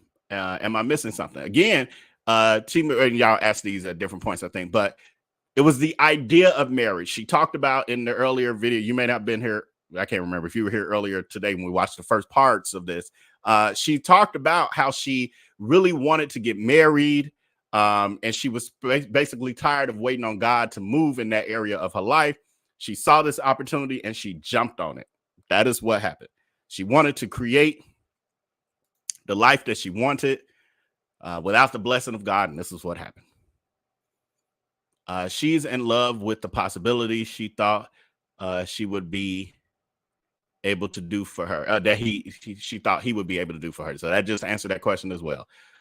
Courtney is saying, some of y'all have never been in a situation like this, and honestly, I'm happy for you. I hope you never encounter anything like it. Yes, I agree with you, Courtney. Me and you, friend, we see eye to eye. There are some people who are giving zero grace for her, and because I've been in similar situations, I understand how you can get pulled into it. And it ain't always about low self-esteem. Sometimes you're just a loving, giving person, and yet you could be a person like me who, has that broken bird syndrome. You like to find somebody who needs some repairing. Well, it used to be, and you try to fix them, all that kind of stuff. So it's ways that this happens. And narcissists and sociopaths, they see that in you and they prey on it. Right. His role as VP equals very pathetic is basically what he was saying. That was the role he was getting a promotion to, just being very pathetic. Instead of just pathetic, he was getting a raise to be very pathetic. Right, helicopter. Imaginary helicopter. What? Dude, you wearing a uniform, a polo shirt, and some khakis to work, and you claim they also flying you in a helicopter? Helicopter to where? It don't matter how she looks. She didn't deserve this treatment. Yeah, and that's the crazy thing. She's even mentioned that she had people commenting, I know you lying about him being a VP because a VP would never date you. How? This is the most ignorant effing statement I've ever heard in my life. Y'all should see some of these VPs out here. But she's not even an ugly, she's not unattractive. People need to stop it. It's ridiculous. I would love to see, and obviously it's the people who be making those sort of comments that they got their own insecurities and they projected them. Bullies bully people. I mean, insecure people become bullies. Bully people. Shoot, he might as well have added a helicopter with the rest of his life. Right. I mean, yeah, just throw a helicopter in there too. We already got a 90,000 BMW that ain't nobody ever saw except for pictures. I can't believe she took the pictures as proof. I'm stuck on the Chase letter of the Chase letter that verifies that he has this hundreds of thousands of dollars, nearly $1 million in the bank. And I'm stuck on the fact that she bought, the fact that he was standing. I could go right now, go to downtown Chicago, go to the Gold Coast area, find me a Bentley or a Lamborghini or something, and go stand next to it and send y'all a picture and say, look, y'all, what I just bought. What? Yeah, I don't like to. I know when I do my car vlogs on Patreon, y'all always see me in a car that looks nothing like this. You can tell it's not a two-seater, but yeah, that's because I don't really like to floss like that. What? All this time she's trying to figure out his mess instead of developing an exit plan. Now I saw a few of y'all saying that and Pink Pearls, but what I was thinking, because she's doing a story time, she's telling a story, so sometimes it's hard to be talking about the things that are happening in parallel at the same time. So what I gather is that she's doing and working through her exit plan and exit strategy at the same time while she's also investigating and just learning so that she has the full scope and full understanding of what the situation is and what she had gotten herself in, and also what she needs to watch out for and get away from. That was how I was looking at it. Not like she stopped with the idea of an exit strategy in order to investigate these. Two things can be true at the same time. That's just what I'm gathering from this. But I also agree with some of y'all who's like, now she want to start investigating. Like she should have been doing this in the very beginning with red flag 293. Anywhere between 1 and red flag 293 would have been a good time to start this investigation process. Because she wanted answers. Yeah, because she wanted answers. Yeah. And it's a part of closure for some of us. We need answers in order to have closure. So part of this is her getting her closure. Because again, the Stockholm syndrome. To this moment, I guarantee you she's having, probably until she talked to that ex-wife, she probably was still having, because even the ex-wife told her, don't blame yourself. It happened to me, blah, blah, blah. So she's probably still questioning, well, but maybe it's me. Maybe I did this to make him do this and all of that. So she needs all of this mountain of actual evidence and receipts to bring a level of peace to herself about the decision she knows she has to make and the move she knows she has to make. That makes sense. Some of us have been there. Part 1 feels like a lifetime ago. My Lord. Right, it does. The parts we went over today, I'm almost like vaguely remembering them. They feel so far away. They still looking for, are they still looking for that house? No, remember, she was like, I forgot what caused it, but whatever she was like, okay. Oh, it wasn't the realtor. It was the realtor. It was Amber, the realtor, who was like, you in danger, girl. That was her warning sign. The Amber Alert, as I saw Alice say, she got the Amber Alert from Amber, who told her, girl, to put a pause on this, figure out some stuff, and if you want to come back to me and I can help you buy a house by yourself, or if you want to try to do it with him, come back and later, with me later. So that was her wake up call, and that's when she told him, well, I know we need to move, but let's just rent for another year, blah, blah, blah, because she knew at that point things were looking bad and there was no future in his fronting. Ain't no future in your front. What happened to the fake Brother John? I don't even, again, some of this so long ago, I don't even remember. Is that the one he would be on the fake phone calls with during the day, every day? I don't know. Last one is too bad she didn't use her detective skills at the beginning instead of running around looking at houses. Yeah, it's sad. It's sad. All right, let's get into it. This video is about to cut off, but I got a little more juice in me. I'm gonna put a little poll and see if y'all want to stop this and continue tomorrow, but I'll put a poll. We'll see. 32. Who the fuck did I marry? All right. So we're now in June.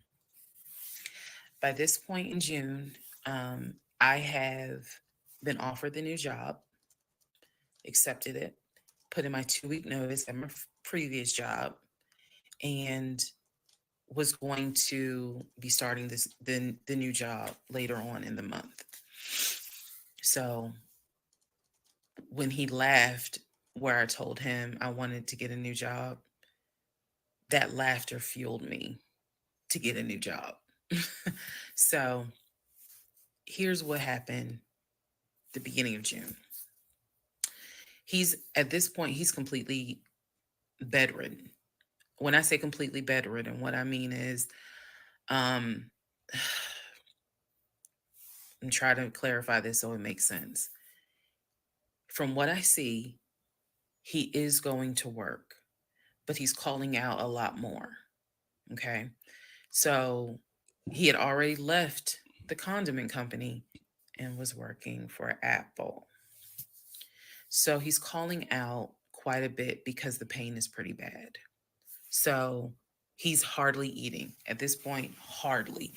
For example, if I were to say, oh, I ordered a 10-piece wings, he's eating two, and that's it. That's all I would see him eat. I was going to work and coming home. The house was in the exact same um, place that it was when I left. Nothing in the kitchen had been moved. Nothing in the refrigerator had been moved, which led me to believe that he had not left the bed from the time I left to go to work until the time I came home. At this point in time, he's drinking Powerades like it's water. I mean, I'm buying cases of Powerades. And that seemed to be the only thing that he was taking in. So if he was a 3X when I met him, he's probably at a 1X, maybe a 2X, depending on the clothes. He's lost a lot of weight because he's not eating. So that's the reason why I say he wasn't faking whatever was going on. I think the issue with his knee was a symptom. That was not some football injury. That was not, oh, I hit it at work. It wasn't that. Something else was going on. I had kept asking him to, let me know when you have a doctor's appointment. I'm going to go with you. I'm going to go with you. And he just kept saying the doctor, he's calling the doctor, and the doctor told him to just keep icing the knee. But I knew better. What was happening was I didn't care because of all the stuff I was finding out. So beginning of June, he is in the bed, sleep, and I get his phone. I ain't gonna lie. I got his phone. He had a work phone and he had a personal phone. It was the work phone that he had from the condiment company that apparently was never turned in. Follow me. It'll all come out. So he still had the work phone. It was deactivated. But he did not wipe the phone, if y'all know what I mean. Take all the data. I can't let that slide.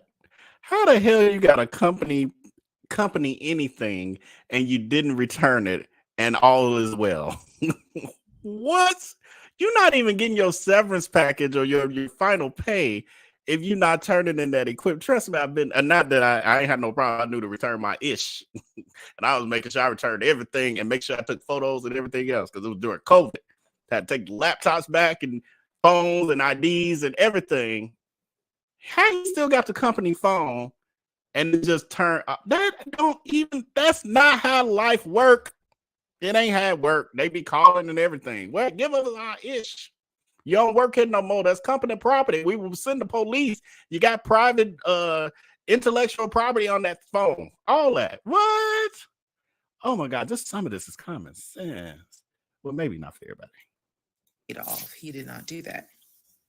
So I look through the phone and I see this would have been text messages. Text messages between him and a woman named Peaches. Not Peaches. I go back to the beginning of the text messages. This is on the work phone. This is the beginning of June of 2021. I go back to the text messages the beginning of the text messages between him and Peaches. Yes, that was her name, Peaches. I'm reading the thread because he's knocked out sleep. So I'm in the bathroom with the door locked, reading the thread. And what I can tell is that he met Peaches on POF. If you don't know what POF is, it is Plenty of Fish, the dating website. He met Peaches. I saw the messages in June, so he met Peaches around February. Met Peaches from POF. And apparently Peaches was, there's no nice way to say it. Apparently Peaches was a prostitute. Surprise. The reason why I say that is because in the text messages, she's listing the prices. So he asked for a hand job. This is in the text messages. She told him it would be like $40. He asked how much would it be for oral. She said it would be 60. Because it was 60 and 80. One was the price with the condom, one was the price without one. So no messages after that. She sent a picture, he sent a picture. No messages after that. So in other words, these messages were not back to back every single day. There's breaks in between the messages. So like a message was in March, the next message is in April. Message in April, next message is like 2 weeks later. So he's asking her the prices. Next message I see would have been from a few weeks prior to the date of this. So this was the beginning of June. The message is from sometime beginning of May, where he is thanking her and says to her, you know, thank you so much. That was really great. I hope I can see you again. Then there's messages where she said, hey, basically she was at a new spot. She must have moved. So he said, okay, I'm gonna come through. I'm gonna come see you. He's asking her to confirm the address. He was like, is it the house with the brown trash can with a white car in the front? She says, yes. So I'm thinking he was actually in front of the house when he's texting these messages. Then again, he does whatever he does, and he sends her a message a few hours later saying, thank you. That was great. I'm reading all this. And I will tell you guys something that you may or may not understand. Some women may or may not understand it. The cheating didn't even faze me. Didn't even faze me. I didn't cry. I did not feel like, what did I do wrong? I was relieved.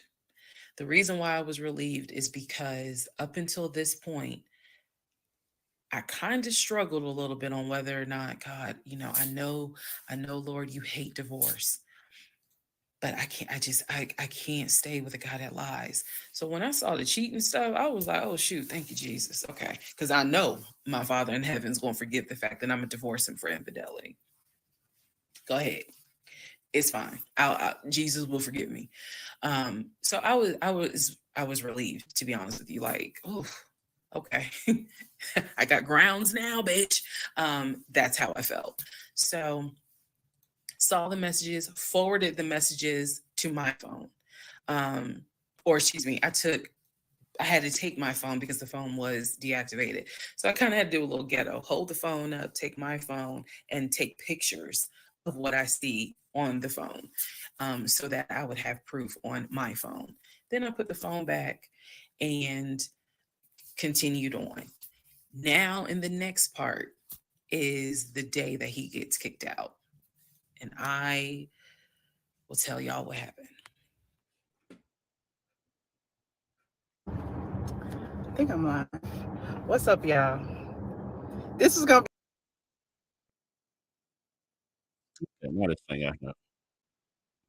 Hold on. Oh, okay. Hold on. Let me get us set up.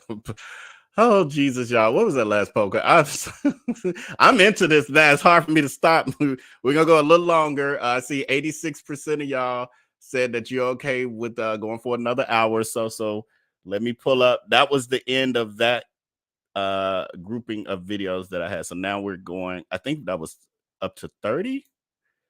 So yeah. Oh, well, that was 32, I guess. So we're at 31. I'm sorry, 33. What am I saying? Hold on. Let me get it all set up. Okay. Started at the beginning. Y'all, this is a lot. I'm going to need therapy after this. I'm going to need a session. Oh, Jesus. Okay. Let's share this. Wow. I'm sure I'm ready to hear about this kicking him out. Because I feel like this kicking him out could have happened when we had episode 33. This could have happened at maybe episode 2, kicking him out. Actually, it shouldn't have never been no kicking out because he shouldn't have never got in. How about that? All right, let's get going again.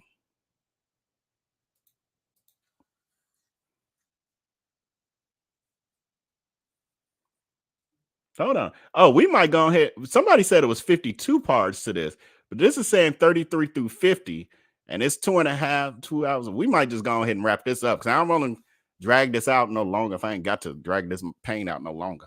If y'all a night owl, hang in here. If you're not, I understand. Catch it on the replay.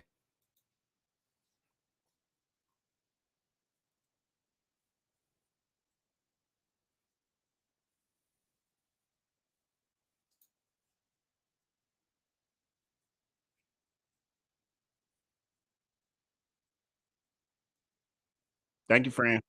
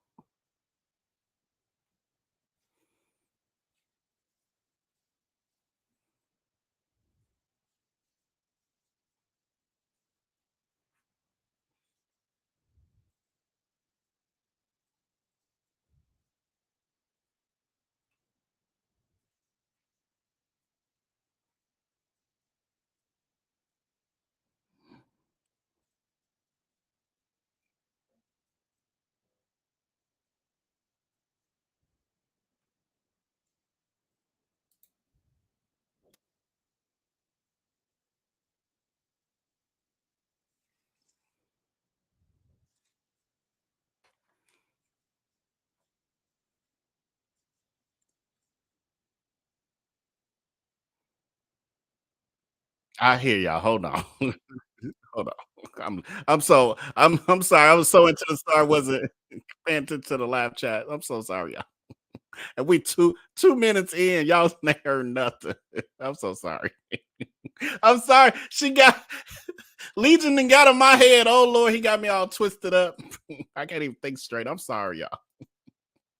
I'm just so sorry. I'm literally listening process like how the fuck we get this? How this happened? This is just too deep. It's too many layers. What is Lord Jesus? Okay, we should be fine now. I'm paying attention to the live chat and make sure y'all can. I can't believe I got 2 minutes and 22 seconds into it. Y'all wasn't hearing none of it. Lord, I got to torture myself to listen to this again. Part 33. Who the fuck did I marry? June 17th, 2021. So, you guys have been on this ride. You now know exactly what information I did have. The morning of June 17th, which was his birthday, he was in the bed as usual, Powerade bottles all over the place because I wasn't in the mood to clean. Um, and so I went in his room. He was awake. He was watching YouTube on his cell phone. He watched a lot of YouTube, watching these two guys that always were fixing Jeeps on YouTube. Um, and if I saw them, I would know exactly who they are, but I can't remember their name. It's a popular show on YouTube. Anyway, so I go in there and I just calmly sit on the edge of the bed and I was like, "Can we talk?" And he was like, "Yeah, what's up?" I said to him, I said, "Legion," obviously I called him his name, "Legion." I said, "I'm going to ask you something. I just want you to be honest with me." So he starts, I can already see in his eyes, he's about to get defensive. And I was like, "Calm." Because this is the tone I had. Calm. I said, "You never went to San Diego State, did you?" He rolls his eyes and he's like, I said, "Calm down. Watch your tone." I said, "You never went to San Diego State." I said, you never lived in California, did you? And he said, of course I lived in California. He's like, I fucking showed you the house I had in California. He said, and I told you about San Diego State. I was a private citizen. My dad paid for me to be a private citizen. And I said, okay. I said, I called San Diego State. And he looked at me. His eyes were like empty. Like he wasn't shocked. He wasn't like, oh my God. He was just more like, okay. I said, they have no record of you. I said, they have no record because you never went. You never been to California. So at this point, I'm very calm and I'm just stating, I said, you never been to California. I said, I bet you've only lived in Georgia, Pennsylvania, and Rhode Island. At this point, Hold on. I just need clarity. I'm seeing Sean Holiday and Kiki Fobb saying, volume, I can't hear. And I'm just trying to make sure they might be behind the rest of us. Could y'all just confirm that y'all can hear? Because I'm pretty sure everybody else can hear. And I think Sean and Kiki, y'all a couple minutes behind us. I don't know why. Just confirmation. I'm looking at the live chat because, okay, we can hear they late. Right. Catch up, y'all. Don't be sending it. You're throwing the show off. We're trying to get through this. Thank y'all for confirming. Because when I wasn't paying attention for 2 minutes, I'm in the other chat, not the live chat. There's 2 different chats I'm looking at. So that's why it took me so long to notice y'all saying, Vell, we can't hear. He distracted. He into this. Now there's a little emotion behind the eyes. And I said, I don't think that this is going to work. And he said, what, the marriage? He was like, so what you saying? You don't want to be married to me anymore? And I said, I don't want to be married to you anymore. I said, we need to go our separate ways. We tried, but we need to go our separate ways. The way that I am talking to you all is exactly how I was talking to him. And so he was like, that's not what marriage is. Marriage is, you have to fight for what you want. I said, I don't want this. And I don't want to fight for it. I said, I don't want you and I don't want this. And so he was like, I'm not giving up on the two of us. I said, you don't have a choice. Right. I said, I think that you should call your brother or your sister now. And I think that you need to pack a bag. And I think you need to get the fuck out my house. Ooh. And he was like, I don't really have time for this. I don't feel well. I said, I don't care. You need to get out of my house. Again, the way I know y'all are going to be like, she's so dramatic. And in real, I am actually a very dramatic person. But the way that I'm talking to you guys on this video is exactly how I was talking to him in the beginning of how this started. So I said, you need to call your brother or call your sister because she's in Douglasville, and you need to go stay there. You need to get out this house today. Basically, what happened was at first, he refused. He wasn't moving fast enough for me. And so he called his aunt. And his aunt was on speakerphone. Let me preface that. She was on speakerphone. And so she was like, what's going on? And he was like, my wife don't want me no more. She claimed that I'd be lying to her. I ain't never lied to her. When I heard this, what's the analogy I can give y'all? When I heard him say to his aunt, I ain't never lied to her before, something in me snapped. The best analogy I can give you, do y'all remember that movie Carrie? When she was at the prom and everyone was laughing at her. The blood had fallen down on her. And there was a moment where her eyes just went wild and you knew something was about to happen. You just didn't know what, but y'all had pushed her too far. When he said to his aunt, I ain't never lied to her, I snapped. Rightfully so. The calmness left. The amount of rage that was in me. I could have fought every member of the Kansas City Chiefs and beat every last one of their asses. I could have fought every member on the Atlanta Falcons and beat every last one of their asses. I'm not a violent person, but I was there. That statement, I ain't never lied to her, took me there. I went off. I went off. I went off so bad that first of all, every part of me was shaking. I called my mom. My mom was on speakerphone, and she's in Arkansas. My mom's a praying woman. I was cussing like a sailor. My mom finally said, put him on the phone. So I gave him the phone, and I'm standing there and I'm looking around the room. Is the scene that I remember is the Angela Bassett scene in Waiting to Exhale, when her eyes are darting around the room right before she grabs everything to put it in the car to set it on fire. I was more so looking at what weapons were in the room: the lamp, the TV, the dresser. I was looking more. I mean, while she was talking to him, my eyes were darting around the room, because if he did not get his ass up and get his shit and get up out of my house, it was going to be bad. If I have never in my life been on TikTok and said thank you, if had it not been for the blood, y'all, I know this is going to sound dramatic. I know this is going to sound like, girl, you so funny. You don't understand. Had it not been for the Lord on my side, had it not been for the fact that I know I got a praying mother, I know I had a praying aunt, I know I've had a praying grandmother in heaven, because I'm telling you, I clearly saw what was getting ready to happen had he not gotten up, got his shit, and got out of my house.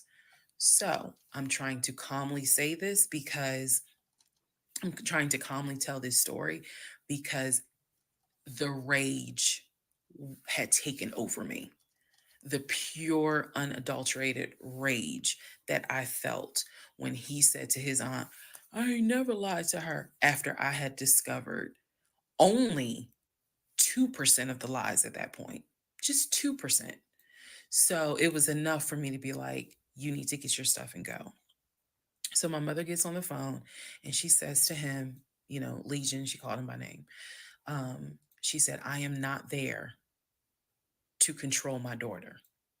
She said, in the name of Jesus, get your stuff and get out that house, because I think she might kill you. Get out of the house. She's on my phone. His aunt is on his phone. His aunt said, nephew, come home. Home for her was Philly. She said, I'll send you money. Come home. Leave that house right now, she said, because I think that woman is about to kill you. Let's go. Let's just go to part 34. Let's all just take a deep breath. Part 34. Who the fuck did I marry? Okay. I need a breather because it started taking me a place. We should have gave a disclaimer, a trigger warning, a PTSD warning, because I swear she just triggered in me. My mind went back to that moment in my life where I was like, ooh, I knew. That's why y'all just saw me shaking my head. I wasn't shaking it for her story. I was shaking it for my own. Lord, thank you, Jesus, for delivering me in that moment, because I swear y'all would have never heard of a Vell B, because that was years before my YouTube channel, and I probably would be in prison right now serving time for taking a life. So, but God delivered. I had a praying mama and a praying grandma. Thank you, Jesus. And a very smart friend who had me on the phone. It's not worth it, Vell. It's not worth it, Vell. It's not worth it, Vell. I still remember that moment. Oh, I still remember that moment. He not worth it. Don't do it. I'm surprised. Wow, I expected the poll I'm closing out. Have you ever had that moment of being that much enraged where you felt like she was describing, like you could take a life, like you've triggered me. You're not safe in this space anymore. 97% of y'all said yes. 3% said no. Wow, I didn't know it was that common. It took me into my 30s to get to that place. I was like, oh my God, I gotta control my mind because I don't see a way of not harming you in a way that you won't recover from and I'll be punished for the rest of my life for. A few comments before we move. Oh, Jesus, I done got a little worked up. My heart rate is beating. It took me to a place. Calm down, it's over, Vell. You got through it. God, it's good. Chanel, thank you, Chanel, for the super chat for some snacks to keep going. This is a lot. Yes, friend. I seriously feel like I'm gonna need some counseling after this one. Pink Pearls, unfortunately, with people like that, you may never get closure. Yeah, when I spoke of her getting close, what I didn't mean is closure directly from that person, because sometimes people need closure from a person to apologize, to recognize their feelings and what they've been through, acknowledge them, etc. That's not the type of closure I was talking about. I was talking about having the answers from a perspective of receipts, that kind of closure, not from this pathological liar, because he'll never admit. As we see, they saying he already online making videos trying to make her out to be the perpetrator. So now but I hear you, but that wasn't what I was referencing. I was referencing the closure from the proof to make it be like, okay, I ain't crazy. It wasn't me. Okay, this is true. It's like everything that my gut was telling me. This could be therapy for her. Yes, I truly, honestly, definitely believe that this is therapy for her. And it's a testimony that is blessing her as well. Like they said, she was talking about it here. She always wanted to go to London and really live it up. Somebody's sponsoring a trip out there for her now. And we know brand deal. She got merchandise coming from this. This is healing her for sure. And triggering the rest of us. Some of us be getting triggered. Shara Nicole says, oh, now he finally put someone on speaker. Right. Now the aunt on speaker. Where all these other family members at? Right. Now he the victim. Auntie, my wife don't want me no more. she think I lied to her, and I ain't never lied to her. Ooh, that would have oh my God, that would have enraged me. We're here because all you have done is lied to me, nigga. Now you right now you're lying to your aunt about I ain't never lied to my wife. My God. Child, you should have snapped a long time ago. Yeah, this snapping should have happened somewhere around the car search or the first round of how maybe the second round of house searching, when it was like, okay, now you're lying. When he just wouldn't show proof of funds, and they lost the whole deal because of that. But supposedly you got the funds. And why does aunt? I also called in this the aunt talking about I send you money to get to my house. This Negro supposed to have hundreds of thousands of dollars and almost $1 million in this offshore account and paying all her bills. So why he need you to send him money to take a bus somewhere? What? Oh, Jesus. Okay, y'all, let's continue. So the aunt told him, I'll send you money, come home. I'm yelling in the background, by the way. I'm not standing there calmly. I'm yelling. I said, oh, he got money. Yeah, you got money. You got money in that offshore account, right? You got money in that Chase account. You got money to drive. So do what you got to do. I told him, and I'm not going to repeat some of the stuff I said because my mom might see this TikTok. But I did tell him, I was like, if you don't get out of this house, actually what I said was, you have two options. You either going to leave this house voluntarily, or you're gonna leave this house involuntarily. And he tried to get a little nuck if you buck. He tried. And that's when because he was still on the bed, still laying in the bed. And he was just like, you ain't gonna do shit. Like, don't talk to me like you done lost your fucking mind. Da, da, da. And I calmly got close to him. I got like this close. And I literally said, I will beat you like the bitch you are. I dare you to try me. I said, I will literally beat you like the male bitch you are. And so when I said that, his eyes were like, I said, I'm not even playing. Because at this point, I'm rocking like back and forth. Y'all, again, I'm not some hardened type chick. I'm not. I want the soft lifestyle, but I have been pushed to the point. So I'm rocking, I'm walking back, I'm pacing. So finally, his aunt was able to get through to him. I had called my aunt, my mother, my aunt. I had called the pastor. I had called all these people because I did know that I was in a very dangerous place. Not because I'm scared of him. At this point, I was scared of me. I don't know if this has ever happened to someone where you know your own, you know yourself. You know that you got a line. I was over that line. So I had enough wherewithal to be like, okay, okay, you probably gonna go to jail today. You probably gonna go to jail. Um, you probably ain't gonna have that job in the morning. Like I was there.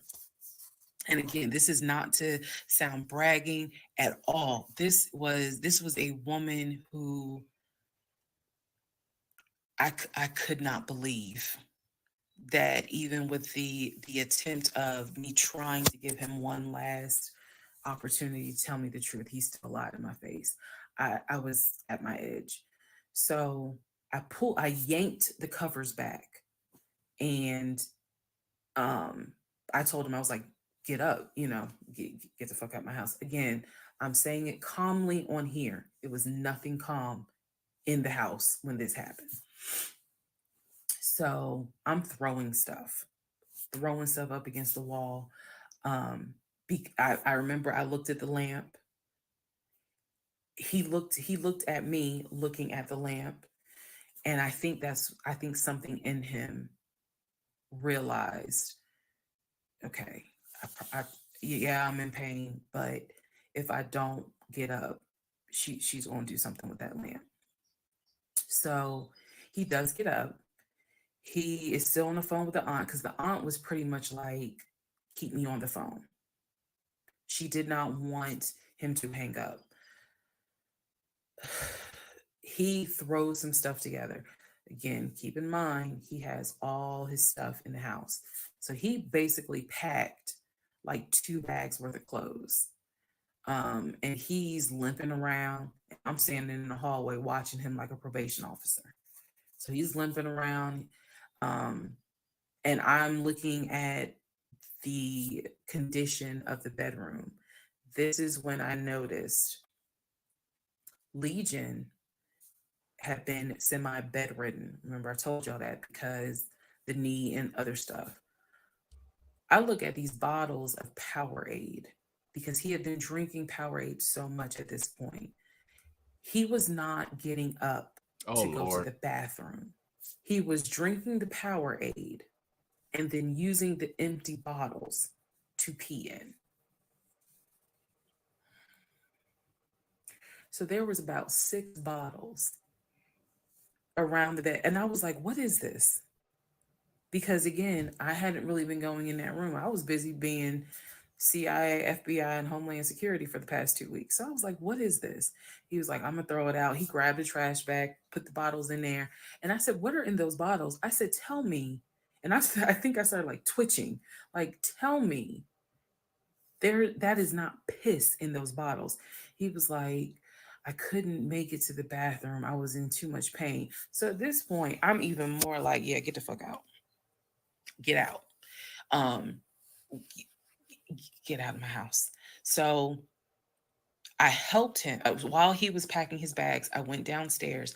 I took the house key off of his keys. Um, I went back upstairs. He had his 2 bags. I grabbed the 2 bags. Yes, I did. I grabbed the 2 bags. I had opened up the garage. I had already popped the trunk for his car and threw the bags in the car. I did that because I was like, you getting out of this house. You getting out of this house today. You can't come back. You can't come back ever.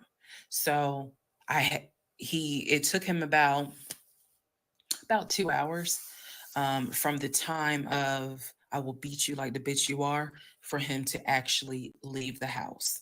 Again, I'm calm telling y'all this story. It was not calm in the house.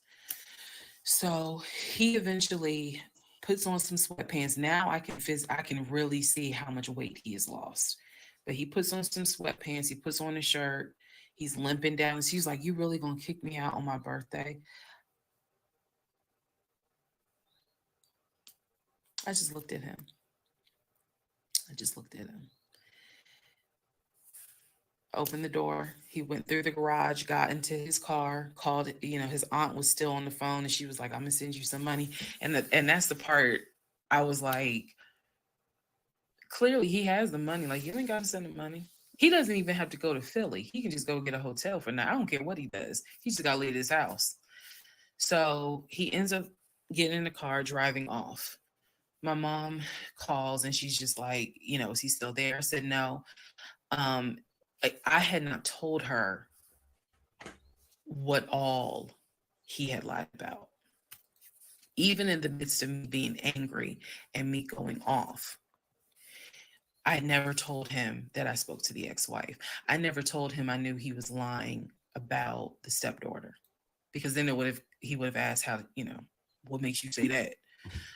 So I did keep my word. I never told him I spoke to her.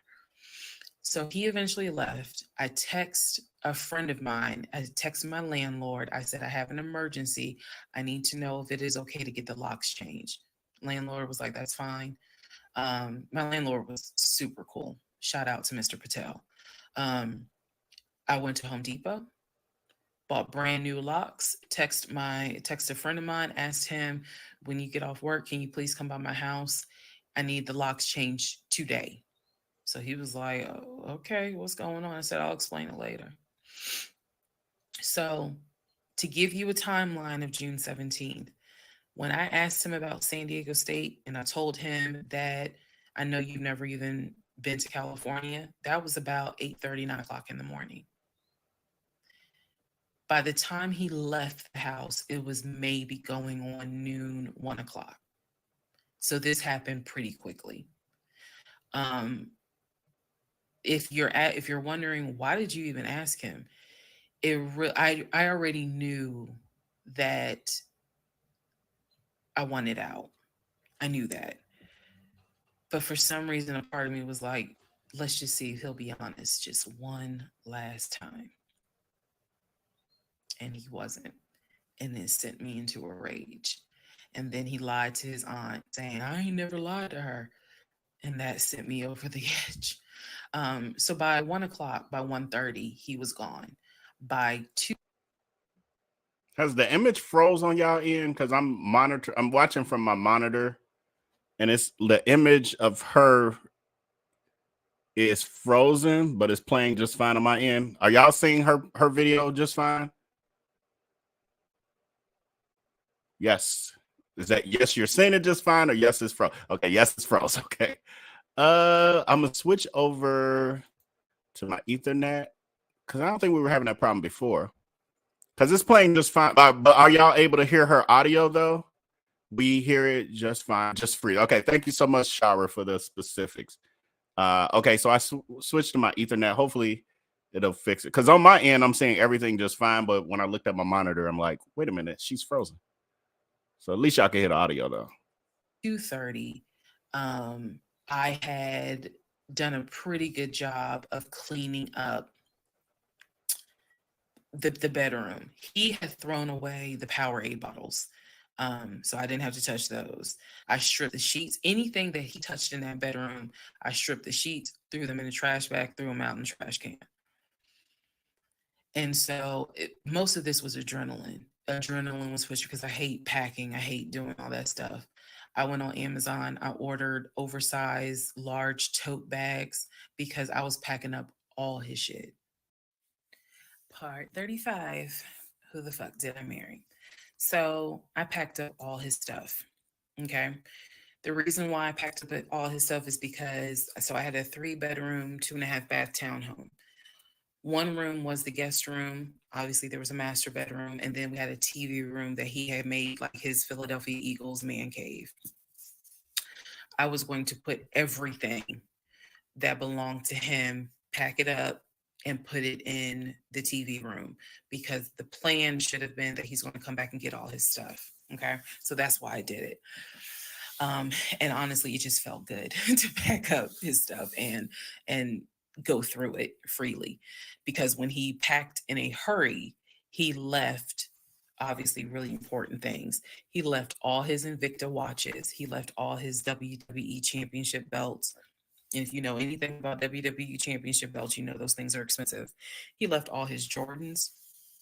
He left suits. He left uh, Cole Haan shoes. He left all that because it was such a hurry for him to leave. So all that was still in my house. So around 2:30, I think I wasn't even at a place where I could start crying. I was just too angry, still shaking, packing everything up, packing everything up. One of the things that he left is a photo album with all the pictures of his mom and dad and his siblings growing up. Now, I had the thought of I was going to have a burn party and I was going to put it on Facebook Live. I was going to burn it with my friends and drink and dance and play music. But it's his deceased parents. I do have a heart. So I put that somewhere special, meaning I put it up in the closet. He had told me that he was going to come back and get his stuff. And so I just did not, I didn't throw anything out unless it was like something I knew was trash.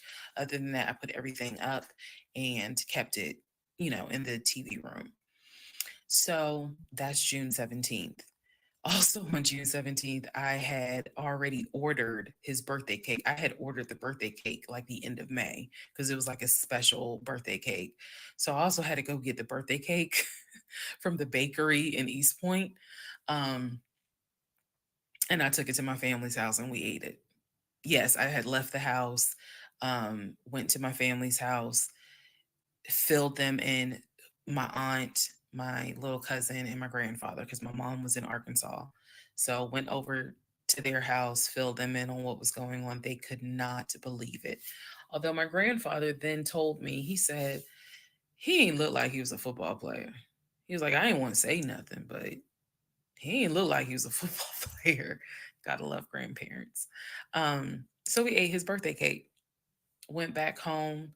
The friend that I had called came, changed all the locks, I changed the security codes. Effectively, he would not have been able to get in that house. So that is what happened on June 17th. So now we can fast forward. He would text me and he would call me that he got to Philly. Apparently he left Georgia and immediately went to Philly. So he immediately went to Philly, and he did text me and said that he made it to Philly and he was staying at his aunt's house.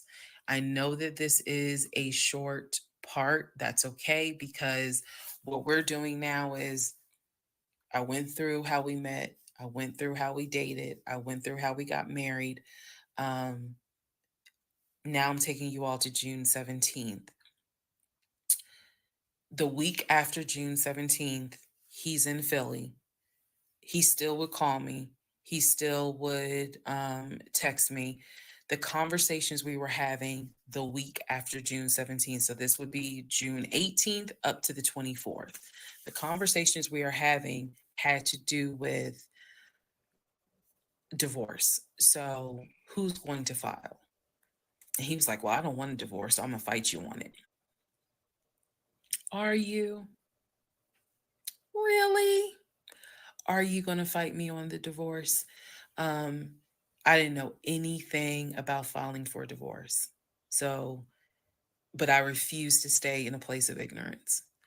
So I went online. There's a website that you can go to where you pay like a $200, $239 fee, and you fill out basic information and you choose your state. You choose your state, and they will process, not process, but they will make all your documents. All you got to do is print it out and take it to the court. And it is step-by-step directions. We didn't have any property with each other. We didn't have any kids with each other. So by the state of Georgia's standards, this should be an uncontested divorce. So the conversation that last week, the week of June 18th to the 24th, was about divorce. What stuff do you want to keep? Well, I'm going to come and get all my stuff. I just don't understand why you couldn't talk to me about it. I said, there's no room for talking because you've been lying to me since day one. But even still, keep in mind, as of June 17th, June 18th, June 19th, I did not know what I know now. So the lies were really only like 5% of the whole story. So June 24th or 25th is when I had printed my documents. And I'm laughing because at this point in time, I've read y'all's comments about how that man will print out stuff. I know. But Oh, she heard us too. I'm confused. Is she saying that we're all that we've learned thus far to part 35 is only 5%? That there's like 95 more percent coming? Did I understand that correctly? And I apologize for the connection issue. It's saying everything is perfect on my end, and on my end, I'm seeing no freezing or anything in any of my monitors, except for when I'm seeing it the way y'all see it with that monitor. But it looks like it's improved, but I can't control that part. My internet says it's fine, but it's something going on with the technology, the speeds or whatever. But I'm very lost at why she says this was only 5%. I used the website, typed all my stuff in, got my documents, and then I went. I took a day off from the job because I was getting ready to transition into the new job. So I left work early, went to the courthouse, and filed for divorce. I filed, I paid. And then I already had the documents where he would have needed to sign so that it could then be entered into for a divorce settlement agreement. So going into part 36 or 35, I know there's so many parts. Going into the next part is where I can tell you guys what happened with him, because he drove to Philly and he was in Philly for about a week, maybe 3 to 4 days. Then I get a message on Facebook Messenger from a woman claiming to be his cousin. Lord Jesus. So the cousin tells me, actually, I can tell y'all. So the cousin tells me that he's there. He's telling the family that I kicked him out. He's telling the family that I kicked him out after he walked in on me having an affair, that I stole his money, and I then kicked him out. And the man I was having an affair with, he said, was a law enforcement officer who used his duty weapon to threaten him to get out the house. This is what he told his family. And the cousin was reaching out to me. She found me through a search on Facebook and was reaching out to me because she's like, we know he lies.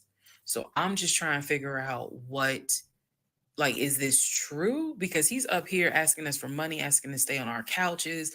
Like, what's going on? Then she explained to me, we didn't even know he got married. So this is the first time we're hearing about you. What do you mean you didn't know he got married? He talks to his brother every day. She said, who told you that? I said, I've heard him talk to his brother every day. All his brothers. She said, all his brothers? How many brothers do you think he has? I said, he has 4 brothers. I named them. She said, he has 2 brothers. She said, he has the twin and he has the older brother. I said, twin? Who is the twin? Welcome to the next part where we discover the real family tree.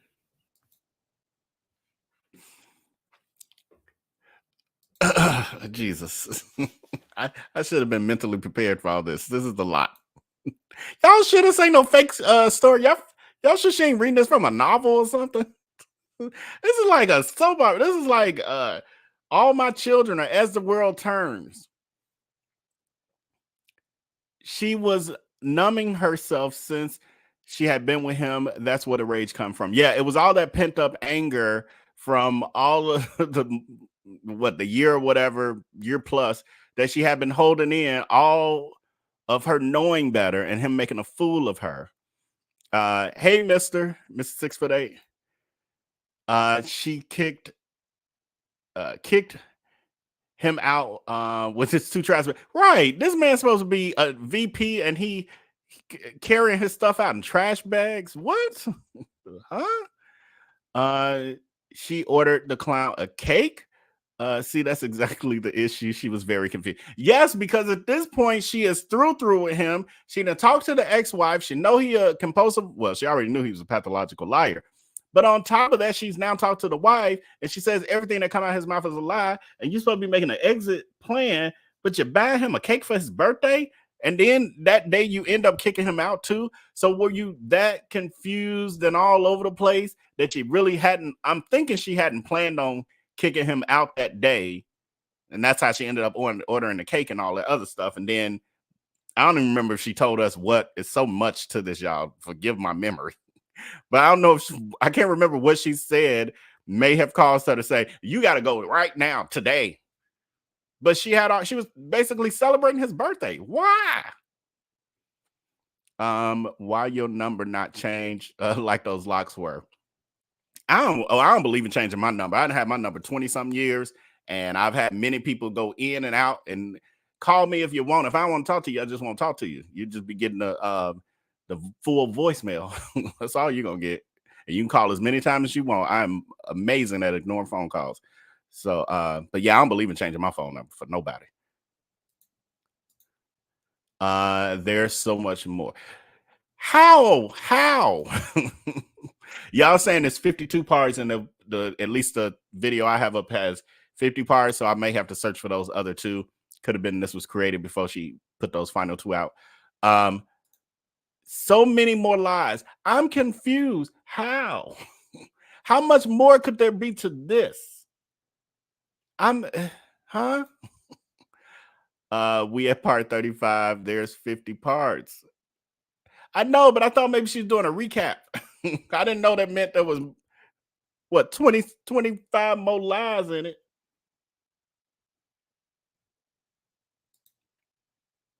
Jesus. Okay. Y'all ready? Brace yourselves. Part 36, Who the Fuck Did I Marry? The Family Tree. Please fasten your seatbelts and put the tray tables in the upright position. Let's. I just can't believe there's more. Like that what she's approaching this like, basically she just told us we only got 5% so far. I just can't fathom having 95% more to go. All right. The cousin, I'm not going to name her. The cousin had reached out to me on Facebook, asked me to please give her a call. So this conversation was on the phone. Yes, I was actually speaking to her. She informs me again about the whole he's up there. He's telling everyone that he walked in on me cheating on him. It was with a law enforcement officer, and that the law enforcement officer used his duty weapon to threaten him to get him out of the house. The reason why I'm particularly mentioning the fact that he said it was law enforcement is because he was trying to get a family member, like one of his cousins, to call the agency of the law enforcement officer and file a complaint, which in hopes would then start an internal affairs investigation. Yeah. So, female cousin's on the phone with me. She's telling me everything that he is telling them. She's like, look, we know he a liar. We don't fuck with him. He's been a liar since a kid. but he's also family.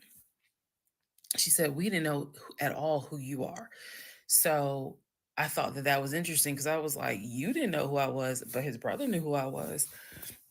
And so again, that's when I said to her that I was like, I've talked, he's talked to his brother every day. So why wouldn't the brother tell y'all that he had gotten married?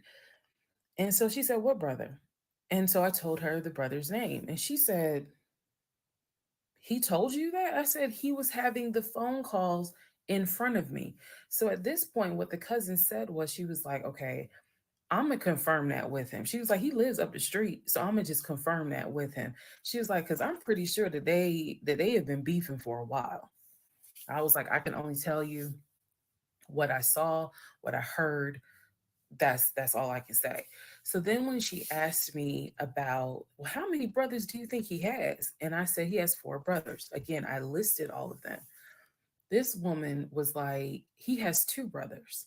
She said he has the twin, and he has the older brother, the one that he was on the phone with every morning, blah blah blah blah blah. I said, twin? Who's the twin? So this is where she explained to me. She said the parents, mom and dad, had the older brother. The older brother is about 5 or 6 years older than Legion. Legion and the younger brother who lives in Nashville, they are twins. So when he kept saying the younger brother, my younger brother by 2 years, it's his older brother by 20 minutes. They are twins. I have seen a picture of this brother. Yes, they do very much look alike, but I didn't know they were twins. It doesn't even matter. I didn't know they were twins. But definitely they had the same mom and dad. So she was like, no, that he's older than Legion by 20 minutes. They're twins. She said, so the parents had 3 boys, brother in Philly, the older brother, and the twins. She was like, who the hell are these sisters that you're talking about? So I tell her, I was like, Shantae and Kim. She said, I don't know who Shantae is. She said, Kim is my daughter. Kim is not his sister. Kim is my daughter. And she said, that's his cousin. She was like, and they haven't spoken in about 20 years. So, no, that's not his sister. He does not have any sisters. And I said, well, then what about the other 2 brothers? She was like, what other 2 brothers? I said, the brothers from his dad. She was like, you mean to tell me this man is going around telling people, I know somebody's going to quote Nicki Minaj, lying on your dead mama, but try not to. She says, you mean to tell me this man is walking around lying on his dad, saying that his dad had kids outside of his mom? And I kind of stuttered like, yeah. She was like, he does not. She said, I have no idea who those 2 men are. She said, those are not his brothers. But if y'all remember, I've met those 2, and he introduced them as, man, this is my brother John, this is my brother Matt, type thing. And so they both were like, oh, my sister, it's good to meet you. It's good to meet you. Remember that, because obviously I do eventually talk to those 2 men again. So she says to me, the family tree is mom and dad, the 3 sons. She was like, there are no sisters. She said, I don't have a clue who Shantae is. She said, Kim is my daughter, so that's just their cousin. But again, they ain't spoken 20 years. I said, okay. And then there was the grandmother. She said, yeah. She named the grandmother. She was like, yeah, she died in like 2008. I said, yeah, he told me that she died in 2020. And that, all of you were coming down for the memorial service. And she's just like, she died in 2008. I said, then there was the uncle who also died from COVID. She was like, which uncle is that? I told her the name. She said, he's been dead since like 2010.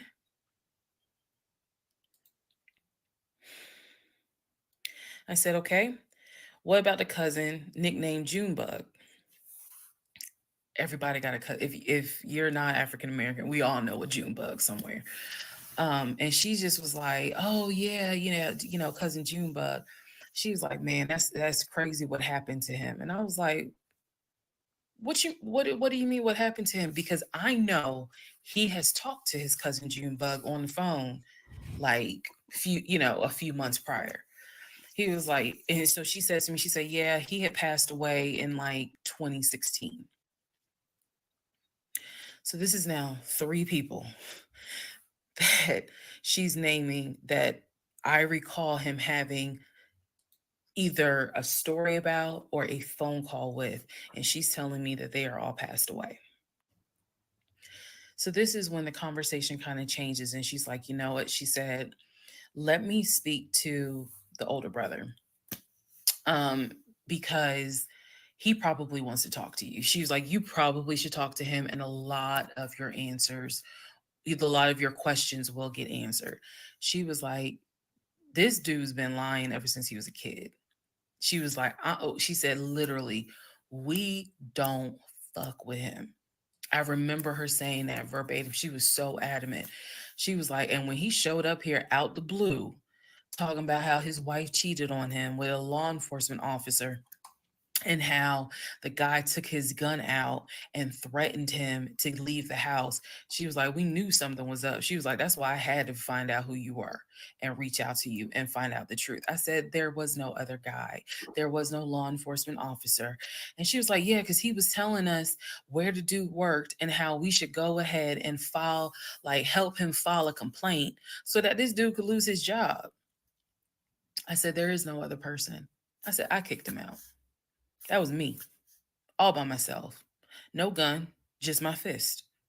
Um, and so she said, he's telling us that he had gotten married, and then she was like, apparently y'all had a baby. So she was like, so you got a kid with him? So I had to explain to her. I said, no. I said I had a miscarriage back in back in June of 2020, and I had to have surgery in July. So she was just like, girl. So she started like really being encouraging and was saying, you dodged a bullet, honey. She was like, I don't wish this. She's like, I know he my family, but I don't wish him on no woman. So we've had each other's numbers. She was like, if you need anything, please feel free to call me. She was like, I've had my own issues with him. I've had my own issues in life.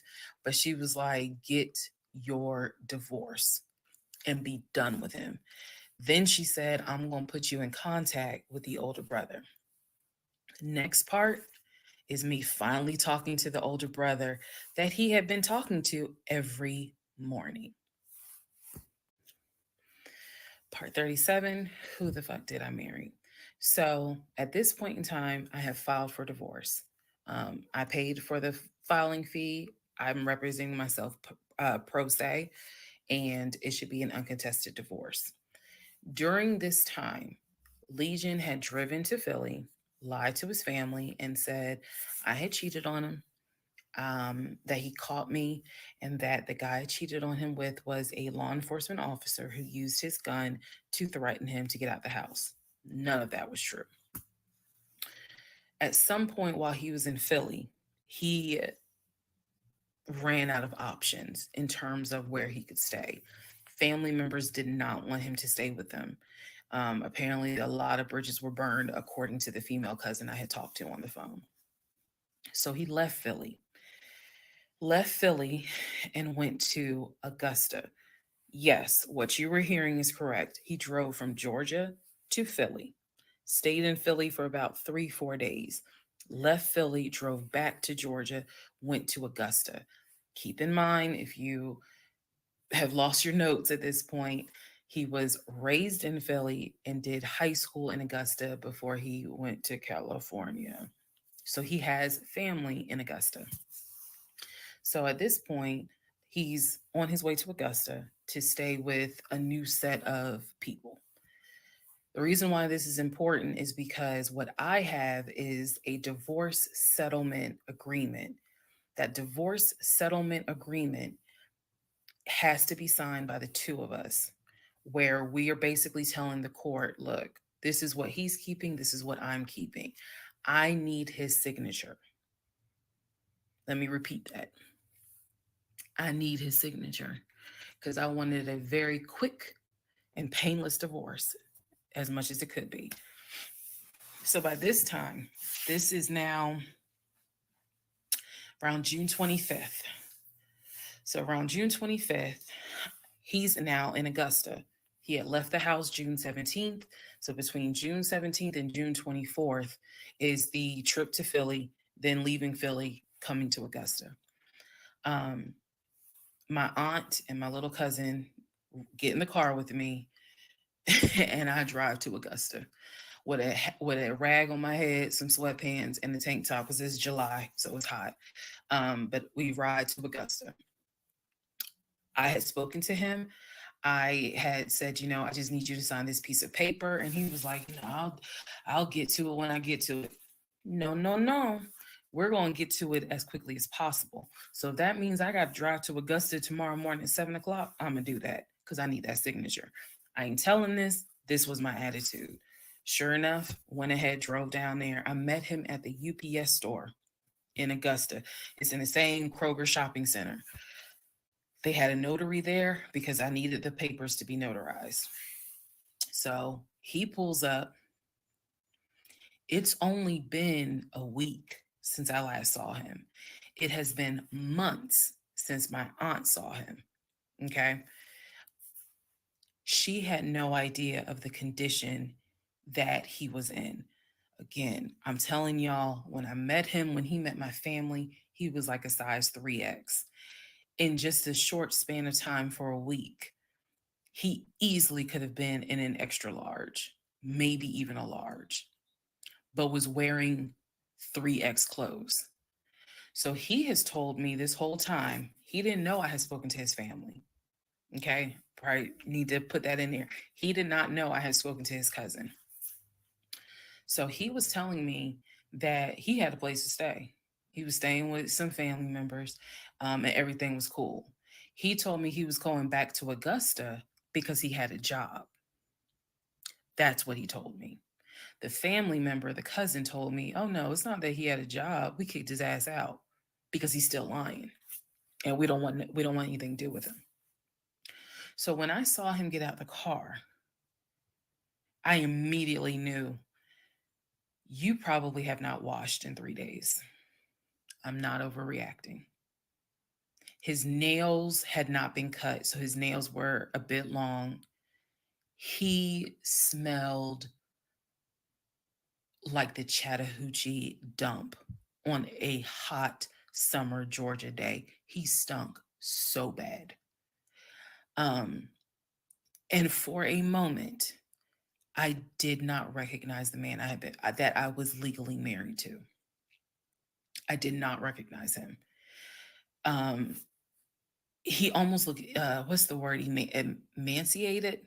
If I may be mispronouncing it, but the way someone looks when they've lost so much weight and it's almost like your skin and bones.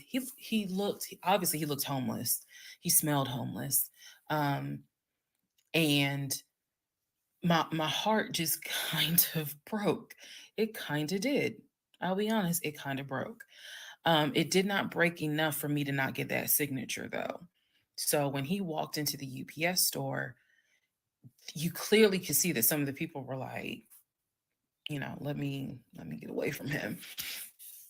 Me, I just was like, okay, so I just need you to sign right here, and I just need you to sign right there.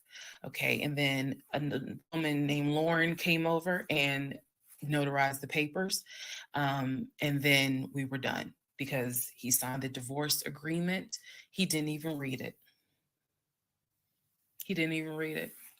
Reason why I'm pointing that out is because he didn't read the part where what's left in the house now belongs to me. Where he took technically what he was going to take. Everything else in that home belongs to me. Remember, I told y'all he had left all his Invicta watches. He had left all his WWE championship belts, his Jordans, a lot of his clothes, his Cole Haans. He had left all that stuff. He never even read the divorce agreement. So he signed it. I signed it. Lauren notarized it. We leave the store and I said, have you eaten? And he was like, yeah, I ate. It's just, my knee. So again, he's talking about the knee, but if you saw him, you would know there's way more to it than the knee. So I said to him, look, since you met me here, let me give you some money so you can get you some chicken nuggets. Yeah, that's what I said. You can get you some chicken nuggets. So I believe I gave him like $5 or $6. Go get you some chicken. I think I zelled it to him actually. Just go get you some food. Then because where he parked was not far. It was like, okay, I'm parked here. He's parked in front of me in the other row. So there's that aisle that you can drive down.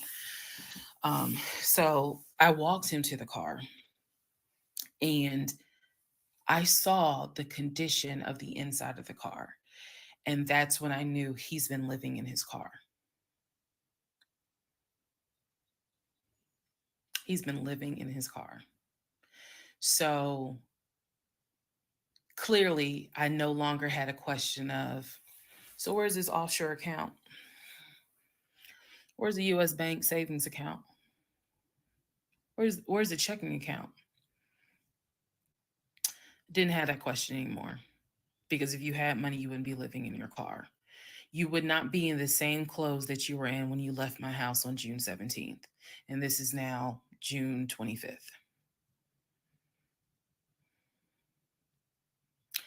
So he was like, I'm gonna be all right. I'm about to start a new job. I'm gonna be cool. I got a family member I can stay with. Everything's gonna be okay. All right. I said, I will let you know when the divorce is granted.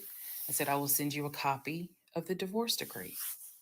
And he was like, okay. He said, well, how long you think that's going to take? I said, I'm not sure. I thought I had to wait 30 days before I could file the divorce agreement settlement form.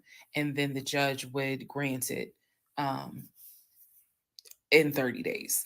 So basically, this is like June 25th. I'm looking at the end of August that it would take for the divorce to be granted, assuming there were no hiccups, assuming he didn't decide he was going to pull a fast one.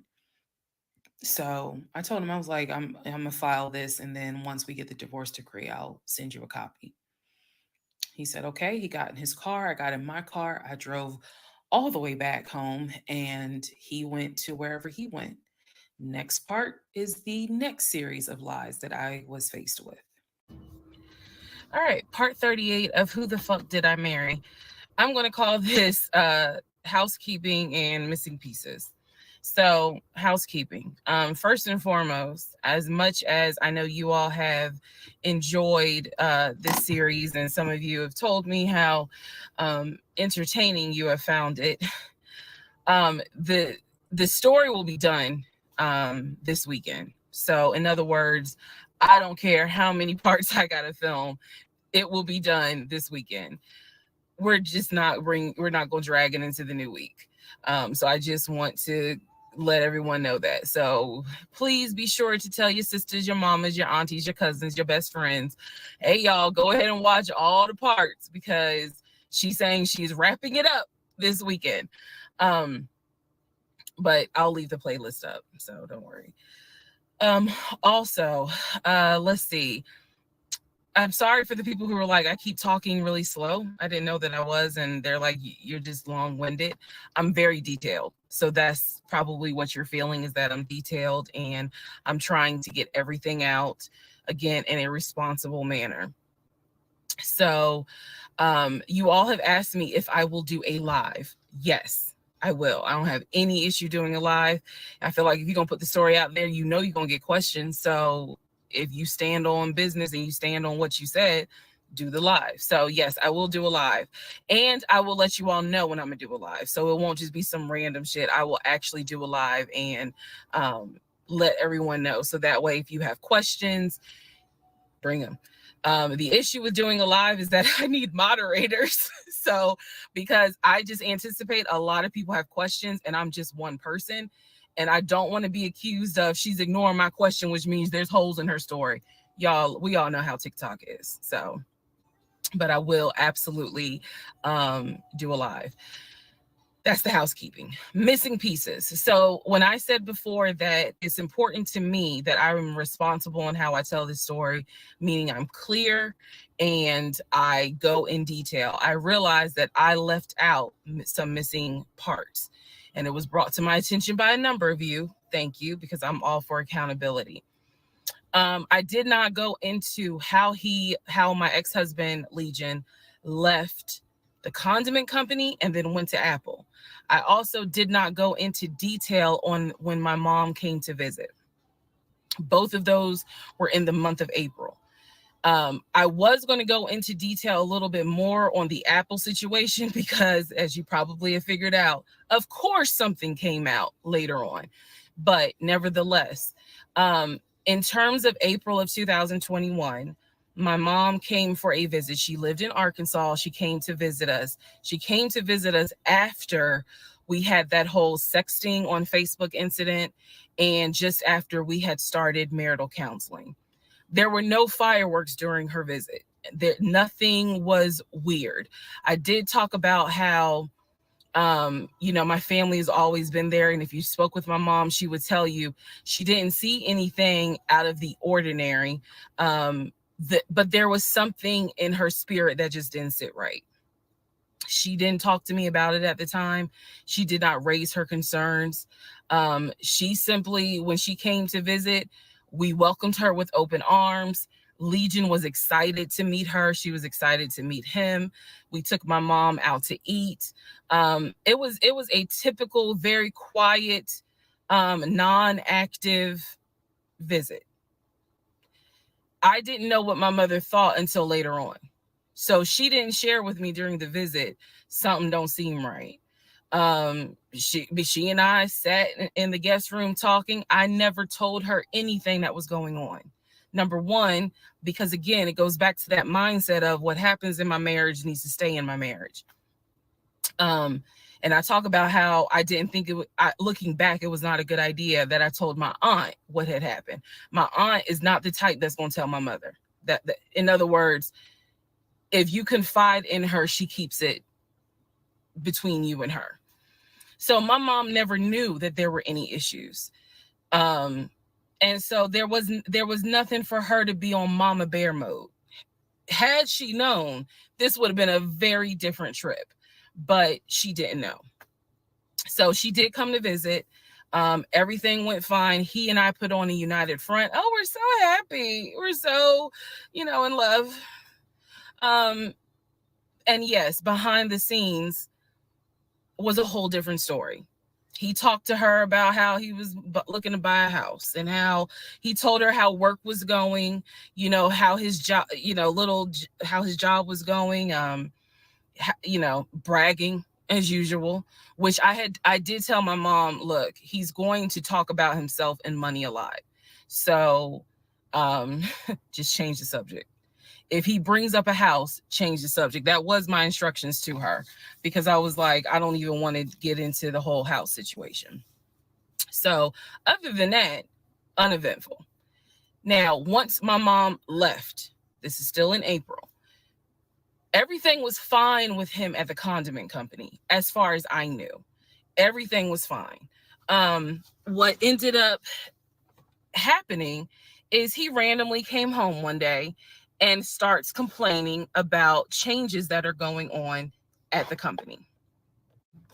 When he started complaining about those changes, it was things like, keep in mind, he is not VP of the company. He was VP of, I keep getting it wrong, but I think it was VP of production is what the memo says. So he was not the second in command for the company. He was upset that he was being blamed for production stats, that the production was down. He was upset that his plant manager apparently had resigned. He was upset that some of the policy changes that were coming into play that would affect his plant. These are the things that he was coming home and complaining about. Literally, he would complain. He started complaining Monday. By Friday, he said, you know what, if they continue doing this, then I just need to find another job. He was like, I think I'm gonna call my homeboy that I work with at Apple, and I'm gonna see, what they have available. Yes, there were red flags going up. Of course there were. At this point, we're not even dealing with United Nations of red flags. We are dealing with the Olympics. We are dealing with the parade of all nations. Everybody got a red flag. So when he said that, I was kind of like, okay, because I had become numb to all the antics that he did. I was numb to it. So he literally said, I think I'm gonna call my homeboy and I'm gonna see what's at Apple. My response to him was, well, what about your salary? Would you take a pay cut? He was like, no, I'm not gonna take a pay cut. Like, I wouldn't leave unless it's gonna be the same amount or more money. Y'all, the next week, last week of April, I'm at work, minding my own business. He calls me and tells me, I've decided to resign. You what? I've decided to resign. Don't worry. Don't get all crazy. I had talked to my homeboy. There is a position at Apple, and I'm on my way there now to go and meet him so that I can get some information on the position. We're married, y'all. We're married. So what I said to him was, well, will you get all this in writing? His words to me were, of course I'm going to get it in writing. I'm not stupid. You know what? I don't even want to talk to you no more. Click. That's the end of April. So that is how I was introduced to this Apple job. Again, if you stick with this series, you will find out exactly what happened. But that's how I was introduced to the Apple job. It literally was in a span of within 2 weeks. And he resigned from the condiment company and immediately said, I'm going to move over to Apple. Just wanted to clarify that. So we will continue on. Part 39, who the fuck did I marry? Everything you're going to hear probably in this part and the next part, all of this happens in the month of July, 2021. Divorce has been filed. It was filed the end of June. I got his signature on the divorce settlement agreement. I thought that I had to wait 30 days before I could actually file that with the court. And so this is kind of in the limbo period because I'm still within those 30 days. So he left a book bag at the house, book bag that had all kind of paperwork in there. Inside the book bag, this is the paperwork that I found.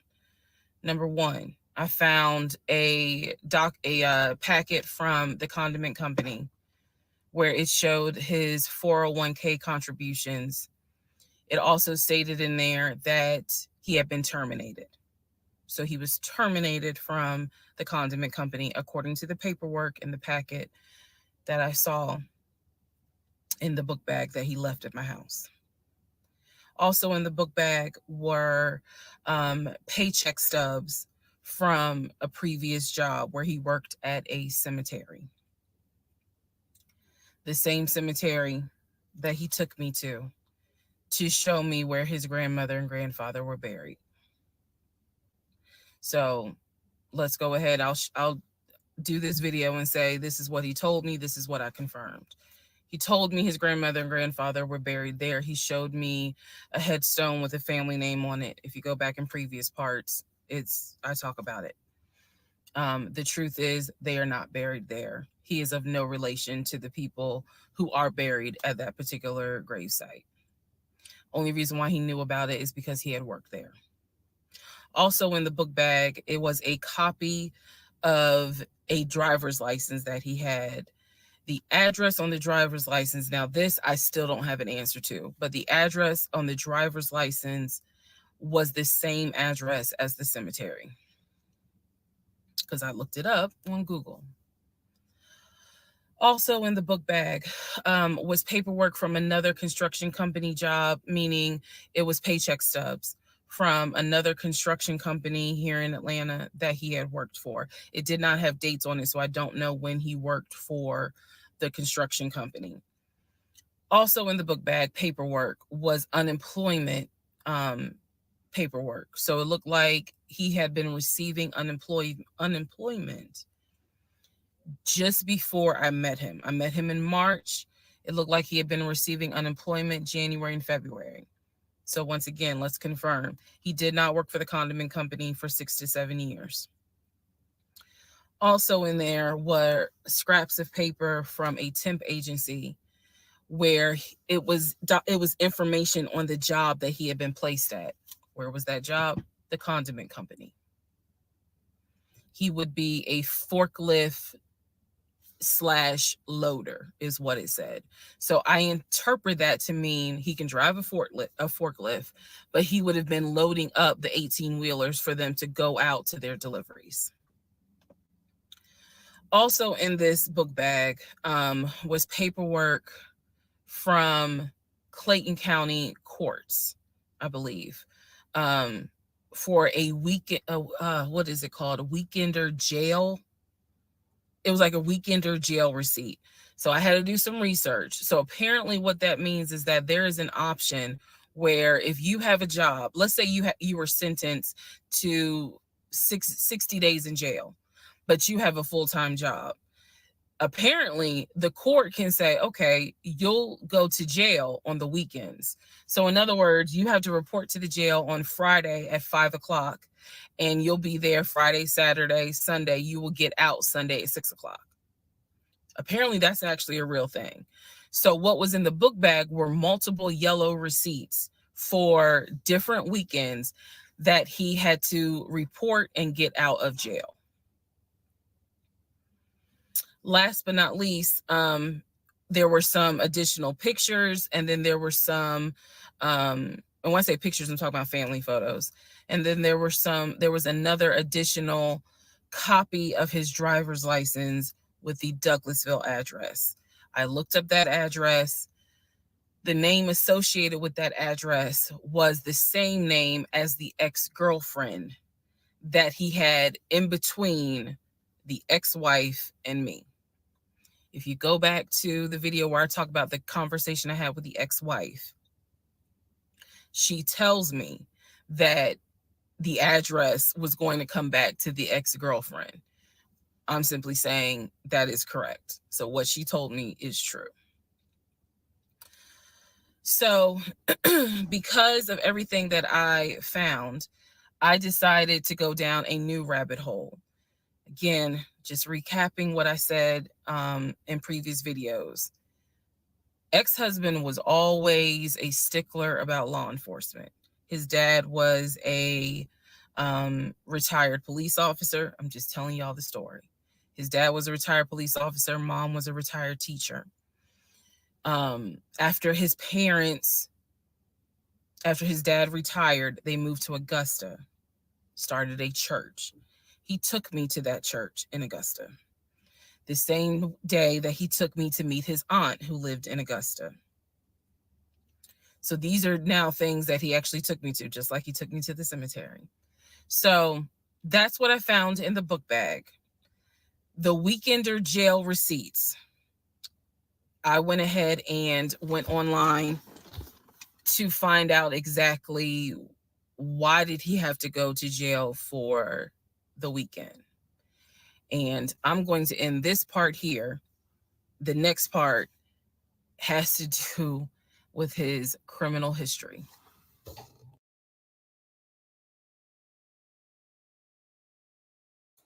Okay, based on our poll, it keeps changing. It was 50-50, and I was like, I'm gonna make an executive decision and call it quits because I'm trying to hang in here. But there's still 51%. The majority is still saying yes. But I'm gonna play part 40. And in order for me to continue, we have to get these likes up to 200. We're 50 short. Because I'm sure some of you in here may have not gotten around to hitting that like button, but get our likes up to 200 and we'll continue.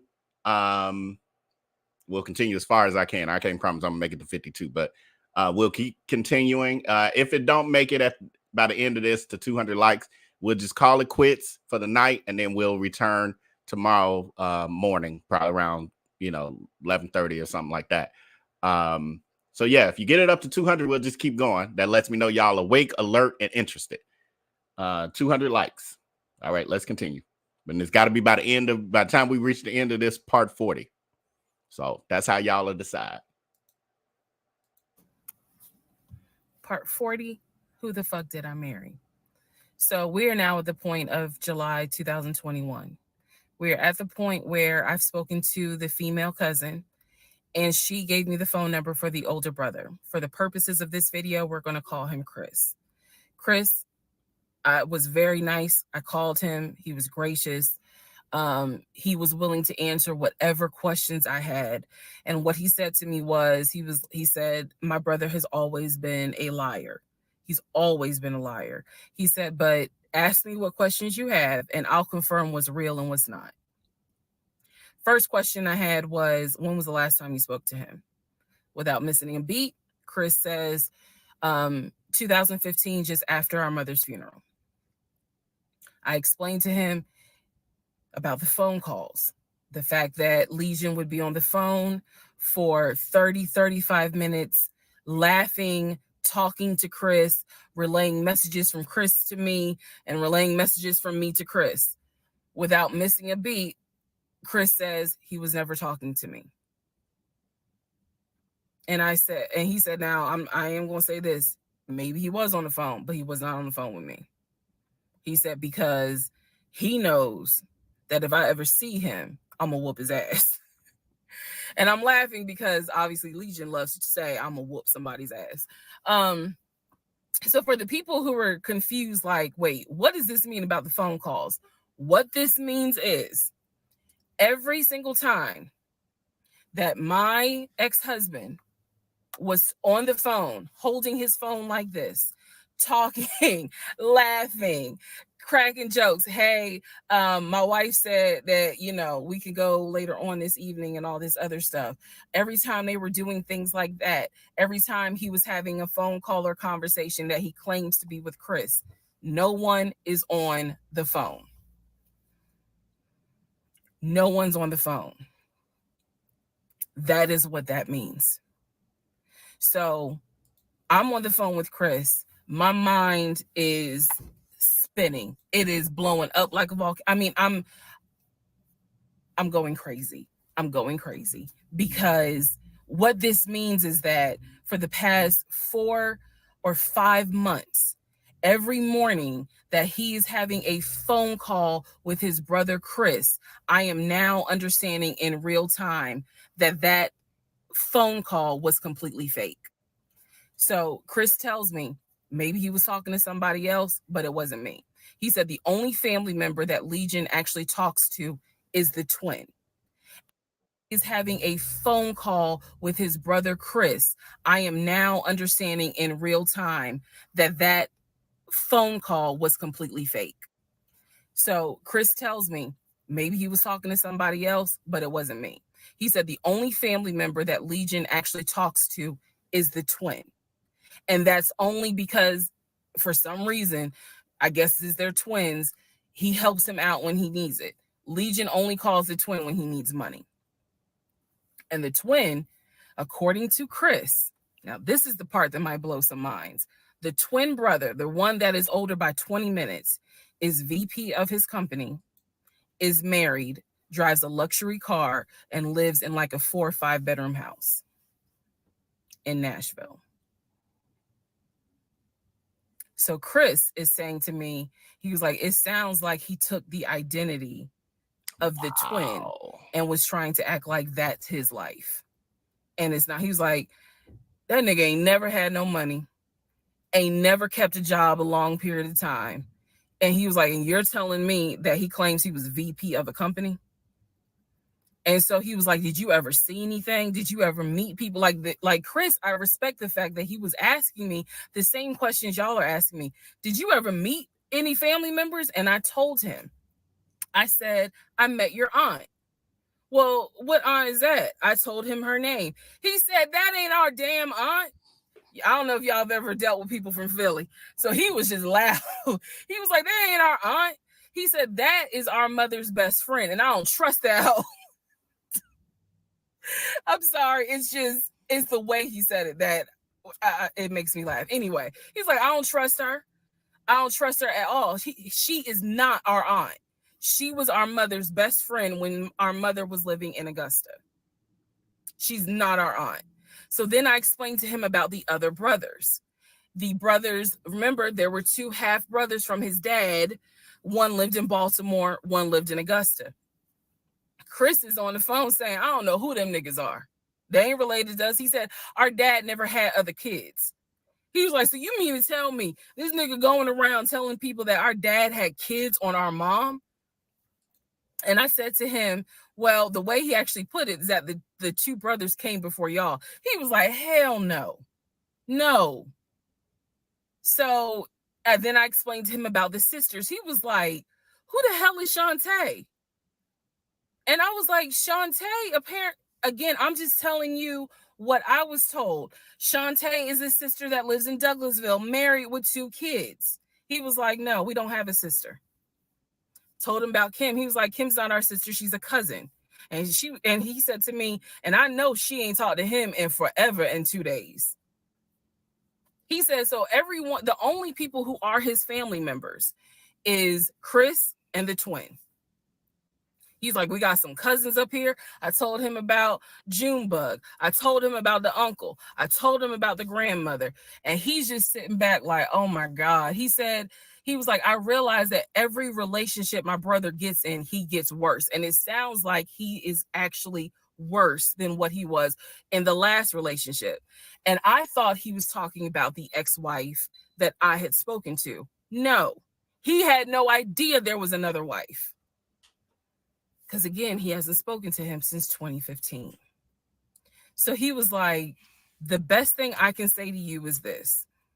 He said, thank God you ain't have kids with him.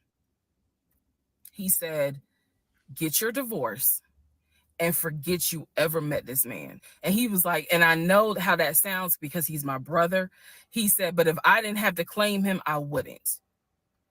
And I said to him something that I should have probably said in this whole TikTok series. This is not someone that you forget. This is not a situation that, man, I don't even remember him. No.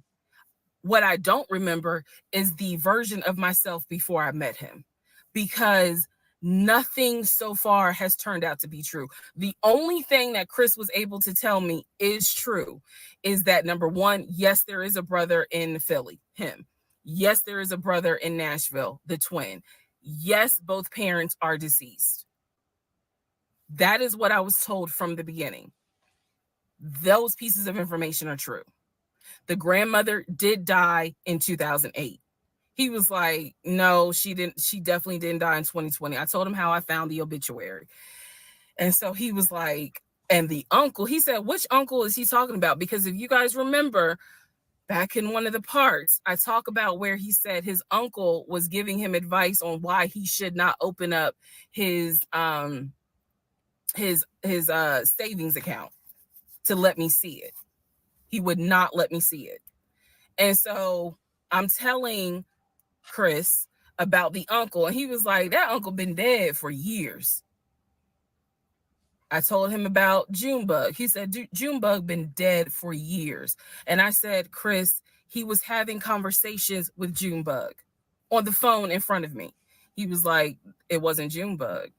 He said, it sounds like my brother was making up the conversations. He said, he definitely was making up the conversations with me. He said, hell no, I ain't going to be on the phone at no 6 o'clock in the morning. So the conversation with Chris solidified that this is the actual family tree. And no, there were never any conversations with his brother every morning when I was getting ready to go to work. They had never talked. On to the next part. Part 41, who the fuck did I marry? So this is a continuation of my conversation with Chris, which will then lead into some other stuff. So Chris has confirmed that he has not spoken to Legion since 2015. So now we know that the phone calls that Legion was having every morning on the phone with Chris when we were, getting ready to go to work. The phone calls were fake. I demonstrated in the last video how I think how he was doing those phone calls. Because he would relay messages from me to whoever was on the phone. So Chris and I also then talked about their parents. So if you remember in the beginning, I told you from the get-go, this man was, very respectful of law enforcement because his dad was a retired Philadelphia police officer. The mom was a retired teacher. And so he had the utmost respect for law enforcement. That's what he used to always say. Because, again, there's a lot that he lied about. So I'm trying to only highlight the big things because, truthfully, it got to a point where when he would say that as a VP in his company, he had a meeting with the local sheriff. Child, we know that's a lie. So I don't even need to go into detail about that because, again, why? So I told Chris what Legion said about their dad being a retired police officer. And I was explaining how he said the mom was a retired teacher.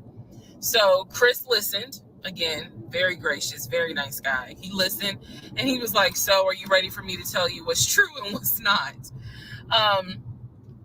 And at this point, I was already convinced I was going to be drinking heavily that night after this phone call. So I was like, go ahead. All right. So here's what Legion said. Legion said, my dad was a retired police officer with Philadelphia PD. When he retired, he and my mom moved to Augusta. I was there for high school.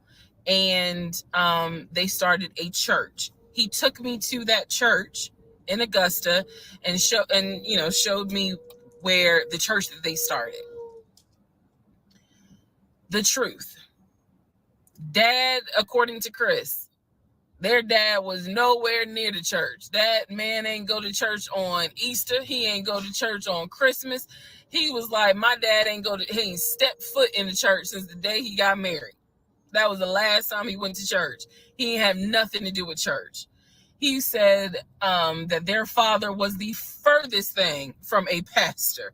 And he was like, I love my dad, but that man drank, smoked, and he was not a pastor. The mom was not a retired teacher.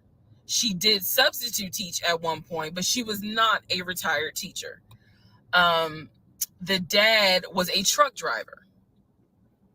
And not only was the dad a truck driver, at one point, he was a correctional officer. And so I said to Chris, I was like, I said I had no idea, of course. I had no idea. So now we know the truth. The dad was never in law enforcement. And I'm not knocking correctional officers. I want to make very clear because I know that sometimes people that work in law enforcement feel like, look, when I'm out there patrolling, that is not the same as being a correction officer, and correction officers may feel the same. So I just want to give the distinction between the two. So the dad at one point was a correction officer. However, his primary career was a truck driver. And so the dad would do long hauls. So Chris is explaining, no, he was like, now that's funny. He said, if you knew our dad, you would understand how funny that is to even insinuate that he was a pastor. And so I told him about the church that we went to. He was like, oh, okay. So he took you to a church in Augusta and told you that was our parents' church. He was like, now our mom used to go to church, every now and then. But he said, our dad ain't been to church since the day he married mom. So the church that Legion took me to and said that his parents started that church, that was not true. So he just took me on a field trip for nothing, basically. So I told him about the weekend, because I did tell Chris where I worked. And that is when Chris said to me, because at the time I worked in a law enforcement agency. And he said to me, now how does that work? He said, because Legion, he done been in trouble a few times. And I was like, what do you mean? Because I had not yet gone online into the court system to see what type of trouble he's been in. And so he explained to me, he was like, just run his criminal history and you'll see it for yourself. He said, because I don't know all the charges, but run his criminal history. I said, okay. He gave me some homework. I'll run his criminal history. So again, he cleared up a lot of stuff in regards to the family dynamics. He did explain to me that, yes, he does have a daughter. He and his ex-wife are divorced. And I said, well, Legion would talk about the niece, meaning Chris's daughter, and would send her stuff for her birthday. And he was like, he said, I'm almost positive my brother never sent anything for my daughter's birthday. And I explained to him, I said, isn't your daughter's name Egypt? He said, no. Who the hell is Egypt? And I said, I was told that was your daughter's name. That's the reason why I'm saying the name on here, because obviously we're about to confirm that's not the daughter. So I said, I was told that's your daughter's name. I said, I went with him to Rack Room Shoes and bought shoes for what I was told was your daughter. And she lived in St. Louis with your ex-wife. He said, no. He said, my daughter and my ex-wife do not live in St. Louis. He said, I don't know who Egypt is. He was like, are you sure it wasn't for a woman? And I said, well, it was kids' shoes. And he was like, no. He said, and I told him, I said, I went to the UPS store, I mailed it, and it, you know, they printed the label with the girl's name on it. And I'm thinking this whole time it's Legion's niece. Chris is like, I don't know who that is. That's not even the name of one of our cousins. So I have no idea, ladies and gentlemen, who my ex-husband was buying girl shoes for and had me sending them, telling me it's for his niece. I have no idea. So Chris is like, yeah, he finally said to me the same thing the ex-wife said, which is pretty much whatever he told you is a lie. And I'm being honest with you guys. It is very hard to comprehend that everything is a lie. Like, there has to be something that's true. I'm like, how was he paying?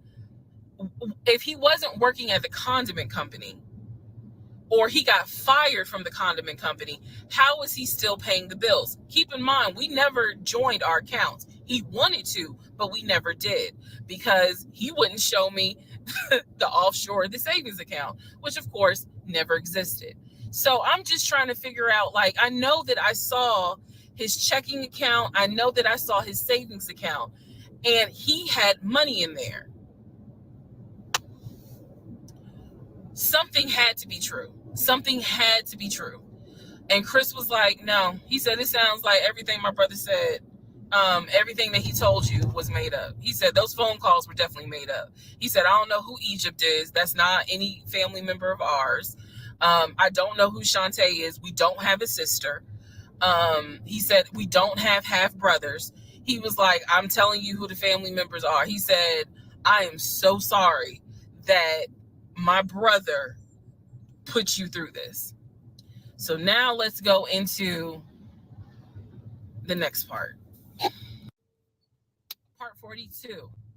Who the fuck did I marry? Okay, only because I haven't talked in a minute and to wake myself up. I'm invested, but I'm almost watching as if I'm by myself laying in the bed, forgetting I'm on YouTube. Like I ain't said a mumbling word. There was a couple comments, 4 of them. He is just making up fake characters and stories like his life is a Sims game. Right.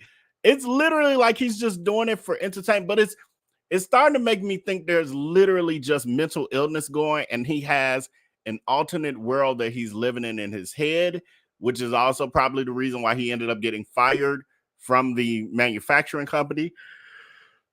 that he was acting like he was the VP at. Like, my God. Find out he was worked at a cemetery and probably was just a grave digger. Girl, the substance abuse is what I'm thinking. Now that's the only thing. She hasn't gotten to that yet. But then again, she also hasn't gotten to his criminal charges yet. So we'll see. But why would she even want his stuff? Take it and leave me alone. Yeah, but I can see it a little bit of like she's trying to get some level of get back on him. He ain't got nothing else. Might as well hold his watches and shoes.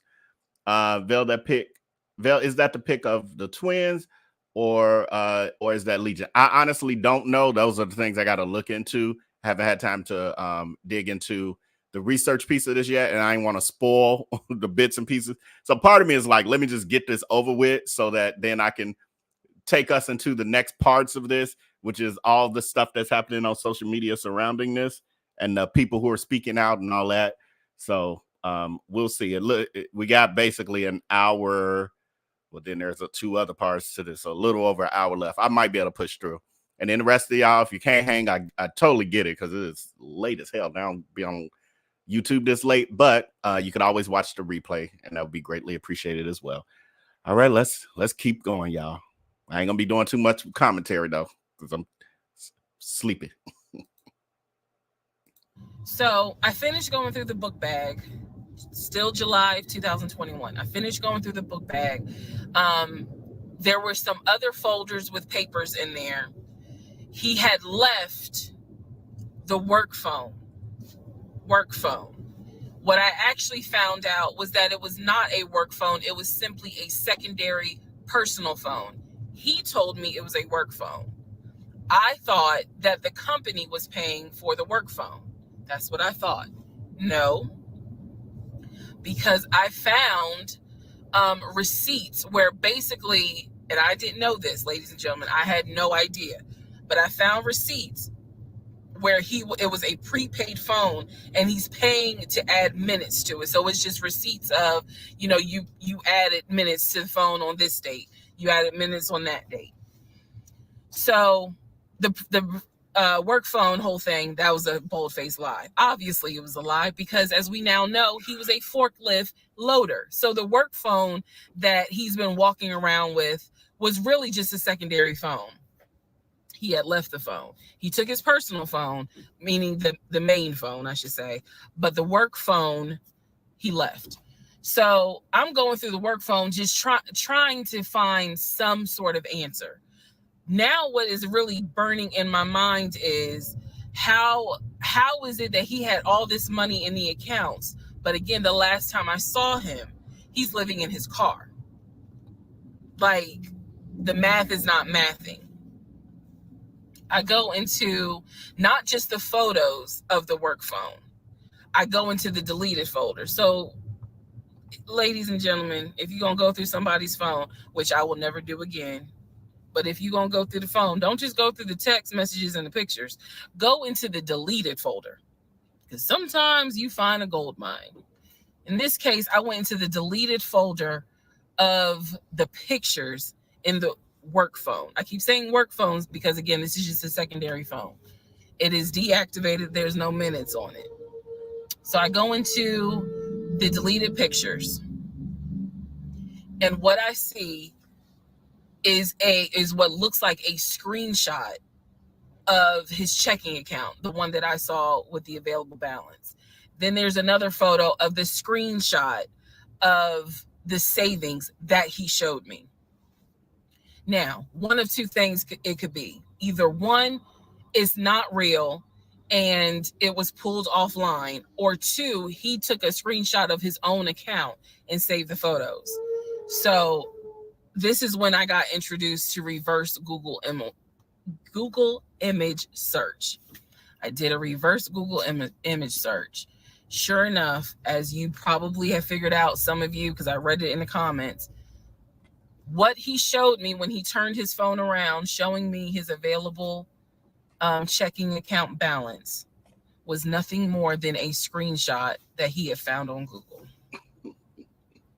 When he showed me his savings, turned the phone around, because remember, I demonstrated for y'all how he was, and then, turned it around and showed it to me as if he was signing in. When he did that, he was simply showing me a screenshot that he had taken from Google Images. Because when I did a reverse Google image search with those two photos, the checking and the savings, it came right up. It was nothing more than just Google Images. In my phone, I didn't even need this, because again, I already knew that he was not a VP regional manager, but still, for shits and giggles, I did a reverse image search of the charcoal BMW. Remember, I told y'all he had sent me pictures of the company car. Nothing more than a screenshot he had taken off of Google Images. The house that he showed me that he had in San Diego, Google Images. But come on, she didn't even make him work for none of this. That's just the basics. Somebody send me any of that and I'll be like, let me see this screen move. Scroll up and down on this bank account. Don't just show me no frozen picture. Hello. Like, is anyone home? Like, literally, this is okay, but everybody not savvy with the social media and the internet like that, I guess. I feel like I knew better even before I got in this world, but she got fooled by screenshots, y'all. This part I probably would have left out my story, because this don't make you look. Oh God. Yes. So, what we can now confirm is anything he showed me when he's turning his phone around is nothing more than an image from Google Images at this point. The checking account, the savings account, Google Images. The house, Google Images. The company car, that charcoal gray BMW 5 Series, Google Images. So at this point, I realized, okay, nothing is real. And I wasn't so much in a rage, to be honest with you. I wasn't in a rage then and there, as much as it was, I really truly had a moment where I said to myself, oh my God, what the fuck have I let in my life? Like, this is not even human at this point. That's really how I felt. Like, again, as someone who, I studied psychology, but I didn't graduate with a psychology degree. However, I have never dealt with a pathological liar. I have studied about them, but I have never come into contact with a pathological liar. Because to a compulsive liar, if you ask them, man, why did you lie to me? They probably are going to have a reason. Pathological liars don't have a reason. Like, there's no limit to the lie. So I have now confirmed that at least 70% of everything that I thought I knew is now absolutely not true. Absolutely not true. So in between all of this, I get a phone call from the aunt in Augusta. The aunt in Augusta, who Chris has confirmed is the mother's best friend. She is not their mother's sister or dad's sister. She's the best friend of the deceased mom. She calls me, and this is the one I have met. This is the one that Chris was like, I don't trust that hoe, anyway. So she called because she wanted to know what happened. She wasn't trying to be nosy or messy or anything like that. She's just trying to find out what happened, because apparently Legion is trying to come stay with her. So she asked me, sweet lady, but she said, what happened with you guys? I told her we're getting a divorce. I said, because he lied to me a lot. He lied to me a lot. And so what breaks my heart about the conversation with her is that she said, so whatever happened to the baby? Mind you, we went to Augusta, told her I was pregnant. I thought he told her that I had had a miscarriage. He didn't. He never told this woman I had a miscarriage. So she informs me. This is what she tells me. So now we're confirming something else. She tells me that on at least 5 times while I'm at work, Legion was driving to Augusta and telling her that he was going to visit the church of where the parents allegedly the church that the parents started. And I was like, what do you mean he went to Augusta? She said, I've seen him like 4 or 5 times. He's come down here. And each time I've asked him to bring the baby. And I said, what baby? And she said, the baby that y'all had. He told me that y'all had a baby boy. And I said, no, ma'am. I said, I had a miscarriage in June of 2020. And she said, oh my God. Oh, she was doing that whole thing. She said this whole time he told me that y'all had a son in January. And I have been asking him for pictures. I have been asking him to bring both of you down here so I could meet him. And he always had an excuse as to why he wouldn't bring the baby. And the last time he was in Augusta, he said that he was leaving you and he was taking the baby with him and that you were at work. I am not making this up. That is what that woman told me. And I just was like, no, ma'am, none of that is true. There is no baby. I said I had no idea he was going to Augusta. Next part. Part 43, who the fuck did I marry? So after the conversation with the aunt, again, she's telling me that Legion has been keeping up this lie that we had a son. I let her know, no, ma'am, there was no baby. We did not have a baby. And I said, I thought that he told you. And she said, he's told a few people that you all had a baby. And she said, because I know some people were trying to send a gift to celebrate the birth. I didn't know anything about that. Didn't know anything about that. So she said, he's trying to come stay with me. She said, but I don't think I want him to, again, she's an older lady. She's like, I don't think I want him to come here because I don't really want to get involved with his divorce again. And I said, what do you mean again? I said, are you talking about the previous wife? And I said the previous ex-wife's name. She said, I don't know who that is. I'm talking about LaTanya, that one, the first one. And I said, well, what happened? Do y'all remember I said in my previous video that I read their divorce records. He had filed for divorce and they had a temporary protection order against each other. I said that.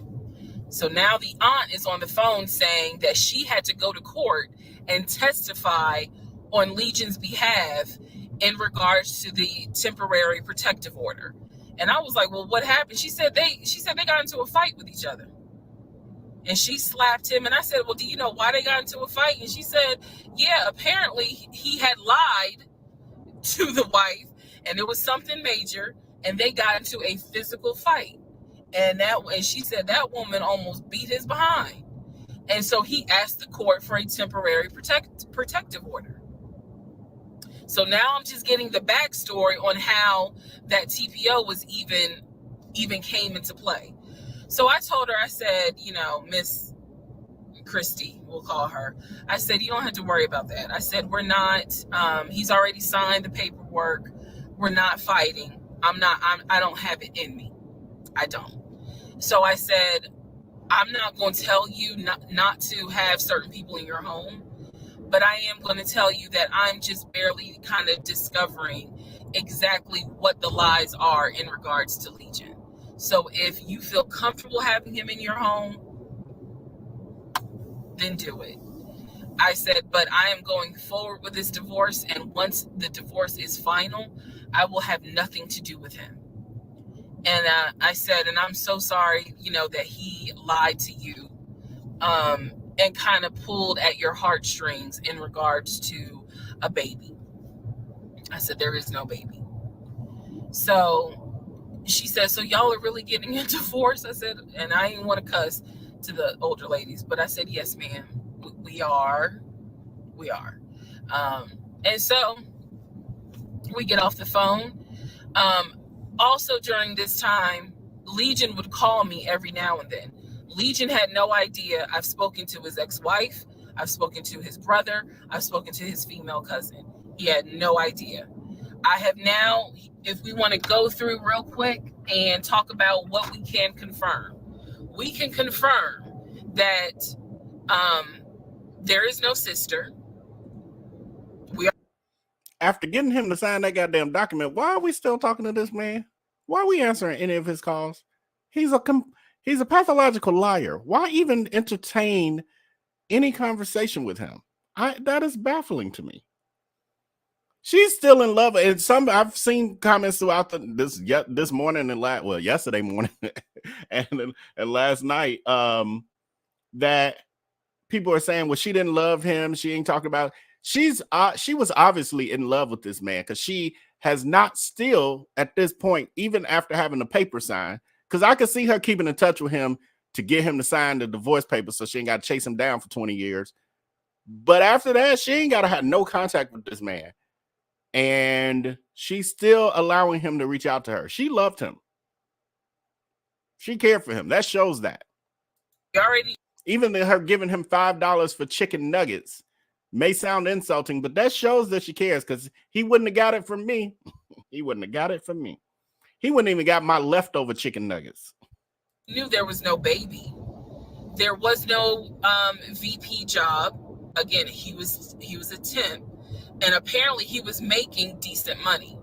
So what I believe, and this is just what I think off of putting pieces together, I think that he made enough money to pay the household bills, because it wasn't as if the household bills were so expensive. He made enough money to live on his own. But instead of him living on his own, he's living with me. So we can also confirm that when he told me that he was paying his car off and he called the dealership and paid his car off, we can confirm that that's a lie. That story will come up later on. So pretty much at this point, the only thing I know to be true, his name, his date of birth, the secondary social security number that was on my background check, and that he has 2 brothers and the parents are deceased. At this point in time of July 2021, that's all that I was able to confirm that to be true. So later on, Legion calls me. He calls me because he wants some money. He just needs a little bit of money to hold him over till payday. And so we're on the phone. The call, again, I was recording all my calls at the. She talking like they got a friendship or a relationship. What? After all you put me through and you want money from me? We shouldn't even be talking. What? She's still making bad decisions even after all this. Oh, Lord. Let's just get through it. At this point. Time. We're on the phone, and I finally kind of confronted him, number one, about having a twin. That's when he tells me, I don't know why I lied, but I don't really talk about him. Number two, I asked him why did he get fired from the condiment company. His story is that he got fired because he had helped a truck driver and he was not supposed to. I know it's a lie. Y'all don't even have to tell me. I know it's a lie. Number three, I asked him, why did you tell your aunt that we had a baby? He claims he never told her that, and that she's old and she didn't know what she was talking about. So then I asked him if he was ever in trouble where he's been arrested. And he said, yeah, I've been arrested as a juvenile, but my father had my record expunged. I said, were you ever arrested as an adult? He said, nah, I ain't never been arrested as an adult. I said, so you never went to weekend jail? He said, no, I don't even know what that is. Well, weekend jail. So he doesn't know what weekend jail is. That's his story. And so he was still standing by the lies he told me. So finally I just asked him, and this is where let me just say it. I asked him, why the hell did you even marry me? Like, why? Why did you even marry me? Because you easily could have just stayed dating or been the boyfriend or just moved on with your life. Like, you didn't have to marry me. You didn't have to pull me into a marriage and make me think that this is what you wanted. This is what he said to me on that phone call. He said, I had to marry you. And I was like, no, you didn't. He said, yes, I did. He said, I knew full well from day one that there was no way you were going to stay my girlfriend for longer than a year. He said, I knew it. He said, I knew in order to keep you, I was going to have to marry you. Y'all, my jaw hit the ground. I could not believe he said that. And he said it so matter of fact. And I was like, that is the most fucked up thing you could ever say. Part 44. Who the fuck did I marry? The videos that you saw earlier were filmed earlier today. And yes, I'm aware. It was brought to my attention. I had to make a decision whether or not to finish, keep my word, or stop, disappear. I mean, disappear. Okay.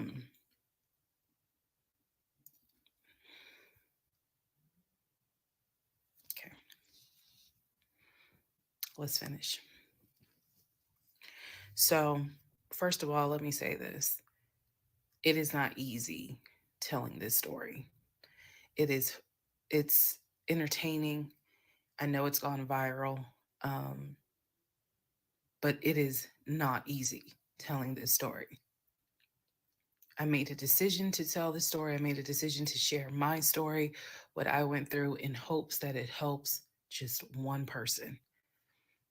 But I would be remiss if I didn't tell you all, it is not easy telling this story, to relive it, to face certain things out loud that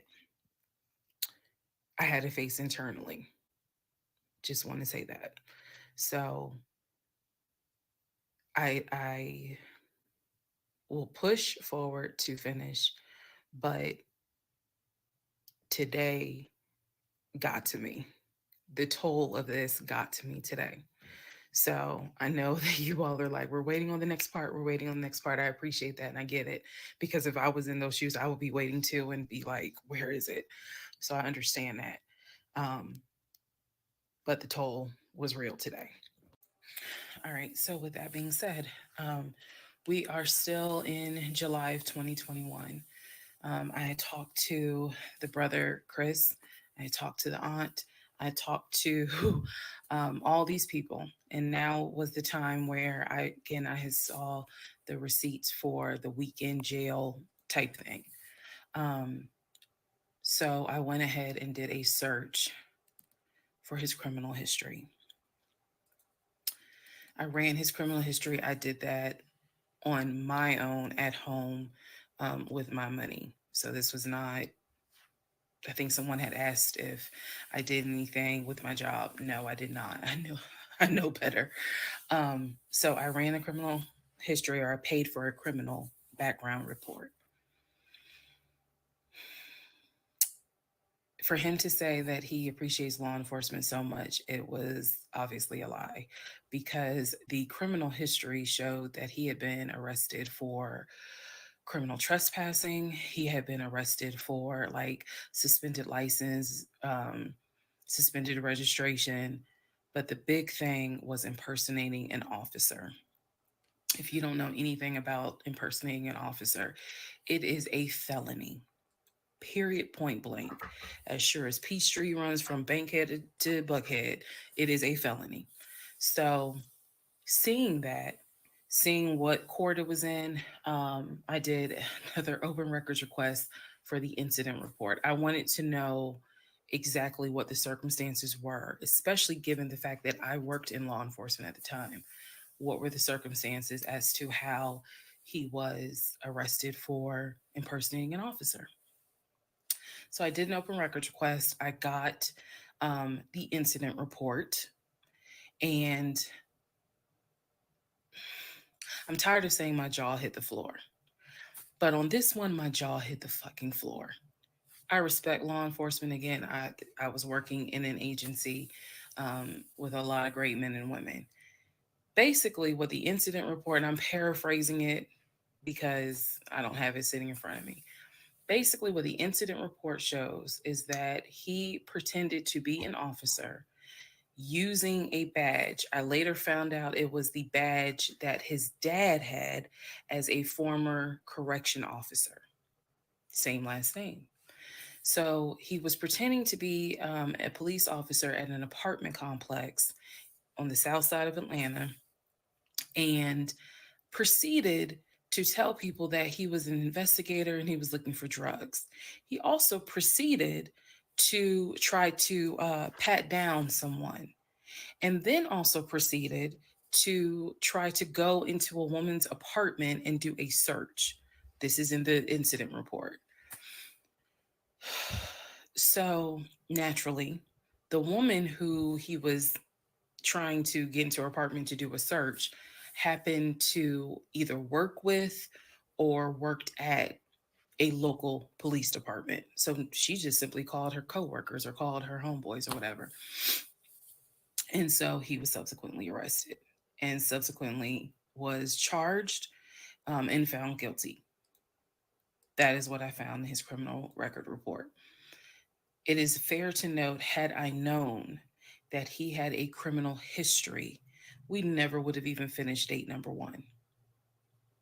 Some things I'm just not going to get involved with if I know from the rip. So what does this mean? Again, we've been going over what's the lie, what can you confirm? I can confirm that there was no way that this man ever had a passport to take me to London. When he claimed that he was voting in the election, there's no way that he did, because he tried to tell me that he was still a registered voter in California and that he did it online. I knew it was a lie, but again, at this point in July, I'm able to confirm that, yeah, you never had a passport. You never voted. The small things that mean something to me, he never did it. He wasn't eligible to. So now I know that not only have you, yes, been arrested. Now, what happened as a juvenile, I don't care, but you have been arrested. You have done some sort of time. And now it explains why you knew your way around the county so well.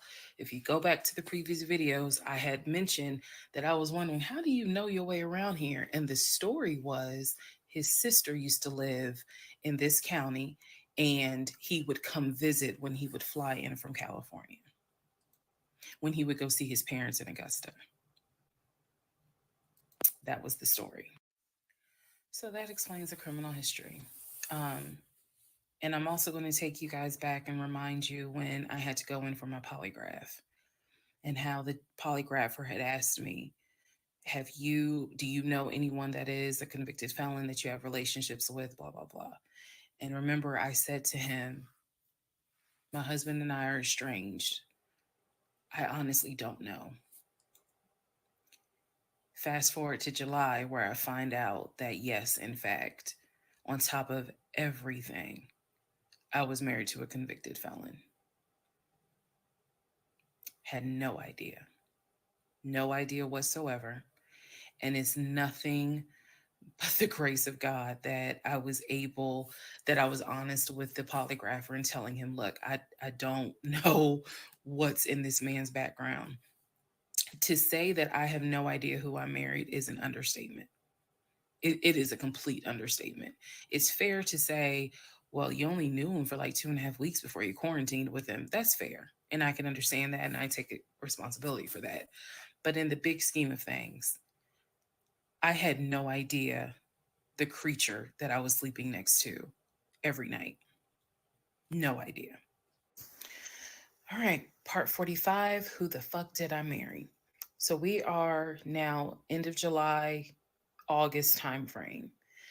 During this time, um, Legion basically disappeared. Remember, I'm still waiting on the final divorce decree to come up. I'm actually waiting for the 30 days to be up so I can file the divorce settlement form. So I'm waiting on that, on those 30 days to be up. I'm playing nice with him. I'm being cordial. I have done uncovered all kinds of stuff. But just in case he was going to act a fool, I was trying to be cordial. So I had spoken to him on like a Monday, and I was trying to get a hold of him for something, but I'm the one that initiated a phone call in the coming days. Never heard from him. Never heard from him at all. He wasn't, his phone was dead. It was going straight to voicemail. Because he was in And I prison. genuinely was worried. A few days turned into a week. By the time I hadn't heard from him in a week, because I knew he was not living anywhere but his car. That I knew that. So this is what happened, y'all. um, I first reached out on Facebook. Remember, even though he has told me that he had all these siblings, we know he didn't have all these siblings. But remember, I told y'all I had met the brother in Augusta and I had met the brother in Baltimore. These are people I've met. The brother in Baltimore I talked to on FaceTime. The brother in Augusta I've actually physically met, hugged, shake hands, all that. So I reached out to on Facebook to people that I remember him talking about all the time. The friend Omar, the brother in Augusta, the brother in Baltimore, another cousin in Augusta. I was doing a search for these people's names, just like, hey, have you heard from Legion? The brother in Augusta told me, no, I haven't heard from him. I've been trying to reach him, but the phone's going straight to voicemail. I knew he was living in his car. So my brain was doing everything it could not to go on the deep end. I reached out on Facebook to the brother in Baltimore and I said, hey, gave him my name. And I said, have you heard from Legion? Now, mind you, the brother in Baltimore and him have talked on speakerphone. I guess it's important that I make that distinction. They have talked on speakerphone. So I know that they have talked at least in 2020. So I said to him, again, according to Legion, they talk all the time, but I have heard them on the phone in 2020. So I said, have you talked to him? The brother from Baltimore informs me, no, I ain't talked to him. He owes me money. So I ain't got nothing to say to him. And I said, wait a second, like, he was telling me that y'all are brothers. He was like, man, he's like a brother. But I don't fuck with it. I don't fuck with him because he owes me money. So they had not spoken. This is now July 2021. They had not spoken in well over 6 months. So all the phone calls, this is what it means, guys. All the phone calls that he had with the brother in Baltimore in 2021 were not real. Then I reached out to the Omar guy, and I remember the story is that he and him known each other's years since California, worked together at the condiment company. I reached out to Omar and said, have you heard from Legion by any chance? Explained who I was. He responds with, and I'll never forget it, he responds with, no, I have not heard from him. I have absolutely no contact with him whatsoever. We are not friends, and I would appreciate if you do not reach out to me again about him. The stories I was told was that this dude is supposedly his best friend. Shocking moment. So they had not spoken in years. They're not cool. He does not fool with him. Okay. Went on to the next person, a female cousin I had met. She said, no, I have not heard from him. Why would I hear from him? We don't really talk. Like, I think she was genuinely weirded out by the fact that I'm reaching out to her out of the blue, asking, "Hey, by any chance, have you talked to my soon-to-be ex-husband?" So what I discovered because he ended up being gone for 2 weeks. What I discovered in those 2 weeks, let me be very clear with the statement I'm getting ready to make. I reached out to every person I know who apparently has had some form of relationship with him. Either he said that they were friends, they talked on the phone, he said they hung out. The brother in Baltimore, I was told, had been to the house while I was at work. Brother in Baltimore said, no, that never happened. I've never been to your house. All these people knew that Legion was a liar. And I think that they all felt bad, with the exception of the Omar guy, felt bad that I was kind of just discovering what they've known for years. In those 2 weeks, I found out every single person I reached out to, not a single one of them gave a shit if that man was dead or alive. All of them had the attitude, some even said it, no, I haven't heard from him. I don't care to hear from him. It was as if it was for me, it was such a sad moment because I discovered this man has no friends. Fuck whatever he has said. I am now able to prove it. He has no friends. There is nobody who is concerned that they have not heard or seen him in over 2 weeks. Some people, months. One guy, years. None of them were concerned. So basically, what I'm saying is that I discovered he had burned bridges with everyone,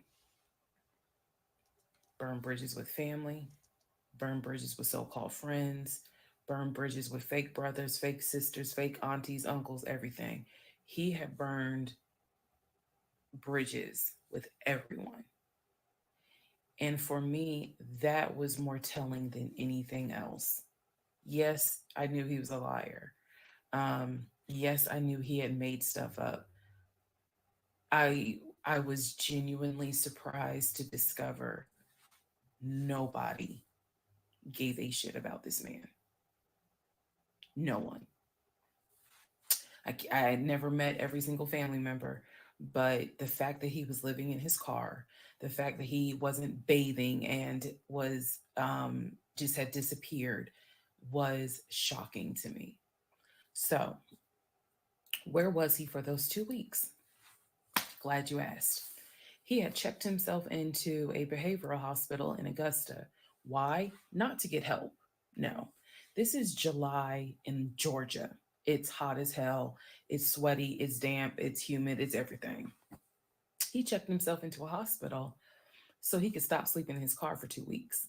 When he checked himself in, they took his phone, and that's why no one was able to get a hold of him. And by no one, I mean me. He checked himself into a hospital so that he could have a bed for a couple of weeks. That's the type of human being that I was dealing with. Part 46. Who the fuck did I marry? So, after the whole missing in action debacle where he disappeared for a couple of weeks, Legion started calling and texting me, telling me that he was ready to come home. Yes, you heard that correct.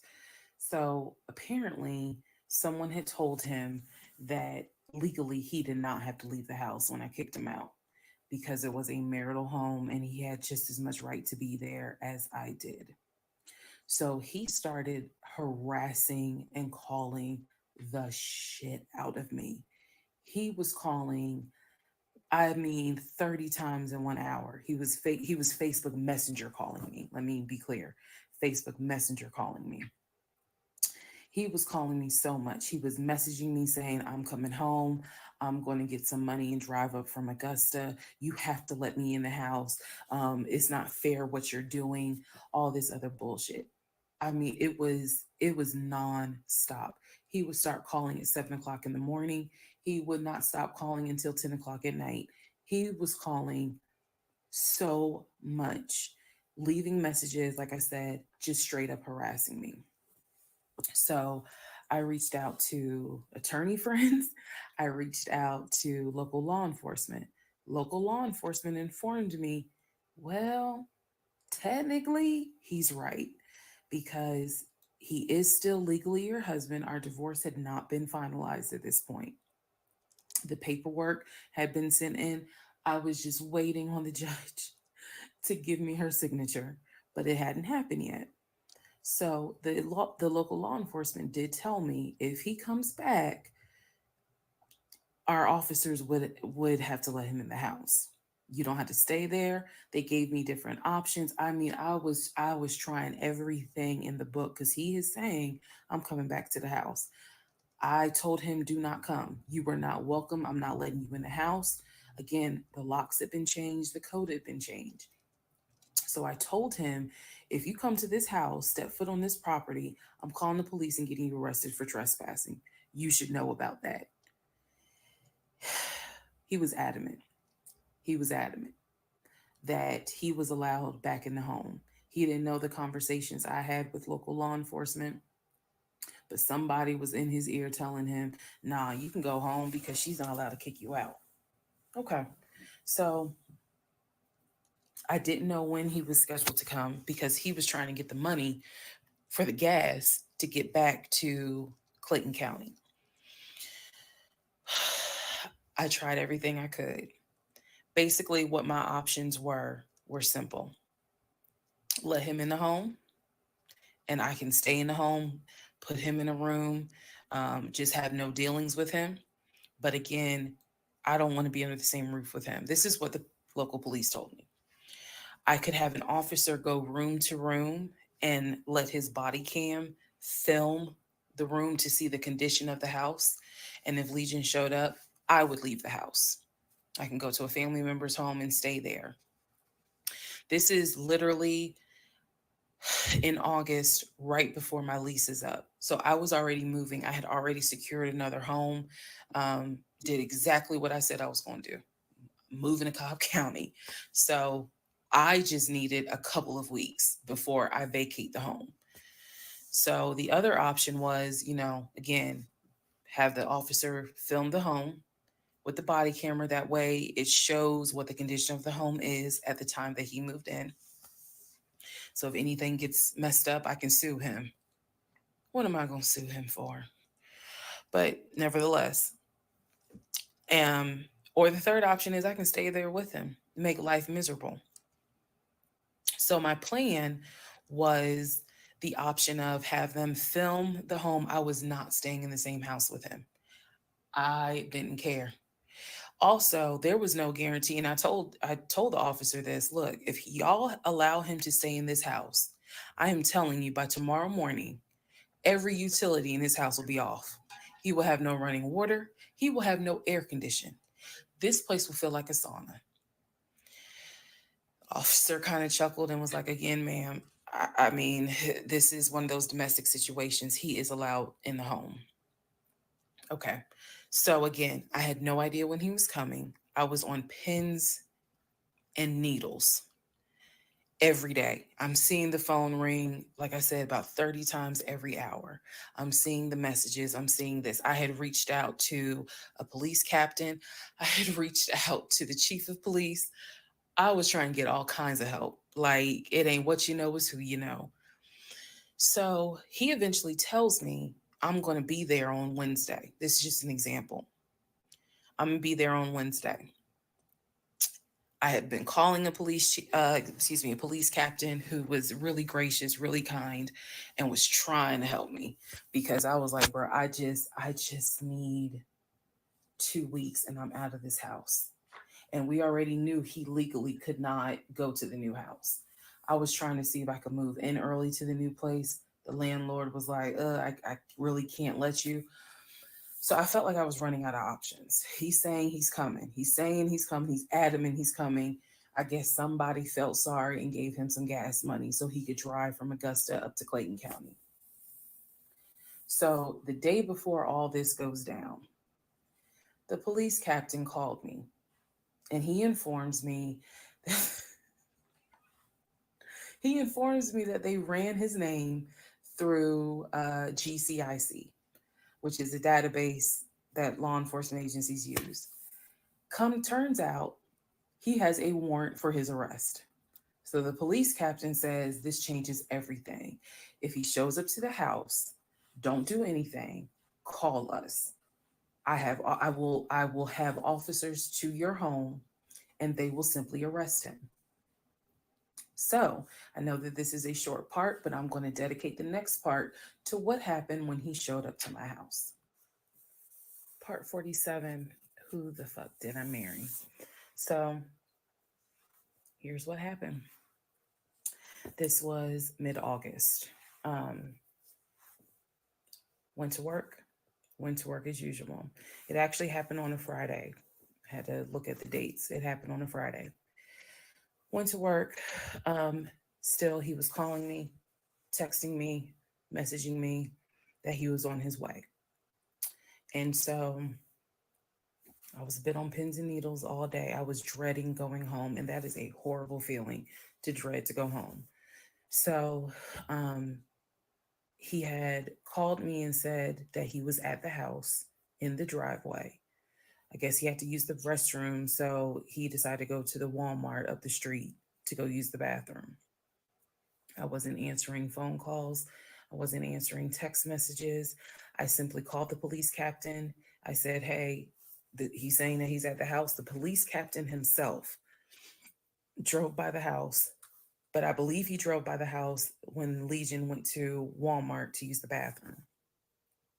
So the police captain was like, I don't see anyone there. But again, when you get home, if he is there, do not engage, call us. Okay, no problem, because I got you on speed dial. So I go home. I'm on the phone with both my mother and my aunt on a 3-way call. They're both like, oh my God, what do we need to do? I drive into my subdivision. What he did not know was that he had backed into the driveway up against the garage. Normally I park my car in the garage, but what he didn't know was that at the time I was driving a fleet car. So I wasn't even in my normal car. And I know that he was waiting to see my car, the Nissan Altima that he helped get, pull in to the subdivision and then pull in towards my townhome. That didn't happen. Because I'm in a different car, he didn't recognize it. So when I turned onto my street, as sure as it is hot in Georgia in the summer, that man was sitting in the driveway in his Ford Taurus. Okay? So I live at the time, not far from a cul-de-sac. So when you go straight down, you just turn around in the cul-de-sac to come back up. So that's exactly what I did. I went to the corner, turned off so that I can see the house, but he would not have been able to see me. I went ahead and called 911. I was very calm, told them exactly what the captain had told me to say. I was like, my name is, the address is, I need police here because my ex-husband is here. He is not supposed to be here. And I feel as though I am in danger. She said, okay. She, again, regular phone call. She said, we're dispatching police to your home. As soon as I hang up, I then call the police captain. He immediately answers the phone. He says, we just got the call. I'm sending 4 officers your way. Okay, good. Get off the phone, call my mom and my aunt back because they were both like, call us back. Call them back on 3-way. I continue to sit there until I see 4 officers, 4 cars pull in and stop just in front of my house. So then I ease up. He gets out the car. I guess trying to see what's going on. I explained to the officer that walks to my window, I say, this is what's going on. So I was trying to sound extra law enforcement smart. I was like, check him through GCIC. You're going to find that he has a warrant out for his arrest for a violation of probation. And the officer kind of smirked because she was like, we know, we already checked GCIC. The captain called us. So I was like, okay. So anyway, they tell me to sit in the car. They go up to the window of the car and get him, ask him to step out of the car. He does. When he's when he stepped out the car,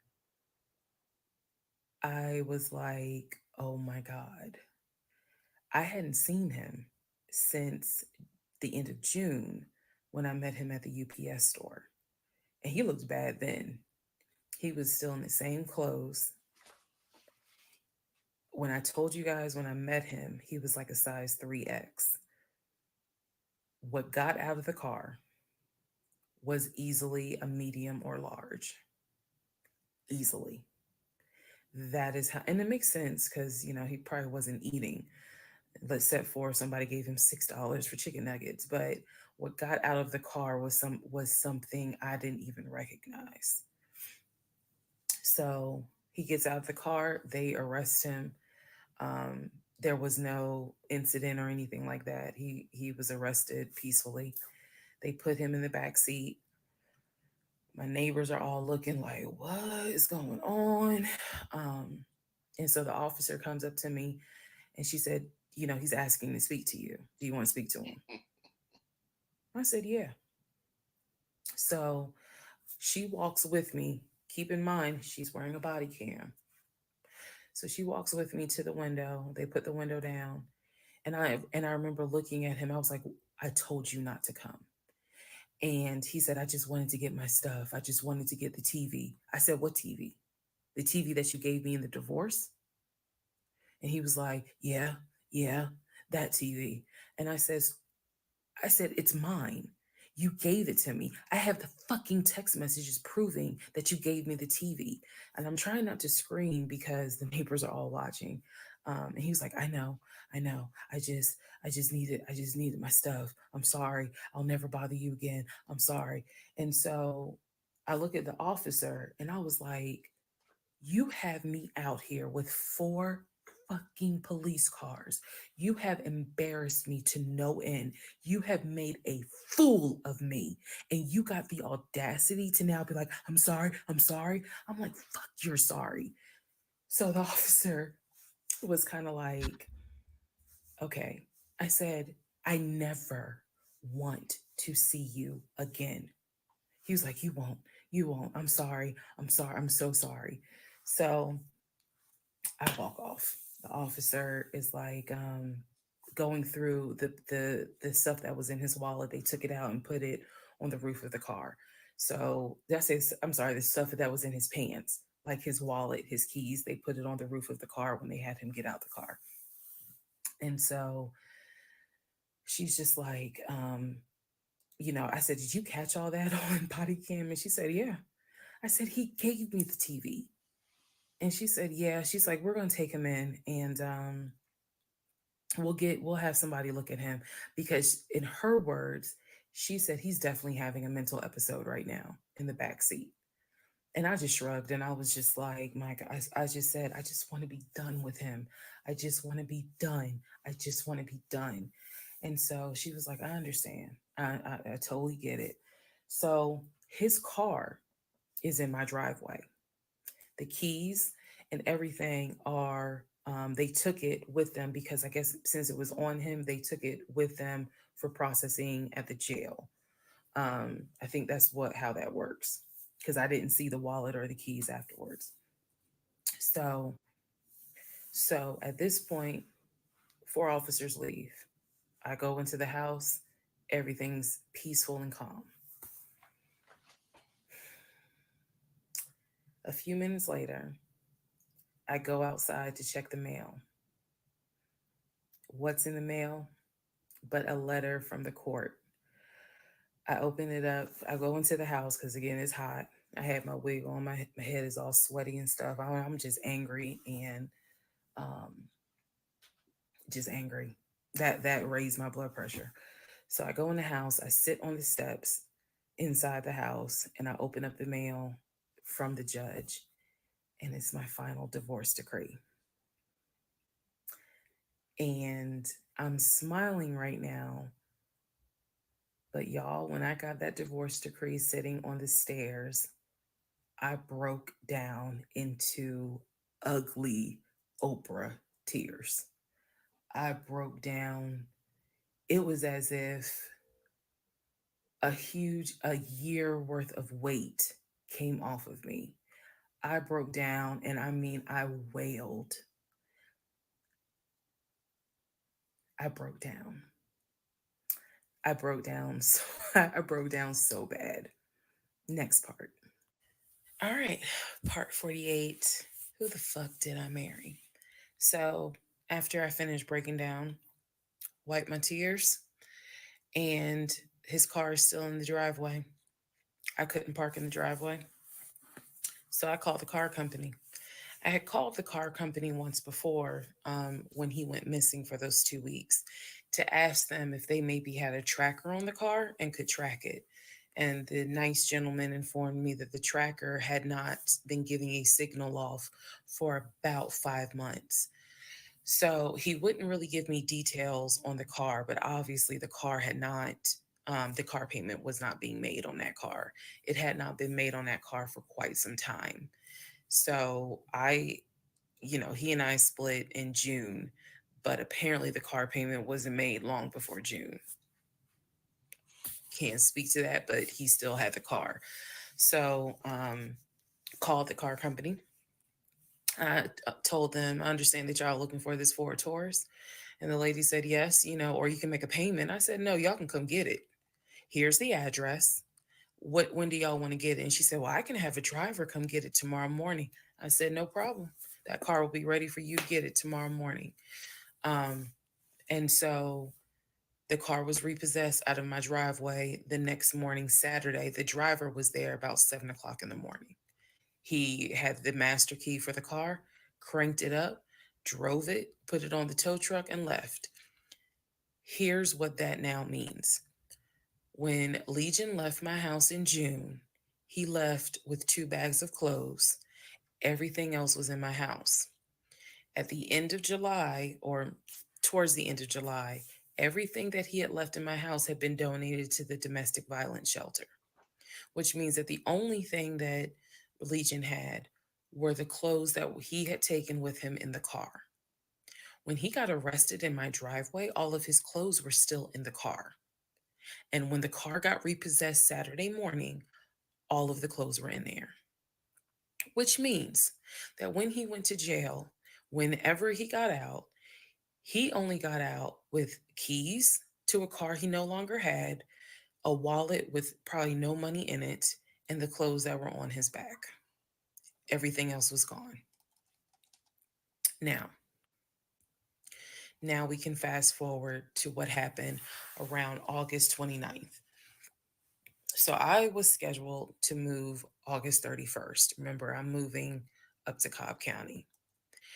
We have been checking the court documents. He had a court date scheduled for around August 29th or August 30th. I don't remember the exact date. The court time was supposed to be around 9 o'clock in the morning. My mom was watching the court filings online. And according to her, because I missed it, they showed him on the screen because this was still during Zoom. They showed him on the screen, and then he was ushered out of the court into like a back area, and an attorney spoke on his behalf. Between the time that he had been arrested and the time of the court date, I had never in my life slept so good. Truthfully, never slept so good. I was officially divorced. I had no ties to him. There was nothing in the house of his there was nothing of his that was still in the house. I felt free. So when the court date happened and my mom told me what she saw on the Zoom, I was confused. Is he getting out? Is he having to serve time? What's going on? I called the courts. I tried to speak to his attorney, and his attorney had a horrible attitude and was like, "Why are you calling me?" And I informed him, I said, "Look, I'm a bit afraid of this man. So can you please just tell me if he is being released, or is he going to be kept, or if he is going to be sentenced to a longer jail term?" He said, "No, he's not being kept in a longer jail term because the warrant had expired." So when the police arrested him, yes, it was a valid arrest, but the warrant had expired. So I believe the warrant had expired like 6 months earlier, but of course it wasn't put in the system, which means that if the court date is August 29th, he's going to be released August 29th or August 30th. I'm moving August 31st. So my mom was just like, "Please just spend the night at your aunt's house. Like, just spend the night at your aunt's house, then go back to the house during the day. The movers will be there, and then just move." So that's exactly what I did, because there was concern that he would get out of jail angry and catch a Uber with no money and come back to the house, either for retaliation or because he's just in a fucking manic mode. And so that's where he went. Um, I really didn't want to take any chances. It's just that simple. I did not want to take any chances. I knew that at that point, legally, the law's on my side. Y'all are divorced. You have no reason to be at this home. I knew that that's what the police would say. But I wasn't 100% sure because, truthfully speaking, I did not know this man. We can make all the jokes we want. I did not know this man. I thought I knew him, but you never really know a pathological liar.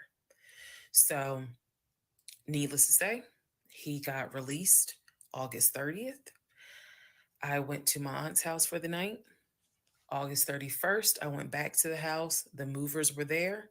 They packed me up and we got out of there so quick. I think they packed me up in about 2 hours. I honestly told them there is extra money in this if you guys can get me packed up, meaning loaded up onto the truck, because everything was packed. But I explained to them this is a domestic situation. I need you guys to move quickly. When I moved out of that house on August 31st, anything that Legion touched, I got rid of. I sold the furniture. I sold dining room tables. I donated plates, glasses. When I tell you I moved out and I started over, I completely purged my life. Completely started over. I mean, I was not willing to take a single item into my new home that reminded me of him. From the dishes in the kitchen to the towels in the linen closet. When I tell you Amazon and Ross were my best friends, I mean, they were my best friends because I could not fathom moving into a new home, a new space with anything that reminded me of him. I sold the bed, got a new bed. If he had bought me clothes, I got rid of them. If he bought me shoes and purses, okay, I kind of kept the heels. But um, everything else I got rid of.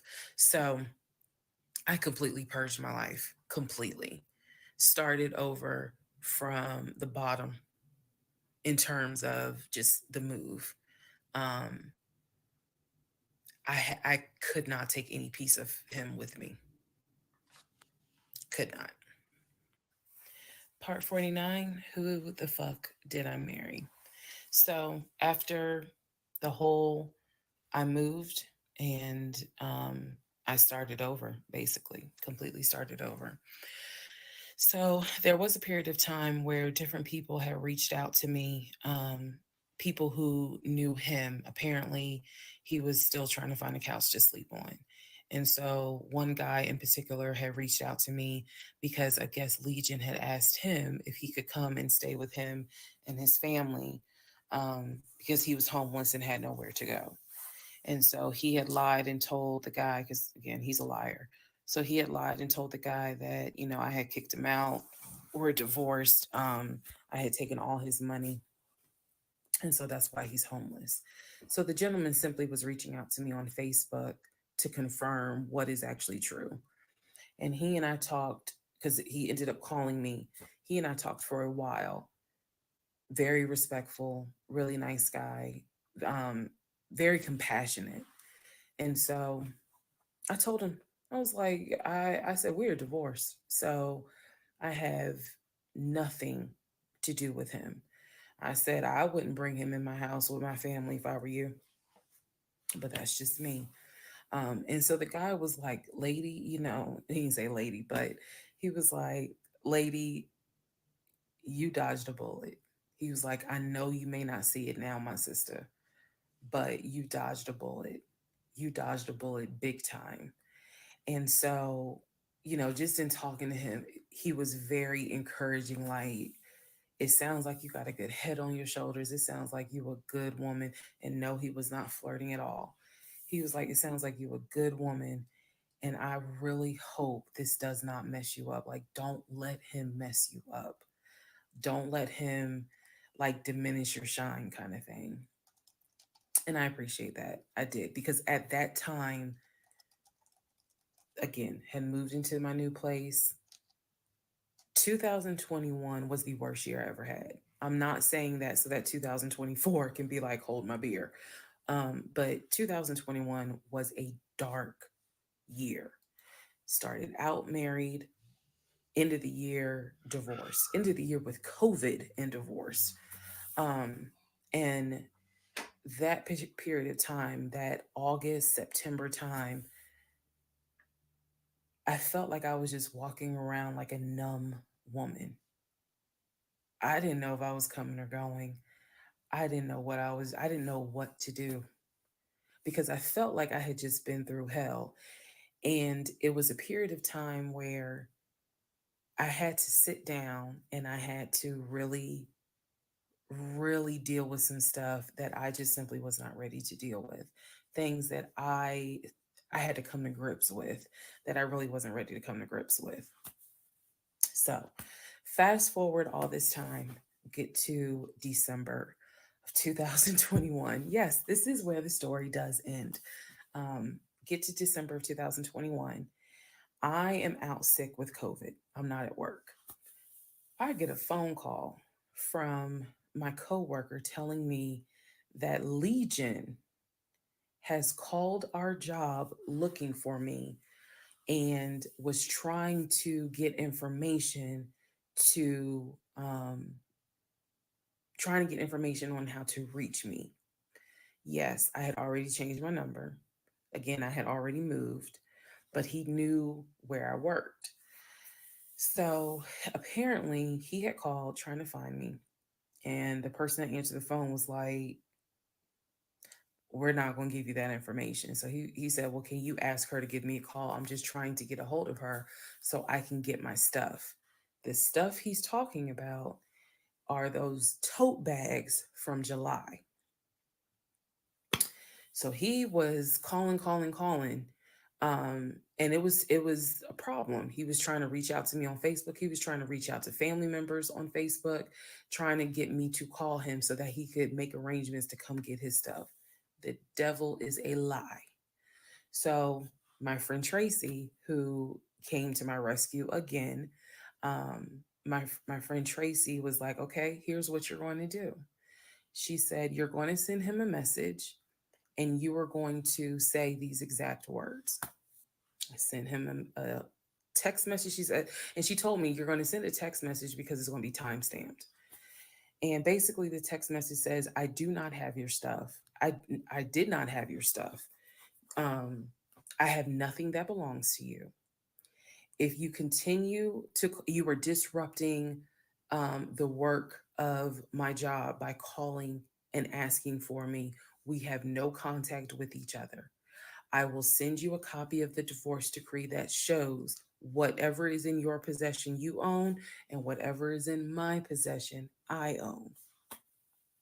If you contact me directly or indirectly ever again, I will get a restraining order on you. Now, for those of you who are watching this in 2024, and you're probably like, wow, she's dramatic. Please understand that what I just said, I meant. I mean that. If you ever try to contact me directly or indirectly, I will get a restraining order. I have it in writing. I've always had it in writing. And if I need to rewrite it again in 2024, I will, because the boundaries still stand. And that, ladies and gentlemen, is the last time I had any contact whatsoever with my pathologically lying ex-husband. Part 50. Who the fuck did I marry? So, the aftermath. There's some realizations I had to come to after the divorce and everything had passed. One, Legion never loved me. He never loved me. He doesn't love himself, so I know he didn't love me. Number two, he didn't even like me. He watched me get excited about things that he knew I was not going to get. And not even just the possession stuff. Like, of course, we know I was excited to be the woman whose husband is like, I'm taking my wife to London. I was excited to be the woman whose husband was like, yeah, I bought my wife a brand new BMW X5. You have to understand is all the jokes that we make about the BMW. It was the time and effort that he spent in taking me to dealerships and being sure to put me in the car and test drive the car and, oh, I can see you in this. I like this for you. It seems safe. It was the effort to really make me believe that he was going to get this just for him to fuck with me. The effort in taking me to all these homes to see my face light up as a woman who grew up on welfare, to be able to walk into these 4 and 5 bedroom homes knowing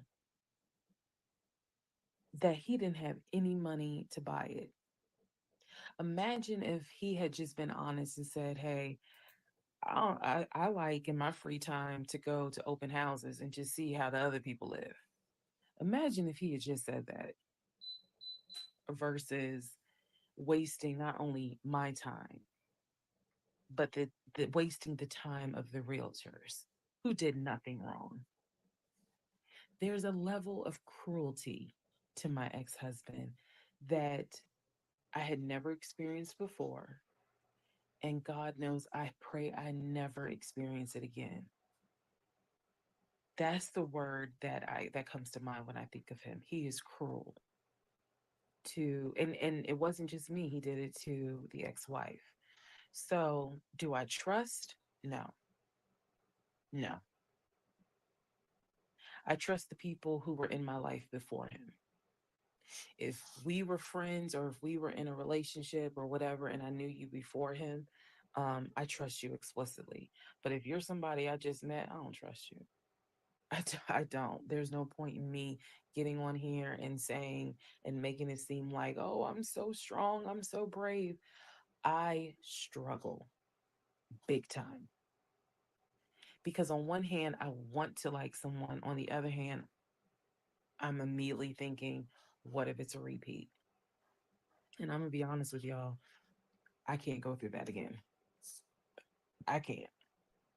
Um, every single thing in our relationship was a lie. It took me a while to realize every single day this man lied to me. Every single day he lied to me. Every conversation he had was a lie. I will never know how much he lied to me. I'll never know. I've made my peace with it. I will never know how deep it really truly goes. I only know what I experienced, and I only know what God allowed me to see. But I'm willing to bet that there's a lot I still don't know.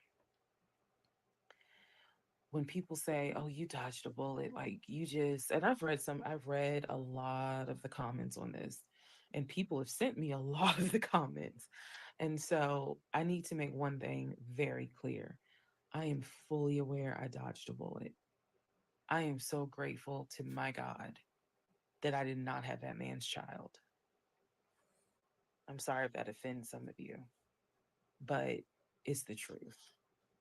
I'm grateful that we didn't buy a house and that I'm not financially tied to him in any way, shape, or form. But I am also grateful for the fact that there are things about my ex husband that I discovered in terms of how he is when it comes to other women. And I'm grateful that God has kept me and protected me.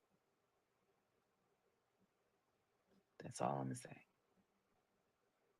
So when I started out making this series, and I made the decision to tell my story, my motive was I just want to help one person. If there is a woman out there who's like, God, I want to be married and I met this guy and something don't seem right, but maybe it's not that bad.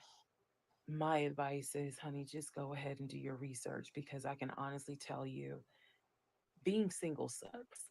Okay. In my opinion, sometimes it sucks, but being married to the wrong person is a type of hell no one should have to go through. You should not have to be married to someone that does not like you. You should not have to be married to someone that doesn't even love you. And I know what that is like. I know what it's like to be told, hey, babe, I love you.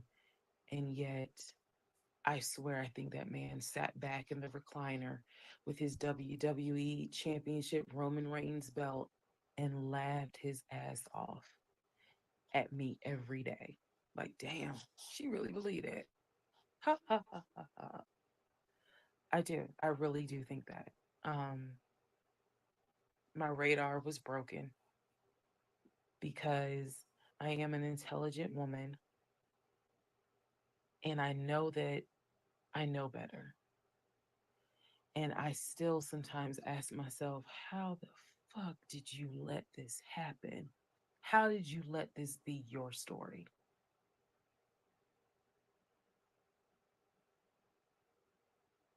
All because at the time I wanted it to be my turn. And I hoped it was my turn. And when people say, "Well, what do you mean by that?" I just meant we all see it, whether it's social media or real life. We all see where the woman she done been through some stuff, but she finally met someone who appreciates, loves, and respects her, and it is a beautiful thing. I had hoped that when I met him, it was my turn for that. And instead of being obedient, I wanted to be right and I wanted to do what I wanted to do. And the cost of that decision was heavy. The toll of reliving this whole scenario was heavy. It was. I'm almost surprised at how hard it was to actually finish this playlist. Not because I couldn't remember stuff. I probably remember way more details than what I actually put out. But it's just the fact that it's like I'm reminding myself, how did you let this happen? So, therapy is real. Therapy helps. Stella Rosa Black helps too. And yes, I will one day get to London. I will get my dark blue BMW X5 with a cognac interior. Um, I believe I will get those things. Just got to get them a different route. So thank you all for being on the playlist of Who the Fuck Did I Marry? I promise I will go live and I will let you all know when I go live so that we can have a wine night full of question and answers. All right, we made it, y'all. We made it. God is good. God is great. Let us thank him for our impending sleep. Last poll question is: do you think that she learned her lesson from this experience? 76% of you say yes. 24% of you say no. I don't know. I think overall she has. I'm not saying that she'll, not make mistakes in future relationships, but I don't think she's gonna end up quite as far down this path ever again as she went. I did see that she went live. I don't think I'll be streaming that or anything, but I will watch that, and I'll do some content on the aftermath of all of this. The ex-wife coming out, the ex-husband, and whatever she talks about in this live or whatever. So I'll figure that out in the next day or so, maybe even later today. We'll see how that works out. I got to first get some rest so my brain can function. But thank you all who viewed. We watched about 11 hours of this. If you count this morning and this live here, about 11 hours. So I am too spent. So thank you all for watching, and definitely hit that like button if you haven't. If you're watching the replay, please hit that like button, hit that subscribe if you haven't. We'll definitely be doing some more of these watch party style videos or live streams as other content comes our way. And if you have any ideas, feel free to hit me up in the text community that is scrolling across the bottom of the screen to let me know if you know of anything you would like us to do a watch party on. So with that, until next time, until I upload the next video, I'm gonna send y'all out with our VIP text community. I was waiting for it to come to. VIP text is 312-847-2346. Just text "Hey Vell" or "What's up" or whatever you want to text, and that automatically makes you a part of our VIP text community. And you can send me any message that is on your mind. All right, y'all. With that, I will see y'all later. Peace.